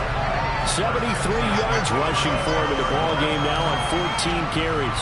The running game continues to be a big part of their success here early in the fourth quarter. And with those types of runs, that tells you they feel very confident in their running game. They feel very strong at this stage of the contest, and they want to keep doing exactly what we saw there, running the ball down their throat.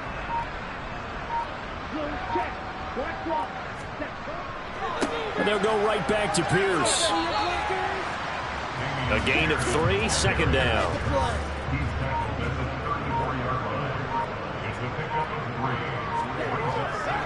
This is Pierce. Just a couple on the ground there, and that's going to bring up 3rd and about 6. Stroud on 3rd down now. Oh, there's that man again. It's complete. And he is going to have a Texans first down as they're able to get the 3rd down conversion. And that's one of those where it feels like backyard football in a sense. You say, forget about the route. Just run to the open spot in the middle of the field, and I'll find you. Good throw, good concentration on the catch, and they pick up the first down.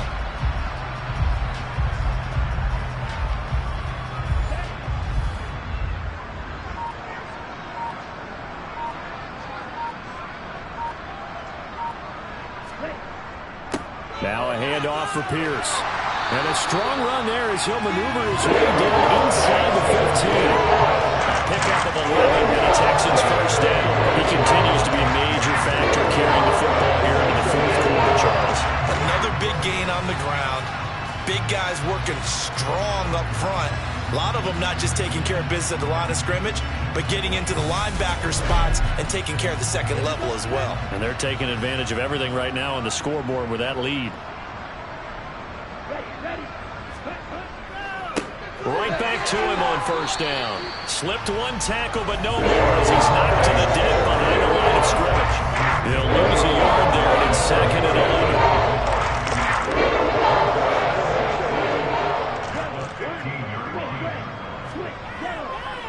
Hand off left side, Pierce. And the nimble footwork gets him just inside the 10 to the 9, but no further. And on 3rd and 5, this will be the 8th play of the drive. And they'll go play action here with Stroud. This will be caught just inside the 10. And they're able to stop him short. On 3rd and 6, they'll only pick up 4. A short game that doesn't get them the first down brings up a 4th down situation. Really nice job defensively. They knew where the sticks were. They got the stop before it. The kick by Bass is good. And that will extend their lead even further. Well, the only silver lining on the other sideline, CD, is that they kept him out of the end zone, but still, that's another 3 points added on to this large lead. Yeah, no shortage of scoring or big plays on defense in this one. And even up by 4 possessions, still finding ways to create opportunities and capitalize with points. Cincinnati now ready to take the field. Where we stand right now in the fourth quarter, this one pretty much out of reach. And, Charles, I know they're going to be disappointed about several things with this ball game, but the self-inflicted wounds, they've had several turnovers. You would have to think that's going to be something they're going to discuss heavily in the film session in the coming days. You're absolutely right about that, partner, because they're going to have to sit in that film room and watch every error that they made and figure out how to not do it in the future. And mentally, I think a lot of the guys are already starting to think about, okay, how do we put this behind us and get better for the next time out? This, they'll use as motivation for the rest of the time that they play to hopefully never be in this type of situation again. That huge loss on the sack makes this job much more difficult. It's now 2nd down and 22 yards to go. A throw there, but that's going to wind up incomplete. And this offense on 3rd down today, not quite 50%, 4 for 9. This will be 3rd and a mile. They'll set up the screen here to mix it. And he'll get it up a little shy of the 15. They'll spot him down at the 14-yard line. They'll get only a yard out of that, and it'll bring up 4th down. Good reactions there defensively. That screen was a little slow in developing, and they shut that one down with a little gain.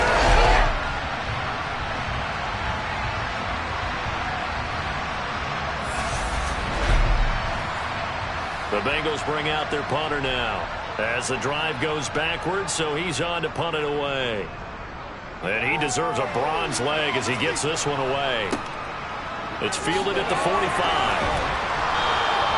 It'll be a net of only 30 here. 40-yard punt, 10 on the return. And the Texans with great field position to start this drive as they take over 1st and 10.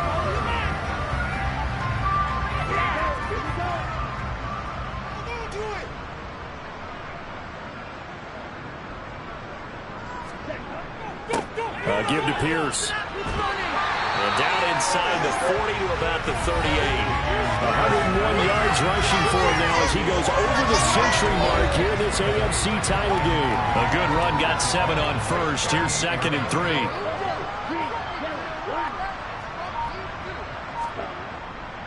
And Pierce gets it again on 2nd down. And for one of the few times here today, this run's not going to go anywhere. He got maybe a half yard at most, but officially they'll be left with a 3rd and 2. So it's Texans football as we welcome you back. They've got a 3rd down now as they look for one more 1st down to help salt this one away. And he gets it to the 32, good enough for a 1st down. They get 5 out of that one, and it moves the chains. Someone's been having a good game so far, and you know something? A lot has been power running. They decided to turn him loose again on 3rd down, didn't they? They did indeed. He delivered the tough yards.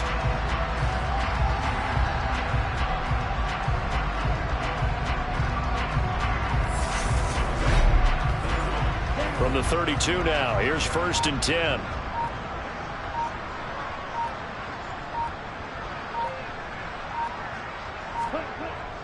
Another carry for Pierce. And he can only manage to get a couple. 2nd and 8 coming up.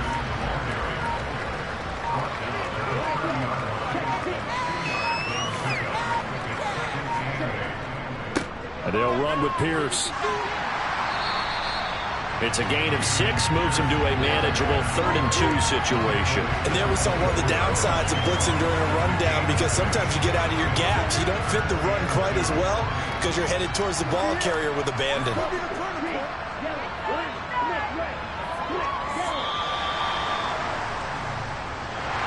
And the AFC champion has been crowned onto the Super Bowl. There cannot be a better feeling than this. It's almost indescribable. And when we talk to players from the past, a lot of them mention getting to the Super Bowl, winning a conference championship, even before they talk about the Super Bowl itself. All that hard work to get to your goal, incredible.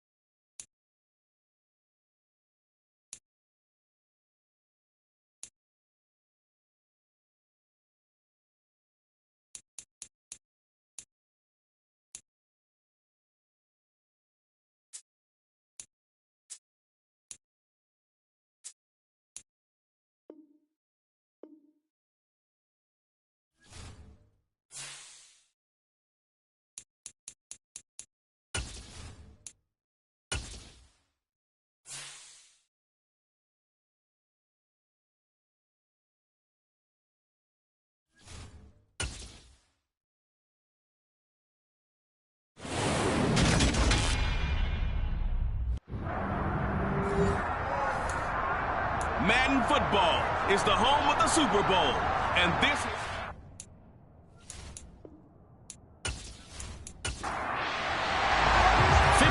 Years of champions have come and gone. Who will claim number 60 as we're off in the 2026 Super Bowl? And here comes a return from just... And look at this. Right away, a loose football.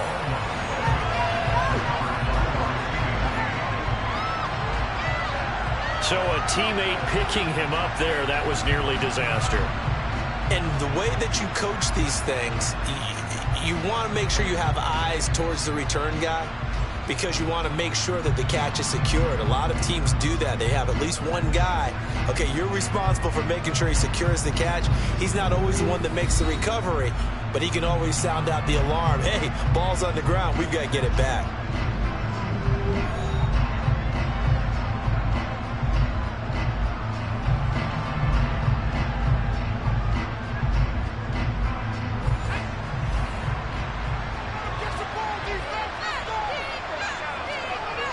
They'll come out throwing here on first down. Throwing into traffic there, and that's complete. They'll be brought down on the 30-yard line after a gain of 6.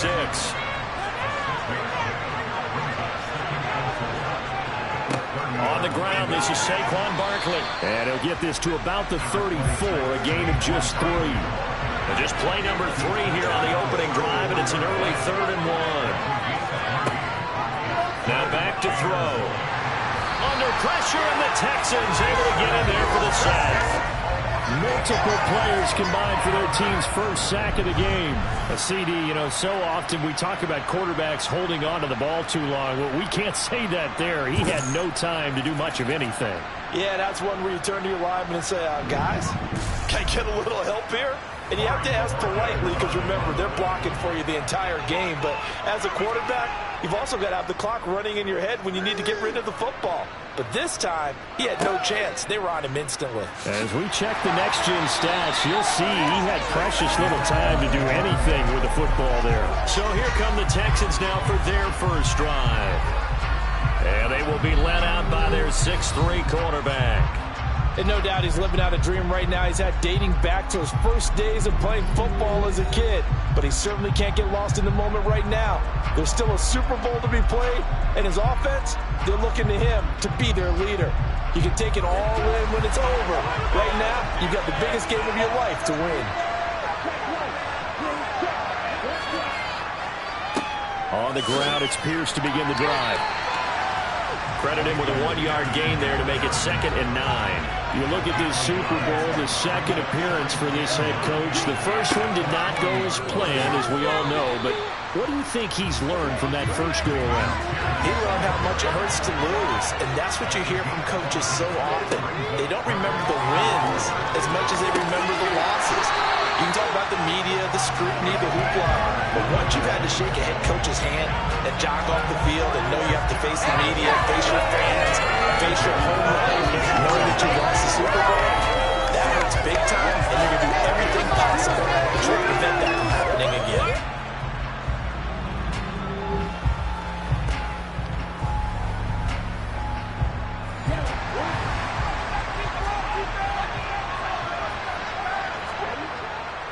Handoff right side to Pierce. And the result here, a pickup of 8. Leaves him with 2 to go on 2nd down. A nice run here early on. It doesn't take a great play caller to realize you want to establish a guy of his caliber with runs like this early, because they'll pay dividends as the game progresses. Stroud now on 2nd down. And it's incomplete. Took a shot, couldn't connect.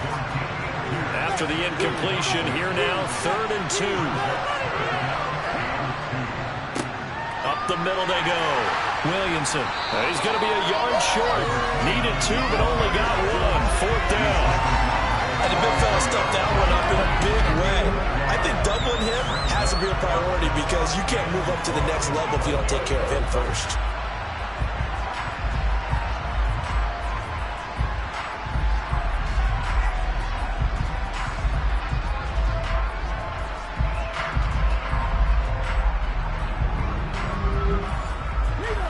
So Tyler Bass on now for the field goal. From the left hash, it's an even 15-yard attempt. The kick by Bass is good. And it's now 3-0 Texans. So it was 4th and 1. They wind up taking the 3. I'm not sure that offensive unit, judging by the sideline, Charles, was in 100% agreement with the decision. No, not at all. But the head coach has final call on this. We know that. But let's face it, offenses want to feel like, hey, you believe in us, let us go for it. We'll see if that is a problem for them moving forward in this game.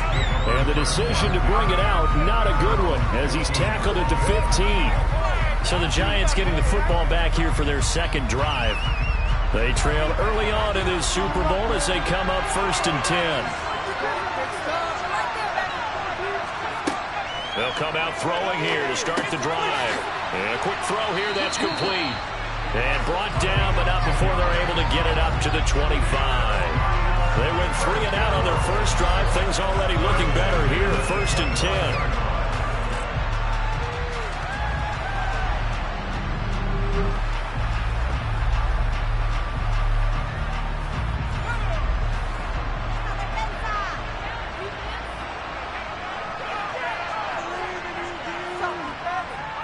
A first down carry for Barkley. And he can only manage to get a couple. 2nd and 8 coming up. They'll break the huddle, come up on 2nd and 8 at the 27-yard line. Back to throw here. Firing quickly here, and that's complete. That'll give him 8 that time. And that's going to make it 3rd down and less than a yard. They'll try to run for it with Barkley. And he will have a first down as they get into the ground at the 37. I think they like this drive a little bit better there, partner. Running game helping out, picking up some of the slack. Because remember, the last drive they went 3 and out.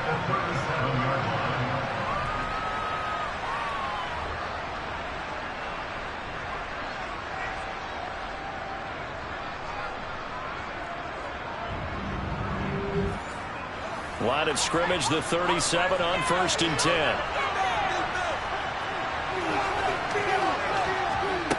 Now they'll throw here out of the gun. And that play is blown up, losing yardage back at the 35. That one unable to develop, never got going. A loss of a couple, and it's 2nd down. Well, Brandon, we could see that play developing, and they were hoping that he was going to be able to put a move on the first guy and turn it into a big play. But no such luck. The speed on defense continues to get better and better in the NFL. Pretty nice example there of those guys being able to run from their assignments and finish off that play. Here we go on 2nd and 12. Throwing middle, but it's incomplete. 7th play of this drive coming up, and a long way to go on 3rd down. They'll look to throw here. And it's knocked away and incomplete. On 4th down, on is Corey Bojorquez to punt. 44 on his first punt, and this is a good kick as well. This is brought in at the 21. Call that a 41-yard punt, 6 yards on the return. And the Texans will take over. So now we get set to see Houston for their second drive of the ball game. They've got a 3-0 lead and the football as they start 1st and 10. They'll start on the ground with Pierce. And they're able to get this one across the 35. A gain of 11 to kick off the drive, and it's a quick first down. Well, they came into this game saying it was important that they set the tone and show that they can run the football. I believe that they've done that here in the first quarter.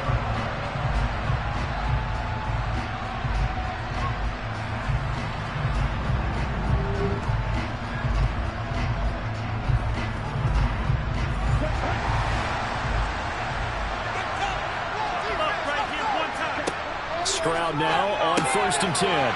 Looking middle, and that's complete.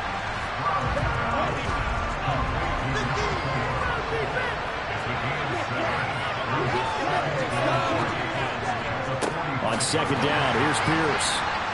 And he is going to be stopped cold behind the line of scrimmage.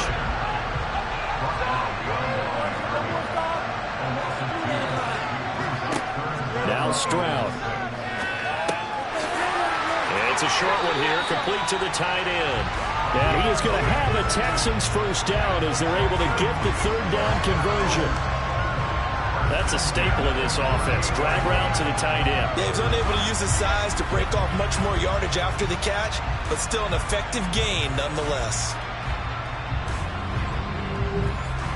2 first downs have him up near midfield now on 1st and 10. A run for Pierce out of the gun. This will be stopped about 2 yards shy of the marker. 8-yard gain, 2nd and 2.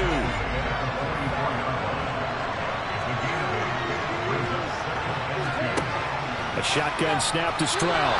A quick throw, but incomplete. Trying to keep the drive going here. This is play number 7 on 3rd and 2. On the bootleg, Stroud. On the move to his left. And he comes back with one complete. And he is going to have a Texans first down as this defense unable to hold. It's a 7-yard gain there on 3rd and 2. We've seen quite a bit of the short passing game here early on first quarter, haven't we? We have, and I think it works a couple of ways for this team because, number one, you throw the short game until they stop it. And if they're not going to stop it, you keep throwing it, and occasionally you'll break a tackle and turn it into a bigger gain. Also, if they start to creep up, start to pressure receivers, now you go over the top, take it deep, and now you get some of those big shots downfield. A good run there on 1st down, and it'll leave them with a 2nd and 2. Well, they're making an effort to get the ground game going tonight. So far, it's working. I like what we're seeing from the offensive line. They seem to have the leverage going, and they're controlling things and reestablishing the line of scrimmage, moving that defensive front backwards. But also like what the runner's giving us, too. It appears that he's been waiting all day long. Stroud is hit, and the ball is loose.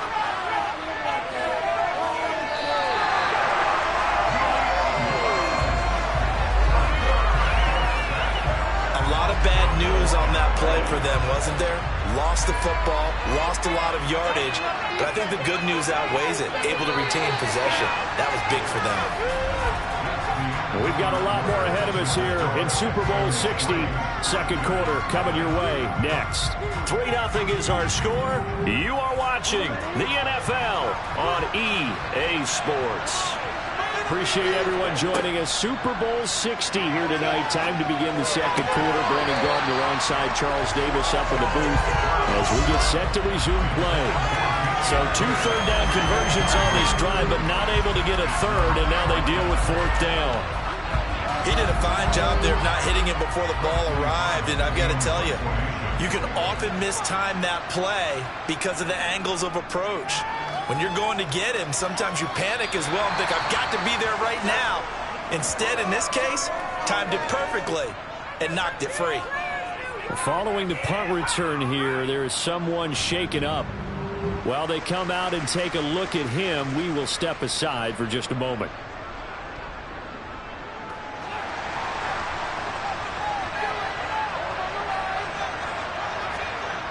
They go play action here on 1st down.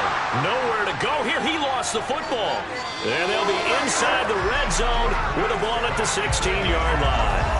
And a defensive-minded coach loves to turn up the heat, turns it up there, and pays off.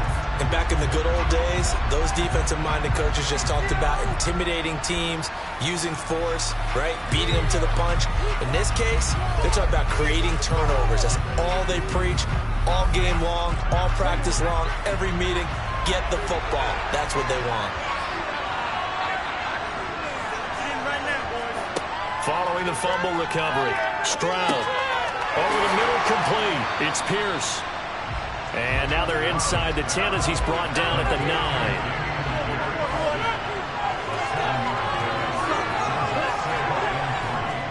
They'll run it here. It's Pierce. Only about a yard there as he takes it from the 9 to the 8. The offense on 3rd down tonight, they've converted 3 out of 5 thus far. Here it's 3rd and 2. Pierce will try to pick it up. Well, they hit him in the backfield, and he will not escape. And that is not going to get it done. A loss of a yard, and it brings up 4th. That was well played there defensively. 2 tight ends in the formation, which essentially gave them 7 blockers up front. Hard to imagine with all that size and beef that they could let a tackler through. But that's exactly what happened. A loss resulted. So Tyler Bass on now for the field goal. from the left hash, a chip shot here.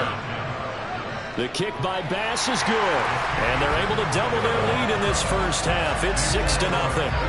So golden field position there squandered as they can muster only a field goal. Yeah, you were gifted a first-and-goal situation, but I have to give credit to the defense. They were brought out in a really tough situation, so give them credit for holding them to 3. That's a pretty nice accomplishment. And only able to get this to the 19, so probably should have opted for the touchback. And here comes the Giants offense back out onto the field. They've shown precious little here offensively thus far as they try again with a first down now. They'll start out on the ground. It's Saquon Barkley. And nothing much materializing there on the first down run. He'll get a couple, and that's it. Here's 2nd and 8. As this complete to Daniel Bellinger. And he's going to get this one across the 30-yard line. His first catch of this Super Bowl, and it'll be good for a first down. Nice job there of utilizing his big target. He didn't overthink it. Understands the catch radius. Understands that he knows how to use his body to keep defenders away from the ball. And puts it right out there for the nice pickup. On first down, he'll drop to throw. And he's going to go down. The Texans come at him and able to bring him to the ground. Dropped for a loss of 7 by multiple defenders. These sacks now, they're starting to pile up, Charles. And that front 7 defensively, they've had their way with this offensive line. And I think at this stage, we have to start thinking about different play calls. We've got to start helping this quarterback out because the entire game he's been under siege. I don't care what the down and distance. They've got to get the ball out of his hands a lot quicker. Sacks, a growing theme in this first half. This is 2nd and long. Up the middle with Barkley. And the running lane's non-existent in this first half as they'll stop him behind the line. They lose 2 on that last play, so things get even tougher. 3rd and long coming up.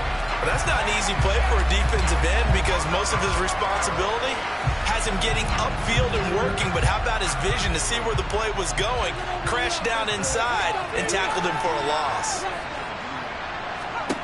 Now on 3rd and long, they'll look to throw. And that is incomplete. On 4th down on is Corey Bojorquez to punt.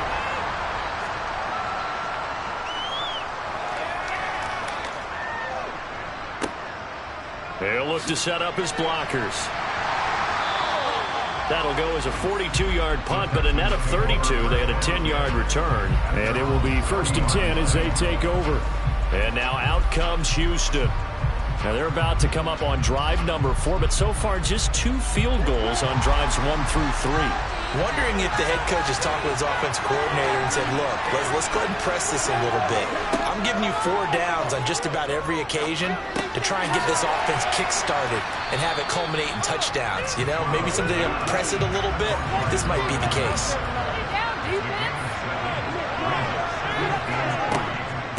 Pierce now up the middle. Oh, nice move. And a solid run here as he'll pick his way down to the 42-yard line. 49 yards rushing for him now on what was his 10th carry of the ball game. After he cleared the line of scrimmage, nice little hole developed. Yeah, he got great blocking right there at the start. But how about his vision, finding the open spaces and letting his feet carry him to him?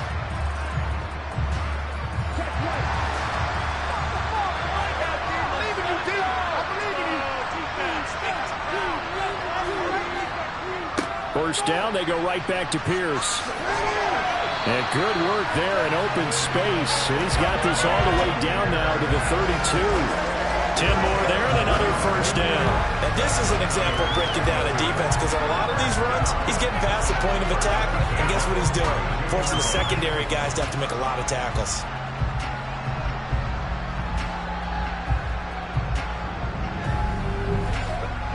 From the 32 now, here's 1st and 10. 1st and 10, it's Pierce. And he gets stopped up at the 31 after a gain of maybe a yard. The run only got a yard. Here's 2nd and 9. On 2nd down, it's Stroud. Got a man and he hits him in stride. And he's brought down inside the 20 at the 18-yard line. That looked like a pretty good route combination there because you've got to find a way to clear the guy running the drag, because when you do, you just put the ball on him and then let him run. Yeah, he's got some space. So from inside the 20, here's 1st and 10 at the 18. From the red zone now, they'll look to throw. Quick hitter here, it's complete. And he's going to be marked down just outside the 10. Here's Stroud. Oh, it's a screen pass. That's complete. And he's able to work it here to the 8-yard line. A third field goal in the first half, not what they're looking for as they come up on 3rd down. They'll try the left side. It's Williamson. And he's in. Touchdown, Houston. An 8-yard touchdown run. And the Texans continue to look good here in the first half of this Super Bowl.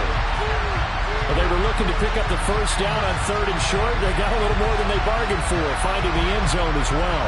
And oftentimes in short yardage situations, you get a lot of defenders stacked near the line of scrimmage, partner. So if you can get past that first wave, there's usually room to roam, and he found it. But Tyler Bass on for the extra point attempt.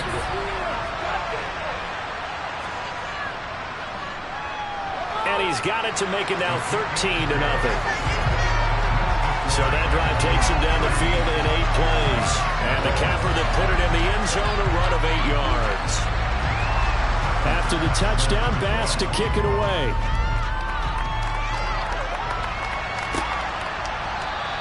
And not willing to risk another fumble. He'll sit on this one. It's a touchback. The New York set to take the field.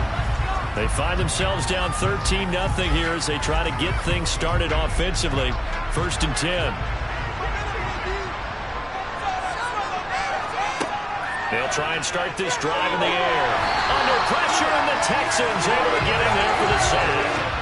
Buried by multiple defenders on the drive's first play. So that time, Charles, quarterback helpless really in the pocket in the face of a pass rush like that. They were on him instantly. Yeah, that's one where you turn to your lineman and say, guys, can I get a little help here? And you have to ask politely because, remember, they're blocking for you the entire game. But as a quarterback, you've also got to have the clock running in your head when you need to get rid of the football. But this time, he had no chance. They were on him instantly. And they're going to get this beyond the 40 before he's taken down. As we check the next-gen stats, you'll see he had precious little time to do anything with the football there. So how do you beat man coverage? First of all, you want to be a superior receiver, but you know something, that guy who's covering you, he's usually pretty good too. So the corner route is usually a great spot to get it done. Now a play fake here on 1st down. He's got a man. It's his fullback. They'll wind up getting 7 on the play, and it'll be 2nd down. 2 minutes on the clock in the second quarter of this Super Bowl. It's pretty easy to overlook the fullback when you're making your assignments defensively in the pass coverage game, but in this case, they made him pay for that oversight and picks up a nice gain. The throw on the quick slant going to be complete. And he's going to be taken down with another first down as the stop's made at the Texans' 38-yard line. That's a gain of 13 as they try to whittle away at this 13-point deficit. This offense finding its legs now. Here's another 1st and 10.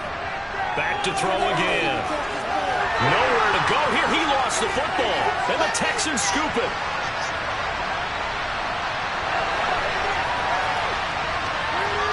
And they will bring this one back. A fumble return for a Texans touchdown. And what we just saw, very, very rare. We only had 5 of those in the first 50 Super Bowls. The biggest stage, the biggest game, and we just saw it happen again. Extraordinary. The defense has been good, and they were good again there. Here's Bass now for the extra point.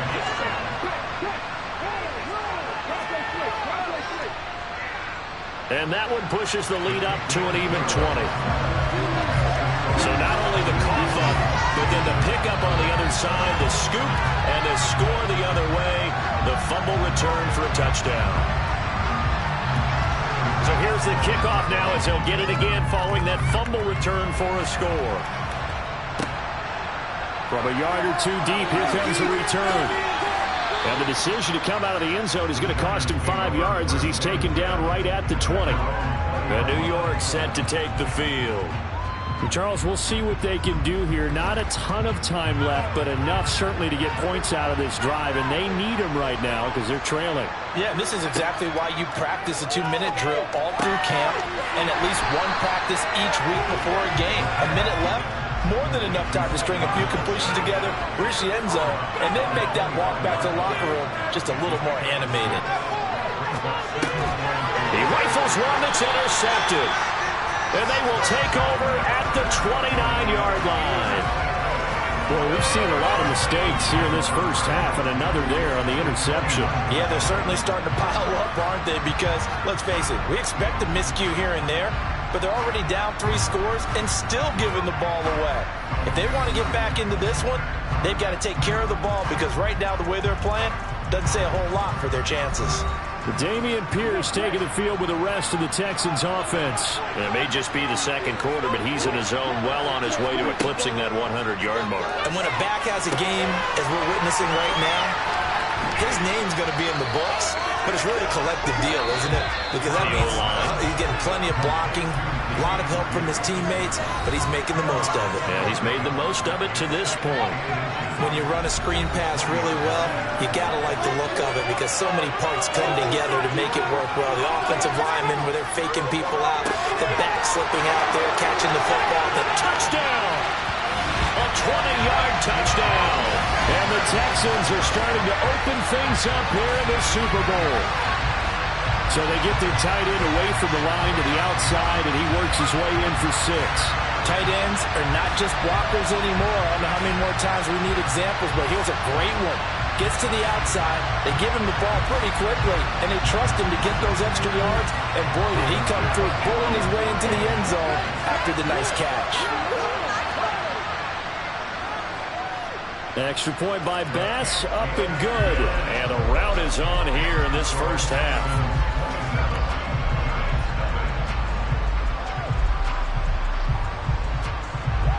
After the touchdown, Bass to kick it away. This taken in at the goal line.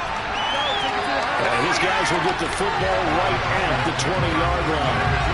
The Giants now going to take over late in this first half. And Charles, you're down multiple scores, less than a minute left here. But with that deficit, they've got to try to at least work their way into field goal range to try to muster something out of this drive. And I'm going to go ahead and date myself one more time because I want to quote an old Smokey and the Bandit lyric. They've got a long way to go and a short time to get there. But they still have time to get it done. So I'm looking forward to watching them mount this drive and see if they can get some points out of it. He'll look to throw. They'll set up the screen to Barkley. Now the Texans will use one of their 2 remaining timeouts as they'll stop it with just over 40 seconds to go in the first half. So it's 3rd and long, and defensively not a real surprise. They're in the dime. It's Barkley on the counter, and he's going to lose yardage here back at the 8. Now the defense will burn their 3rd and final timeout. And with halftime on the horizon, they'll be out of timeouts from here forward. And the Giants send out their punter now as he's on to punt for the 4th time tonight. Fielded at the 43. 45 yards, that's what the punt goes for. 5 on the return. And out will come the offense as they take over. The Texans with the football here late in this first half. And the football changing hands here as this offense takes the field. Charles, they'd be fine with more of the same on this upcoming drive. Last time out, they found the end zone for 6. And they're certainly hoping for more of the same, but the game plan, I doubt it'll just be a carbon copy of the last drive because I think this offense is ready to break out some new wrinkles and try some new things that might be hidden in their playbook. They want to use that confidence to its advantage while also keeping the defense from anticipating what's up next. Oh, he's brought down. And remember here, no timeouts left. They got to get to the line quick. He's going to throw one up for the end zone. And that is incomplete. So 3 seconds here remain in the half. On is the field goal unit to see about getting 3 points. The kick by Bass is good. And that will do it for this first half. So we've come upon halftime in the big one, the Super Bowl. As we'll send you down to Orlando, and we check in with Jonathan Coachman for our EA Sports Halftime Report. Coach. Okay, Brandon, thanks very much. What a season this has been. Hard to believe it ends tonight. As we'll get back to you guys for the second half of this Super Bowl in just a moment. With that, let's get a look at the next-gen stats in that first half for the Giants. And they will need to get this passing game in gear because they did not do much of anything in that first half. And it's why the scoreline is what it is. All right, Coach, thank you, and we welcome everyone back for quarter number 3. These two teams sat through a longer than usual 30-minute wait, but we're back in action here in the Super Bowl. And it's a pretty good return here as we'll get this up to the 29. For the Texans getting ready to go here to begin the third quarter. And I would imagine this is where you have to take stock of the situation, CD, and say, gosh, we're halfway to the Lombardi Trophy. Let's not slow down now. And I like the way you went there. Let's not slow down now because the first half certainly went their way. And I would expect them to continue with that type of a game plan. But you're right. You do think about the Super Bowl 54. 49ers had a double-digit lead in the fourth quarter. Couldn't hold on. So plenty can still happen. Well, I certainly don't want to pile on, but this defense has just not been up to the challenge in this game, and this continues as we see here. Coverage, not been very good, soft in spots. There's an easy throw and catch for another first down.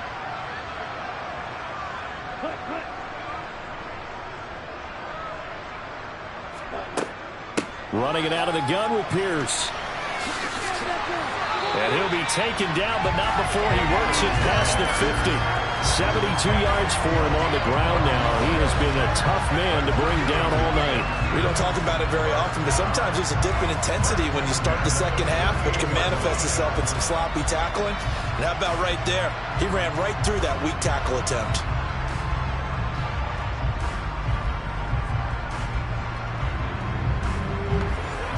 So first and 10, and if they score on this drive, might have to start digging in our second half blowout material.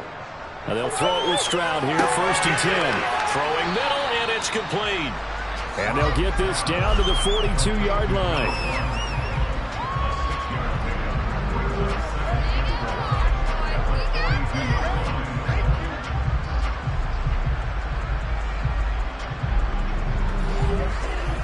Second and 4. The second down throw now from Stroud. And a quick throw here, that's complete. And he's going to be marked down just inside the 35. There's a good push to the tight end, and I think that we're looking at something out central casting, frankly. Absolutely. I mean, size, the hands. Speed, can flat out run. You put that whole package together, you light up the eyes of an offensive coordinator, don't you? Pierce gets this one running right, taken down at the 30. The run got 4. Now they deal with a second and 6.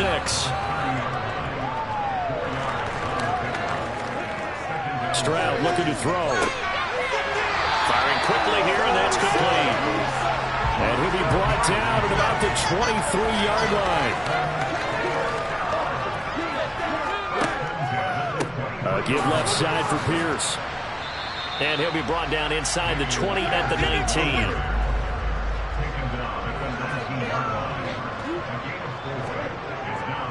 And Pierce gets it again on second down. And he'll fight forward maybe to the line of scrimmage, but that's all. And they'll be in search of 6 yards here on third down. This is now the 9th play of the drive. Oh, he's got a man wide open, complete. And the Texans are going to have first and goal as they try to finish off this drive with 6 points. Beautiful throw right there on third down, and it looked like this was going to be 6 points, but a nice touchdown-saving tackle at the end of this. Even still, this offense is knocking on the door now with a first and goal at the 1. Here's Pierce is into the end zone. Touchdown, Houston. Everybody in the stadium knew what they were going to do right there, CD. 3 tight ends on the field, all that extra bulk, and they run it in. And you saw where that one went, right? You run it over your best blocker. I can just see the head coach right now. I want to run this one over the big boy. And they got it done.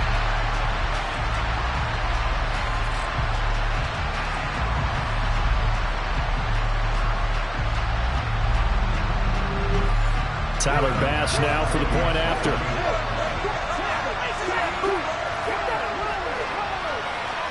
And the lead grows even larger here in the third quarter. So that one a pretty time-consuming 10-play drive. And it was Dameon Pierce closing things out with a touchdown run. After the touchdown, Bass to kick it away.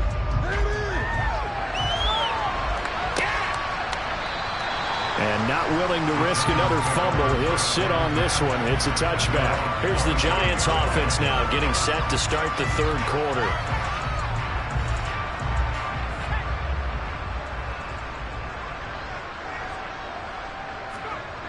Now on first down, he'll drop to throw it. He's got Bellinger.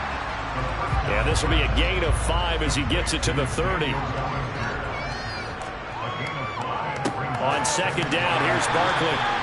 They give him about 4 on the play, but he's marked short, so it'll be third and about the length of the football. He'll drop to throw. And he's going to go down. The Texans come in, and it'll bring him to the ground. It'll be a loss of 8 on the sack, and it's going to lead him to fourth down. And that's his third sack, and that ties a Super Bowl record. Makes me think of my old college teammate, Reggie White. He had 3 with the Green Bay Packers in Super Bowl 31. Darnell Dockett of Arizona, Super Bowl 43. And Coney Ealy, 3 sacks for the Panthers against Denver in Super Bowl 50. All those sacks, they've only been an official record since Super Bowl 17. I know it's believed that L.C. Greenwood unofficially had 4 way back in Super Bowl 10. Wearing those golden high tops as well. A nice job getting free on the return for 13 yards. And they will take over first and 10. The Texans getting set here to take over again on offense. This drive here beginning probably with a pair of motivated groups. Remember, the offense scored a touchdown on their last time out. Looking to repeat that in Charles's defense. They were very frustrated after giving up 6 the last time on the field. And frankly, it's just a battle of wills in a lot of ways because you know they're both motivated. They both game plan for this drive, and they both have specific outcomes in mind. To me, it just comes down to who can execute better and which side can step up and assert its will over the other. And he'll be brought down at the 50 after a gain of about 5. On third down, here's Pierce. Nice little juke. And a pretty athletic run right there as he's going to get this down inside the 40. 97 yards rushing for him now. A big part, no doubt, of why they lead in this Super Bowl. All right, I got to ask you, with these RPOs, essentially the quarterback has 3 options, right? So what's different from that versus the triple option that we see the service academies run at the college level? As a general rule, the triple option at the college level, most things are called outside of the quarterback faking it to the runner and then keeping it himself and maybe having a trail back. What I mean is, in the NFL, that option to throw the football all comes about. And got his man. It's caught. Touchdown, Houston. A great effort there. 39 yards. And the Texans are starting to pour it on the game's biggest stage. They are running away with this Super Bowl. Boy, another score. This lead gets even bigger. And Charles, we haven't even hit the fourth quarter yet. Well, forget the deficit, right? They're really not going to cut into that a heck of a lot. But how can they get out of here with some dignity? Can they get a stop or two? Can they make a play on offense themselves? Anything to start to feel better about what's happened to them here in this one. An extra point by Bass, up and good. And the lead grows even larger here in the third quarter. From a couple yards deep, he'll bring it out of the end zone. And in hindsight, probably should have taken a knee as he only gets this out to the 16-yard line. And New York set to take the field. Now, we're still in the third quarter, so there's some time to kind of clean this up and make it look more respectable. Now, a win, that's probably gone out the window, Charles, but I don't know. Do you look at this as a time to just improve and maybe start to look towards the future? I think you have to find something to play for, something to grasp onto until the clock runs out. But, Brandon, we've been around this game a long time. This is an outlier. You don't get many blowouts like this no matter how the game looks on paper going in. This one has turned out to be everyone's worst nightmare realized.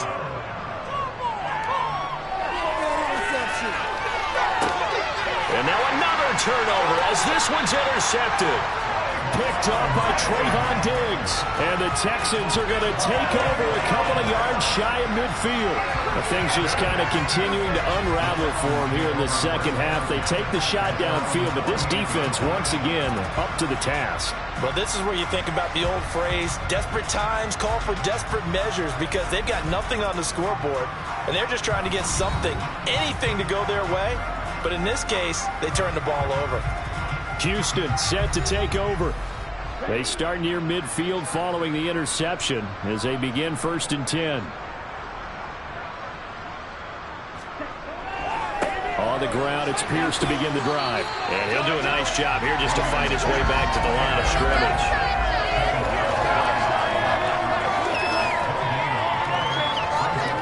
Play action. Stroud now. And he can't get away from the pressure. The Giants get there. They'll wind up losing 10 on the sack, and it'll lead to a 3rd and long.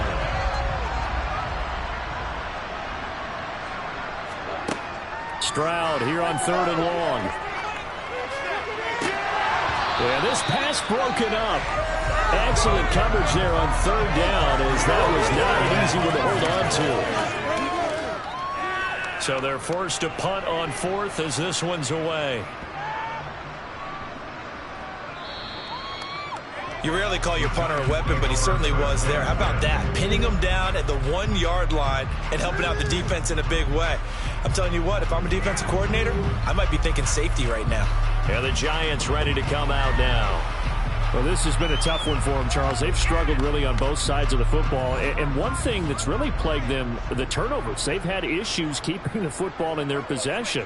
And every game that's ever been played, fighting to get back to the goal line. I don't think he got there. He did not get back there. It's a safety. And the safety there, another mistake, and these mistakes just keep piling up. How many more can they make? They've put themselves in such a massive hole now. It's going to be difficult to dig out from under. Yeah, for sure they can't afford any more at this point.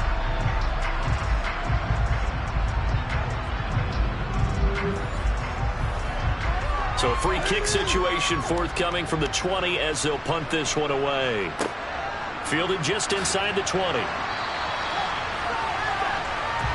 The Texans offense now, they get set to head back onto the field. Obviously not the intended goal last drive. They had to punt the football, but still they've got the lead here, and now a chance to add on to that lead if they can get points on this drive. 1st and 10 upcoming. They'll start this drive out on the ground. Dexter Lawrence that time in on the stop. After the pickup of 5, here's 2nd and 5. Stroud working out of the gun. And he's got his man on the out route. And he'll be out of bounds after getting this one across the 40. Now after the play, it looks like there's a Texan here slow to get up. So as the medical staff takes a look, we'll step aside.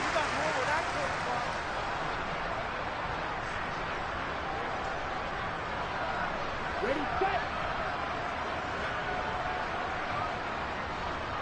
Check, pin, opposite, green. Hand off right side to Pierce. And he can only manage to get a couple.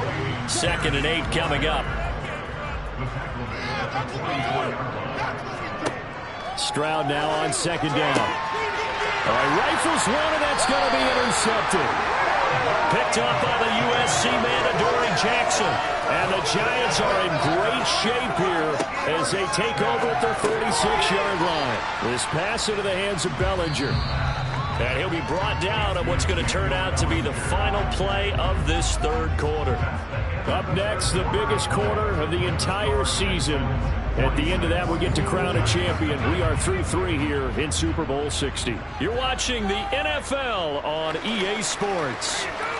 Only 1 quarter left here in Super Bowl 60 as we get nowhere to go here. He lost the football, and the Texans scoop it. And he'll get this back to the 32-yard line. Okay, this isn't one where you want to take the game tape and hold it up as an example, do you? I mean, you talk about frustrating all the way through. And that last error, I think that crystallizes it, doesn't it? Absolutely. That's been representative of their entire game still being shut out. And here comes the Texans now. And they are trying to play it cool down on the sidelines, but they know that they are very close now to wrapping this thing up and letting the celebration begin. A Super Bowl title within reach now as they try to polish this thing off.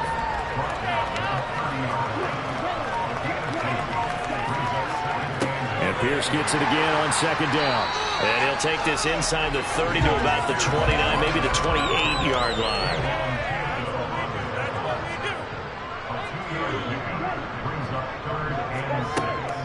Going for it with Pierce. And he'll be stopped at the 27-yard line, well short of the first down marker. So Tyler Bass on now for the field goal. This from 44 yards away. And they're going to fake it. He wants to throw it here. And he's brought down. Can't do anything with a football. It's a sack and a turnover on downs. They pass up the 3, fake it. It doesn't work. And the Giants are going to get the football back. Another drive coming up for New York's offense. Those Super Bowl hopes that they had really dwindling now here in the fourth quarter. That NFC crown that they got 2 weeks ago seems like a distant memory as they have been outplayed tonight. They'll come out throwing here to start the drive. Under pressure, and the Texans able to get in there for the sack. Buried by multiple defenders on the drive's first play. Partner, my vocabulary isn't that great, but to me, there's only one word that fits this front seven today, and that's dominant. 4 and 5 sacks is already rare in one game. Getting to more than 6 in one contest while winning by this many points, an absolutely astounding effort by every player involved. Pass protection has been a problem all night long as they come up facing second and a bundle. They're going to look to throw. They'll try and set up the screen. It's complete. And he went backwards. He'll be down at the 30. Just a 1-yard loss that time, but that's not what they needed. Now they're dealing with a 3rd and long. I thought that wasn't a bad time to call the screen. I thought late game, down on the scoreboard, had to figure they were expecting a pass downfield. Yeah, so the edge rushers, they're coming. That could have hit big. You're right. Good recognition defensively to snuff that one out. The offense on 3rd down tonight, they've had their troubles. Just 1 for 6. This is 3rd and 16. They'll look to throw. And he's going to be intercepted for the 3rd time thus far. It's Devin White, the linebacker. And the Texans are going to take possession of the football. But my goodness, CD, I mean, this defense just continuing to dominate. They're really dominating on both sides of the ball. But for the defense, that's now 3 interceptions for them here in this ball game. And what a great teaching tape for this defensive coordinator, right? When they go back and review this game, what does he always tell us that he preaches to his team? We're going to lead the league in effort. Well, they're doing that in this game as well as making big plays. So 1st and 10 now from the 30. Hand off left side, Pierce. They'll get it to the 23-yard line. 117 yards on the ground for him now as he has gotten better, really, as the night's gone on. 8 yards the tally on that 1st down run. Here's 2nd and 2. Stroud sets up the play action. He finds his man, complete. It's Beck. And he's brought down inside the 20 at the 18-yard line. I wouldn't be surprised to see the next step in utilizing this position is to actually utilize more of a scat back in this spot, because we saw the catch there, right? He made it. There's a bigger, stronger guy, maybe not quite as elusive as maybe someone else you would put there. Yeah, didn't get the big yardage there you might out of a smaller back. Pierce takes it straight ahead. He'll get forward for 3 down to the 16-yard line.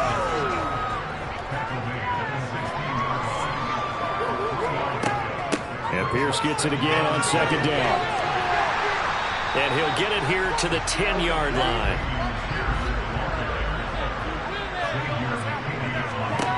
Third and 1, Stroud. wise decision there. No one open. He just throws it away. And that keeps the field goal on the table as it's 4th down. The kick by Bass is good. And that will extend their lead even further. So they got the turnover started with great field position, but in the end, the defense able to hold firm, and they only get 3 out of it. And I like what you said right there. That defense able to hold firm, backed up into the shadow of their own end zone. The goalpost right behind them. They had to make sure they didn't give up the 6. And boy, they came through in a big way. To them, even though they gave up 3, that's a win for their side. Possession switching back to the New York Giants. And it's becoming more and more apparent that this is just not going to be their night. That Lombardi trophy so close, but the expectations simply have not matched the results as they start on this drive, 1st and 10. And he's going to go down. The Texans come at him and able to bring him to the ground. Buried by multiple defenders on the drive's first play. Let's go ahead and put check marks by it all, partner. No points. Down by 4 touchdowns. Haven't had anything going today on offense. Why not add a late sack to the mix?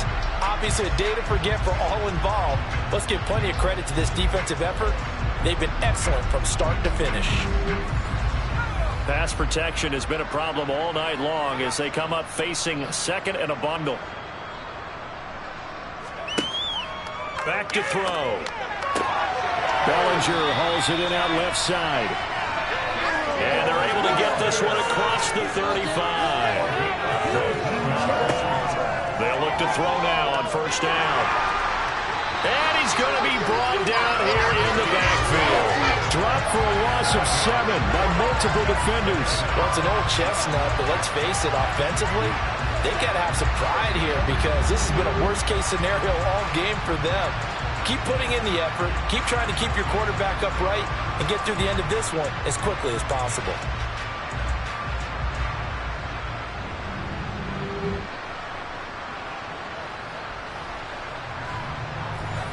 Don't need it all back at once, but you figure they're going to need something here. 17 yards to go on 2nd down.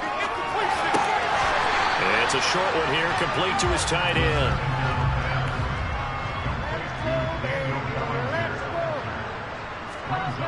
They'll set up a throw. And that will be incomplete. At this point in the game, they've got to continue to try anything they can. They're still working at it, even though this one feels like a lost cause. And the Giants send out their punter now, as he'll come on to kick for a 6th time tonight.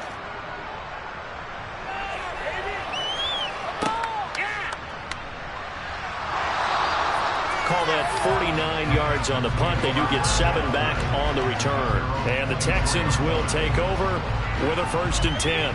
The Texans offense now, they get set to head back on the field here. I'm just wondering, do they want to add on to this gigantic lead? My guess, given how they like to play and how explosive this offense is, Charles, that they're not content being up by this margin. They probably want more. And if they do go and get more, oh, look out. At that point, let's just aim the camera for the post-game handshake because that one might be a little bit on the tense side, the way that this one is turning out.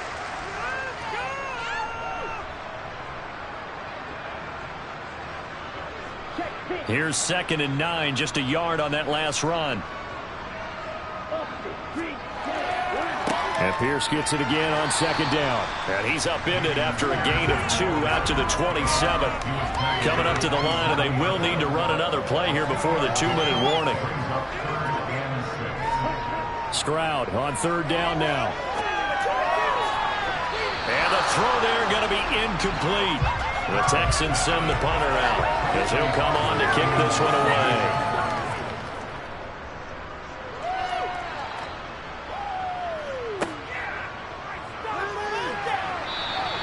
A big kick that time, 52 yards. And it'll be Giant football, 1st and 10. New York's offense back out there and set to go. At this point, partner, things looking pretty bleak. They still haven't scored here in the 4th quarter, facing the big deficit. What silver linings, what can they look to do here offensively? You know, it's funny, I talked about this with a coach in the offseason and kind of had this scenario, like what feels good to you and what feels good to your team. You're down big. You really have like 1 possession left, and you're trying to put points on the board that don't matter. But do they? And he told me they actually do matter. And in this situation, he's going to try and run the best offense he can run, have at least a little bit of confidence to take away from that game. So right now, they're going to try their best to get something up on the board and not get shut out. Multiple players getting home there for an 8-yard loss. Talk about two sides of the ball at cross purposes, because mercifully this game's almost over for the offense, but the defense, they still want to get a few shots in. Their front seven, they've loved this ball game. They've been able to pad their stats, and maybe some backups can get in and get a sack as well. And looking at Houston defensively, they've got a dime set. 6 DBs on third. A throw there, but that's going to wind up incomplete. That incompletion is not a surprise with the way that this one has gone, and the frustration of body language is evident everywhere. This team, they've really been put through the ringer in this one. And Bojorquez on to punt as he gets it away. Oh, what a move. An 8-yard return there after a punt of 47. Now comes a Houston offense as they get set to take over here. Now they are really in the driver's seat here, enjoying this lead late in the fourth quarter. The defense does have all 3 timeouts, but at this point, doesn't look like it's going to matter much. They'll start on the ground with Pierce. And they're well past midfield, just a yard or 2 shy of the 40. It'll be a gain of 10 to start the drive out by a few inches. That'll be a first down.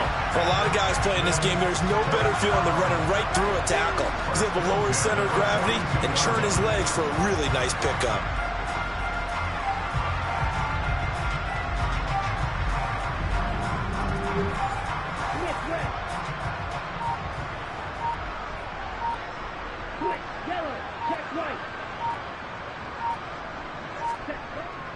They go again with Pierce. And nothing much materializing there on the first down run. He'll get a couple, and that's it.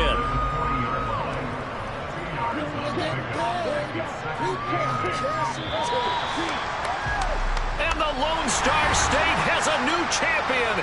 It's the Houston Texans, kings of the Super Bowl. For the victors, getting to hoist that Lombardi trophy. You know, we've talked to guys that have done it, and they say there's no better feeling in sports. I don't know how there can be. The journey to get to this game is incredible. And then to finally break through and win it when all eyes are on this game alone because there's nothing else going on, that's just got to be absolutely amazing. The task, incredible. But the accomplishment, forever.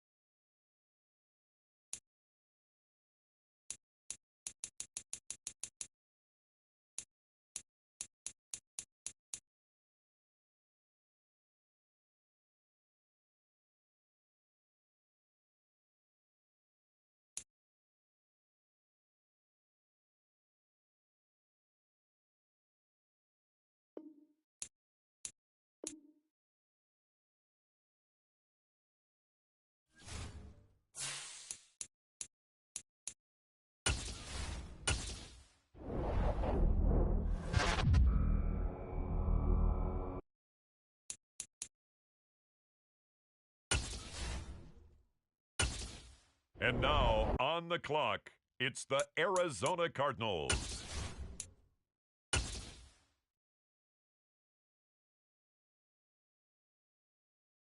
On the clock now, the Houston Texans.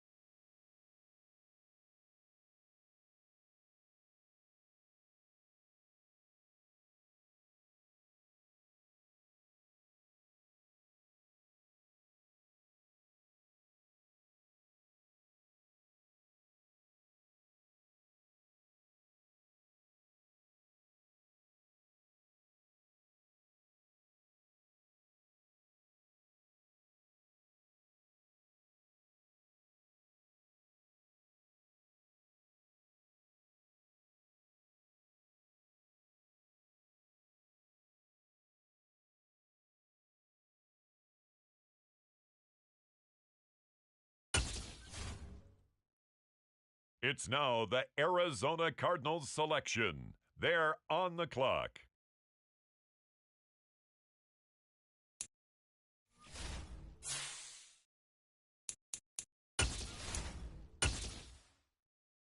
On the clock now, the Houston Texans.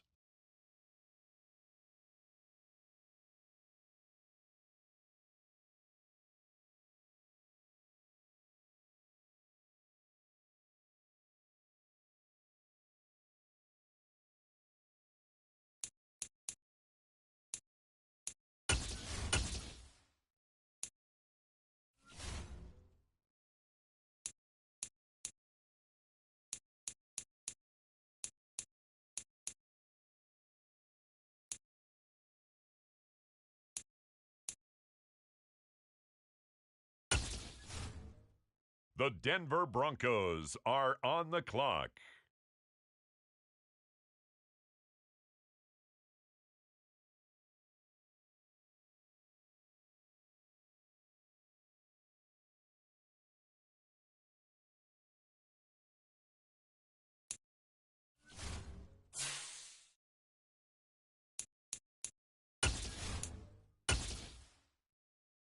The Houston Texans are now on the clock.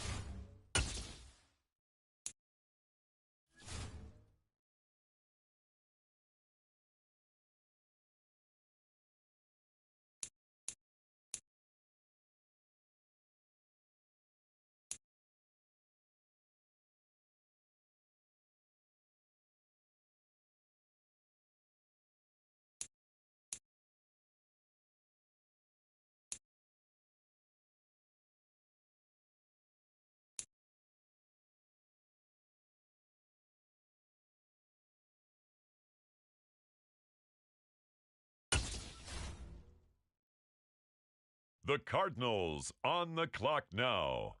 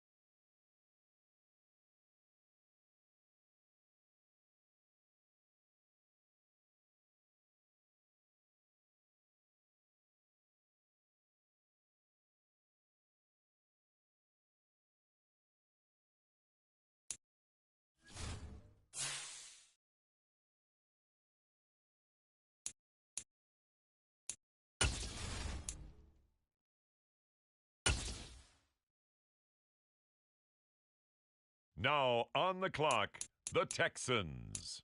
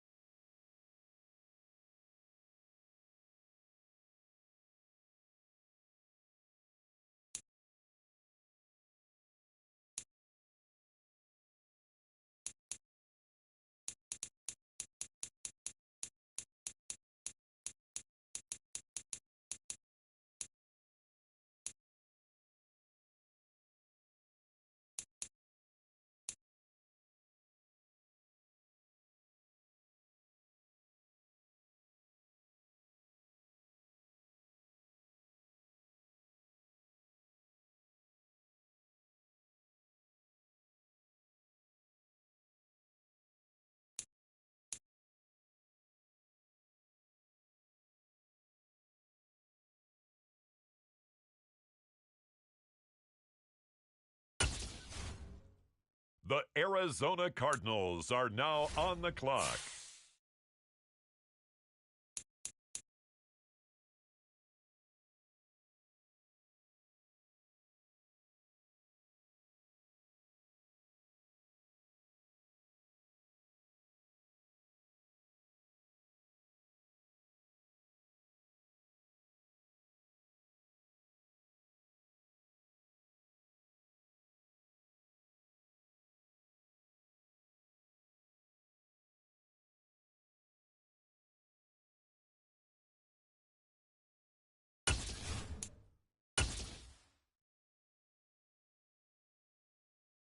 On the clock now, the Houston Texans.